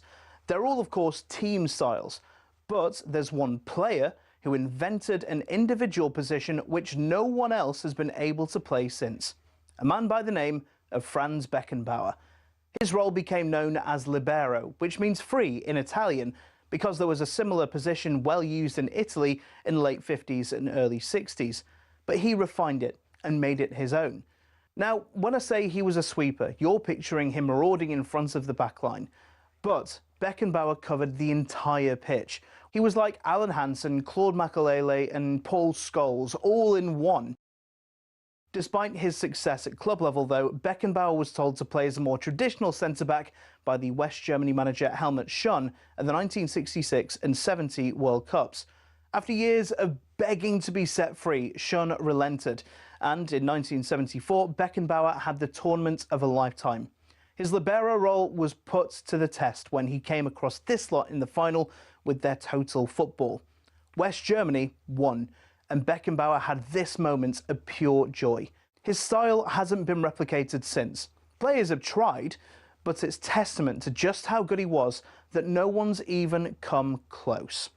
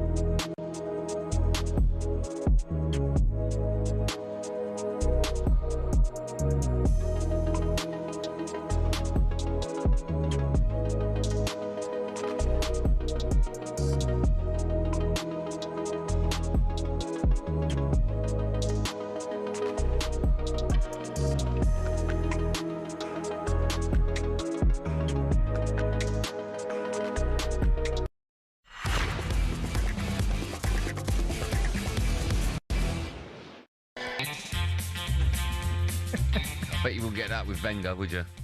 The World Cup breakfast show, me, Andy Goldstein. I was here. Darren Bent was here. Emmanuel Petit has just walked in. And Arnold Clark, who was celebrating what's set to be a massive month of football. You could be a huge winner in it. June upgrade event. What happened there, Emmanuel Petit? Sorry, say again? It was just a bit late, weren't you? I mean, if that was... What would happen if Arsene Wenger was your manager and you bowled into the dressing room late? Well, I won't argue with that. Is that when you're late, when you're late, sometimes you're late on the pitch as well. So, not happy. Just a reminder: if you got the chance to win 26 grand tax-free cash to fund your summer, that'd be healthy, wouldn't it? You can head to talksportwin.com to enter and for full T's and C's. Now, someone who definitely leads that money is our chief football correspondent, Alex Crook. Let's head stateside, see how he's getting on. New York, a wonderful town. The Bronx is up and the Battery's down. The people ride in a hole in the ground. New York, it's a wonderful Good morning once again, boys, from a sweltering New York City. I'm outside the world-famous Plaza Hotel. This was the setting, of course, for Home Alone 2. Macaulay Culkin lost in New York. Luckily, I've not managed to get myself lost in New York yet. So here we are in the check-in desk in the Plaza Hotel. Unlike Kevin McAllister, I've not got my dad's credit card. We're just hoping that England aren't yet ready to check out of this World Cup. Sorry guys, so comfortable here I dozed off. This World Cup must be taking its toll on me. Luckily it's not taking its toll on England so far, but what about France against Sweden? This brilliant game, live on talkSPORT. Got so much quality, the French. They look like world champions to me. I guess by the end of it, in a true Kevin McAllister style, the Swedish defence might just be asking Mbappé and co, have you had enough pain? Or are you ready for more? Just don't think there are enough Home Alone references in that, BT. I mean, every single... Unlike Kevin McAllister, I've got a vowel in my name as well. Right, it's time now to look ahead to today's round of 32 games, all thanks to Shaw. High-pressure picks on talkSPORT with Shaw. Non-stop protection deodorant that won't ever let you down. Yes, the World Cup round of 32 continues tonight, and of course it's all live on talkSPORT. It is the pinnacle of the beautiful game, the global game. Gare, lovely ball through, and that shot is it. Brilliant finish from Pepe. Makes it 2-0 to the Ivory Coast. Into Haaland! And Erling Haaland has another. What a finish, though. I mean, what more can we say about this finisher? Ireland, is one of the top men, actually in football. But Kylian Mbappé is on a mission in this competition. Mbappé, 25 yards out! Magnifique! Arise, Kylian Mbappé! He's sat left, he's driving in towards the edge of the box, flashes a shot, gone through the keeper and in! Alexander Isak doubles the lead! It's back to Alvarado, teed up, it's 3. Look out for Mexico! But no one will want to play this Mexican side in the round of 32, let me tell you that. Turn in by Plata!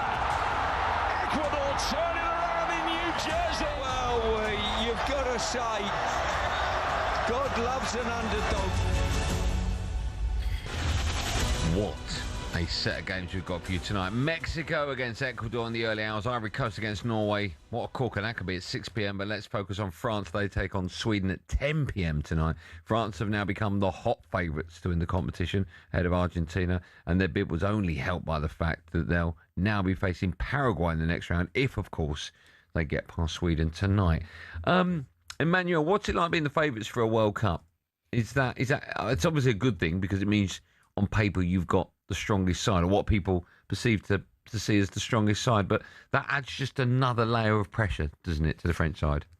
Well, having the best side, on paper is one thing. So showing that you are the best side on the pitch is something different. But I think we have the personality and the character to show it on the pitch. We don't have probably the best defense so far, especially we are worried about the left back, for example. We don't know yet who's going to play as a midfield player and who's going to play on the left as a left winger as well. So the whole left flank actually is a question on the table. Which World Cup squad is better, this one or the one you won the World Cup with in '98? I cannot make comparison. Football has evolved so much, The pressure on the players as well is completely different, with social medias. And I think expectation as well is different since we won. The mentality has changed, friends. Emmanuel, let me ask you then, because when you look at the France squad, I mean, it's got full of superstars in attacking areas, right? Yeah. How important do you think it was for Dembele to get that hat trick and start scoring? Because listen, he's the Ballon d'Or winner, and rightly so. You see Mbappé getting all the headlines. Yeah. Like, it was important for him to show up as well. It's very important, especially after winning twice in a row. The Champions League with Paris Saint-Germain, winning the Ballon d'Or as well. His image has changed so much for the last 2 seasons. So yes, you're right by saying that he was kind of shadow from the start of the competition, and the star of the team still Kylian Mbappé. But the fact that he scored a hat-trick, reminds everybody that he's still there. He's still one of the best players in the world. But when you look at them, my biggest question was, are they going to stay and then stick in their zone all the time? But no, the movement between them is great. Your front four is incredible. You've got Mbappé, Elise, Dembele. Yeah. Arguably through the best 5 players in the world. You've also got Doué and Barcola to add to that. You said on our last show that Elise for you is the best player. Is he your most important player tonight? Well, he already has 3 assists. I think he can do much more than that. We're still expecting he has a big margin in front of him. But I think, as I said, step by step, I think the link between him and Dembele and Kylian Mbappé, I saw that, especially against Senegal, was great. So this kind of improve even much, if we go further. But I have no doubt that Olise is one of the best players on the market, actually. Yeah. Probably the best player in his position. Yeah. Yeah. Let's talk about the weaknesses you pointed out, Yeah. which is your defence. Yeah. How much of a struggle will it be tonight against Gyökeres and his hand? Every single game, especially before the competition as well, the friendly games, we conceded too many occasions to the opponent, and individual mistakes, also then concentration, communications, and I've seen something that worries me a lot. And even against the second team of Norway, how many occasions they had to score? Yeah. So that worries me. Okay, we were already qualified, but it's not the question. If you want to grow, the confidence into the team, you need to be strong in every department. Who's France's best centre-back pairing? I think it's Saliba and Upamecano. Even though, yeah, because I look at Upamecano and I'm not. He was not that great against Norway. I've never seen him be that great. Me neither. Really? We were. You harsh guy. No. Man United were linked to him, I don't know, 3-4 years ago. And ever since then, I've always sort of kept an eye out whenever he's been playing like Champions League football. I've never, ever left the team and gone, he's a player we should get. No, I mean, when he played for the national teams, I think he have shown great composure, and strong personality as well as a central defender. And I think the best partnership is him and Saliba, definitely. Konate was not that far away, the first choice, but for any reason, he lost the confidence from the manager, and as well, he had quite a poor season with Liverpool. I'll ask you about Didier Deschamps as well, the manager, because he's been in charge of France for such a long time, and at international level or any level of management. The best manager ever in football, the French football history. Do you think so? Because yes. No one takes charge for this long. I mean, he's won a World Cup as a player and a manager. If you know the French football history from what happened during the 2010 World Cup in South Africa with the strike in the bus, do you remember that? Great it was Netflix documentary. Shame, international shame. Yeah. Afterwards, we lost against Germany in Brazil in 2014. It was kind of mess, He has to rebuild everything from the start, and he did, and straight away he had results, Final against Portugal, we lost in Stade de France European competition, and then won the World Cup, and then the second World Cup final in 2022. So he has done anything that no one could have done before, and this is his last tournament. Don't forget that, unfortunately, he lost his mom last week. So it's a great momentum for him. Have you spoken to him since then? No, because it's private, and sure. You have to respect that.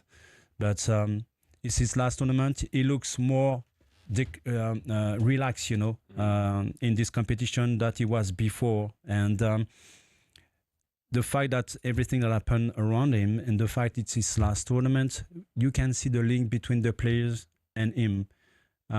We saw that last week, for example, with Kylian Mbappé.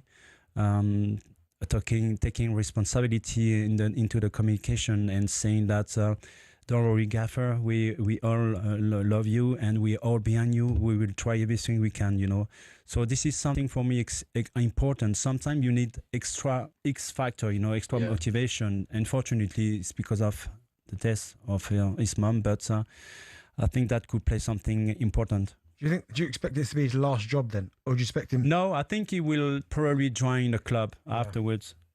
Okay, nice. I don't see him, retiring, from management. It's How old impossible. is he? Is he your age? He's, I think he's 2-3 years older than me. So he's like just below 70, yeah? I'm almost 56. Oh, you really? Yeah. You're 56 here? Yeah. Bent the edge down at 60. No, I didn't. How old are you? Go on here. 41. You're kidding me. No, you thought I was younger. 41. No, Yeah. he's You not. impressed with that? He's not. No. Impressed with that? You should go to sport more often. Why? Because Too dangerous, Emmanuel. I'll get sport hurt. fight against age. I play sport. I play a lot of sport. Play golf. Right? Walking about 5-6 hours. Someone carrying my clubs. Lovely. Okay. Stop drinking. Well, that's a different story entirely, that one. That was a look ahead with Shaw. Non-stop protection deodorant won't ever let you down. Coming up, we'll turn our attention to Arsenal and what Emmanuel Petit wants them to do in the transfer window this summer. 9:46. High pressure picks on talkSPORT with Shaw, official sponsor of FIFA World Cup 2026.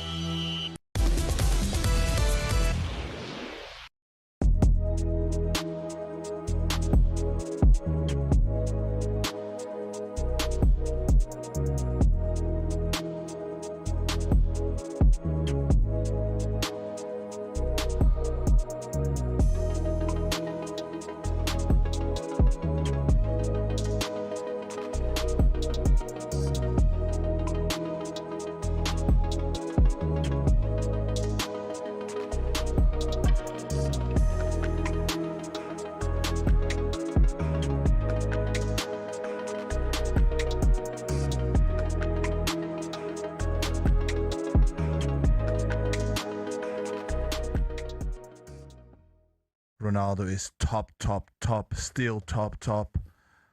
But Haaland, for instance, is a better finisher. Let me ask you this. In world football, I said this, Bentley, on yesterday's show, and I got a little bit of criticism.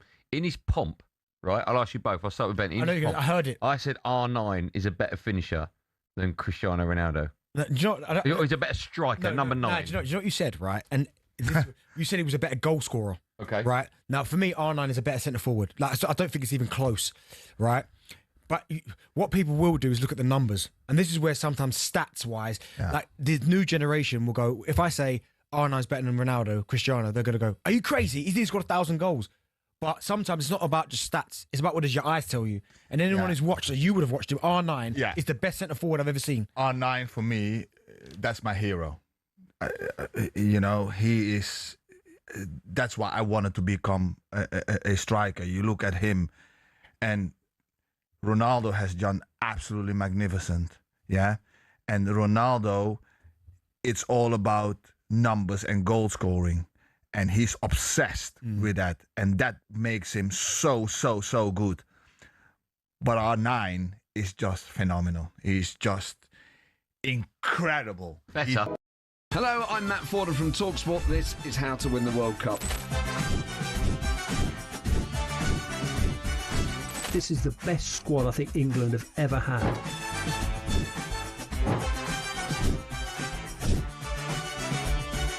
He used to love America, now he doesn't. It's very sad. It was so important to succeed because of all the pressure we received. Don't jump for this one, I'm going to knock his head off. Warning, this podcast does not guarantee England will actually win anything.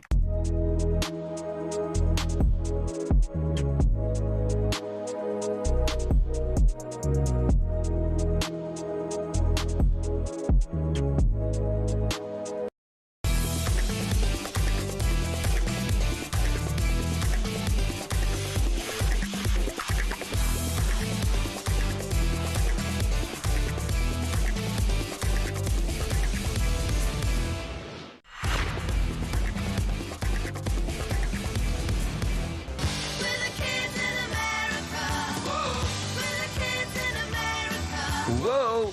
9:49. Good morning, everyone. It's the World Cup Breakfast Show. It's me, Andy Goldstein Darren Bent, and the ledge that is Emmanuel Petit. Bonjour, Emmanuel. Bonjour. Now, we spoke about France and Sweden there, but let's turn our attention to the game between Norway and the Ivory Coast. It's 6 p.m. tonight. It's live on talkSPORT. You two were chatting about Diamonde, right, in the break? Yeah. To PSG, that deal is looking very likely. Do you think he has the potential? I'll start with you, Emmanuel. Do you think he has the potential to be a superstar? Yes. When you go to a club like PSG, that's the step up you're looking for. Yeah, because with Luis Enrique, I think he has a strong chance, to improve and evolve as a player, And the way they play, the identity of this team, you can see that every single player enjoy, the way they play. So the best way to improve is to enjoy what you do on the pitch. Yeah, sure. He's getting into the right environment, I think, as well. I think if he'd have gone into PSG a few years back, where they still had the big superstars, it might be different. But look at Luis Enrique, like what he's done for Dembele and people like that. I just think he might not start with Kvaratskhelia there, but I think being around those players... That's the question. Yeah. Yeah, next level. we'll move away from the World Cup after this question. The winner of this game takes on Brazil in the next round. What did you make of Brazil? Were you impressed with them yesterday or not? I really liked their reaction because it was not that easy. I'm not convinced with them, for years now. And it's not the fact that they qualified that will change my mind. But you never know. They are underdog. And, I'm very, very curious. And sometimes, I think when you are not among the favorite to win the trophy, you can do something, you can be the surprise, working into the shadow, something like that. We've nearly been on the World Cup for a month now, right? Yeah. Up to the end of the fourth week. Apart from France, from what you've seen, who are your favourites, apart from France? I'm still wondering Spain because of Lamine Yamal and Nico Williams. But obviously England, because I can understand sometimes the critics, about the English team. We've been through that kind of period, as well with the national team. But I just want to tell to the people that critics, I just want to tell them, you don't have to play well. You just have to win the games. Simple as that. It's as simple as that. I think they're dark horse, Argentina. And the reason, are they dark horses with Messi? No, as much dark horses, but I look current at World Cup holders. Yeah, but people still. It's an army, Argentina. Yes, but they're not dark horses. Yeah, but they won. Before they got beat, Japan might have been a dark horse, right? Yeah, but because they won the World Cup, the last World Cup. The fact as well that Messi is still on the edge, at 39 years old.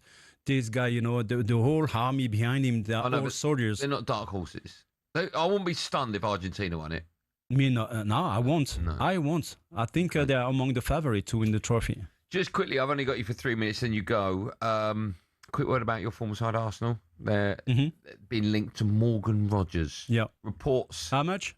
130 million. Now, you put your head in your hands. What do you make of that? 130 million.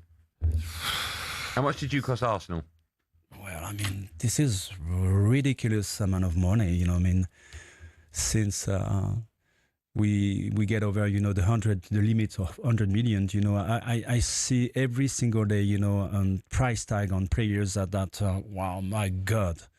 So if you are willing to spend that kind of money on a single player that can make a difference, it's been the case, for Declan Rice, and he did well, very well.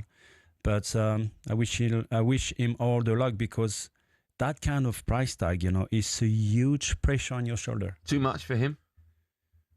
It's too much for any player. I think, well, it's not. Okay, Mbappé, I get these type of players, but for Morgan Rogers, he's an unbelievable footballer. But I think for 130 million, that's if Arsenal were to spend the whole budget on that, I'd be like, I wouldn't be happy with that. I don't think Arsenal necessarily need to spend that money. No, you're right. They need a left-sided player, winger. This is not the priority. No. Other reports suggested Arsenal could sign Bruno Guimaraes from Newcastle. Also expressed an interest in Alex Scott from Bournemouth. I'll ask you both, Emmanuel, if you could sign one player, if Arsenal could sign one player this summer, who would it be and why? What, the name you just said, or someone I've not talked about? Yeah, I said it for the last for a year now. I repeated it again last week. Nico Williams. For me, yeah, you like him. I love him. Okay, DB, are you excited when you hear Morgan Rogers? Yeah, of course. I am, but I'm with Manu. He likes Nico Williams. I like Bradley Barcola. I think someone in that that left side forward, start there, and then maybe. But I look at Eze and I look at Morgan Rogers. Morgan Rogers had a better season, but they're the same type of player. Yeah, it's a lot of money to spend on a player that doesn't fix probably the only problem you've got, right? Yeah. Which is on the left-hand side. Alex Scott, you're a big fan of. Yeah, top player. What was the deal? Was it 60 million? They've poo-pooed it, Bournemouth. About 85 million. Yeah, aren't they? And 85 million? Really? Yeah. Based on what? I know. 1 year. Based on the fact that Morgan Rogers is 120, probably.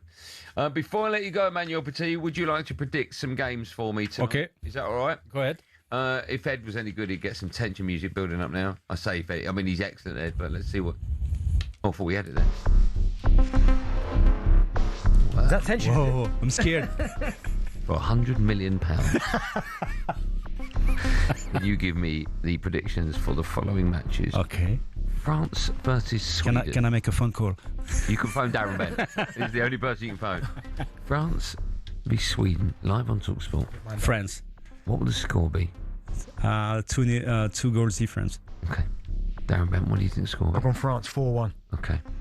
For £200 million, Ivory Coast against Norway. Live on talkSPORT, Emmanuel Petit. Ivory Coast. What score will it be? I think that will probably go to extra times. Okay. I've gone 3-2 Ivory Coast. Mexico against Ecuador. Oh, I will Mexico play at home, but Ecuador, I've been very impressed, the way they fight. So I will bet for a draw. Okay. Belgium v Senegal. We're moving on a bit. Belgium v Senegal. Senegal. Yeah, me too. 2-1. One of the home nations. USA v Bosnia. USA. Yeah, great. And Spain against Austria. Spain. Okay, the last one. Live on talkSPORT tomorrow at 5 p.m. Arguably the biggest game of the World Cup so far. Argentina, Cabo Verde. And you've just lost £400 million. DR Congo versus England. Emmanuel Petit, England. World Cup winner. I've got build out. World Cup winner with France in '98 and Euro winner.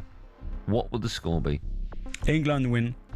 I would say 2-0. Okay. 2-0. 2-0. Okay. 2-0 England. I hope you're right. Thank you for coming in. You can cut the music now. It's driving me mad. Thank you, Ed. You've been superstar. When are you next back with us? We might be away from Saturday. I might never see you again. I think it's next week, something next like week, that, okay. All right, well, listen, I've loved having you in the studio. You're one of my favourite people on the planet. Thank you so much. Pleasure, always. This has been the talkSPORT World Cup Breakfast Show with me, Andy Goldstein, Darren Bent, and, of course, the superstar World Cup winner, Emmanuel Petit. Huge show tomorrow. Yes, it's Dumb and Dumber. We'll be joined by Darren Bent and Gabby Agbonhorst. We'll build up to England v DR Congo, as well as some great, great guests, including Neil Malpay will also join us on the show. Hawksby and Jacobs up next. Thanks so much for staying with us. We'll see you tomorrow at 6. Have a great show. Be safe, everyone. Be safe. Andy Goldstein répète toujours qu'il a une plus belle chevelure que vous. Mais saviez-vous qu'il s'agit en réalité d'une perruque?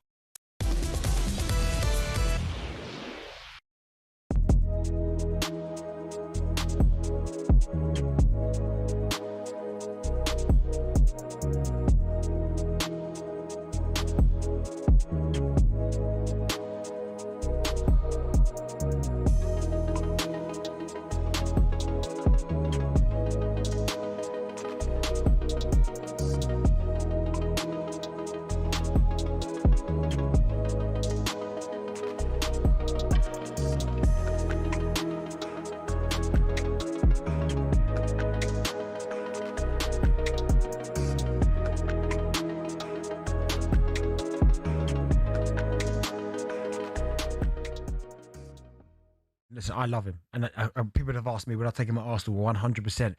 But you look at the last 2 seasons, Real Madrid, and then you look at the last 2 seasons for PSG, the 2 Champions Leagues. They were chasing the Champions League for so long. He moves out, they win back-to-back. It just doesn't look well on Mbappé, does it? You could say that he's responsible for that. But in the meantime, when you see what Luis Enrique, the Paris Saint-Germain manager, has changed, the way the team has changed, the unity, everybody is playing for each other, they're fighting for each other, on the pitch. And that's why,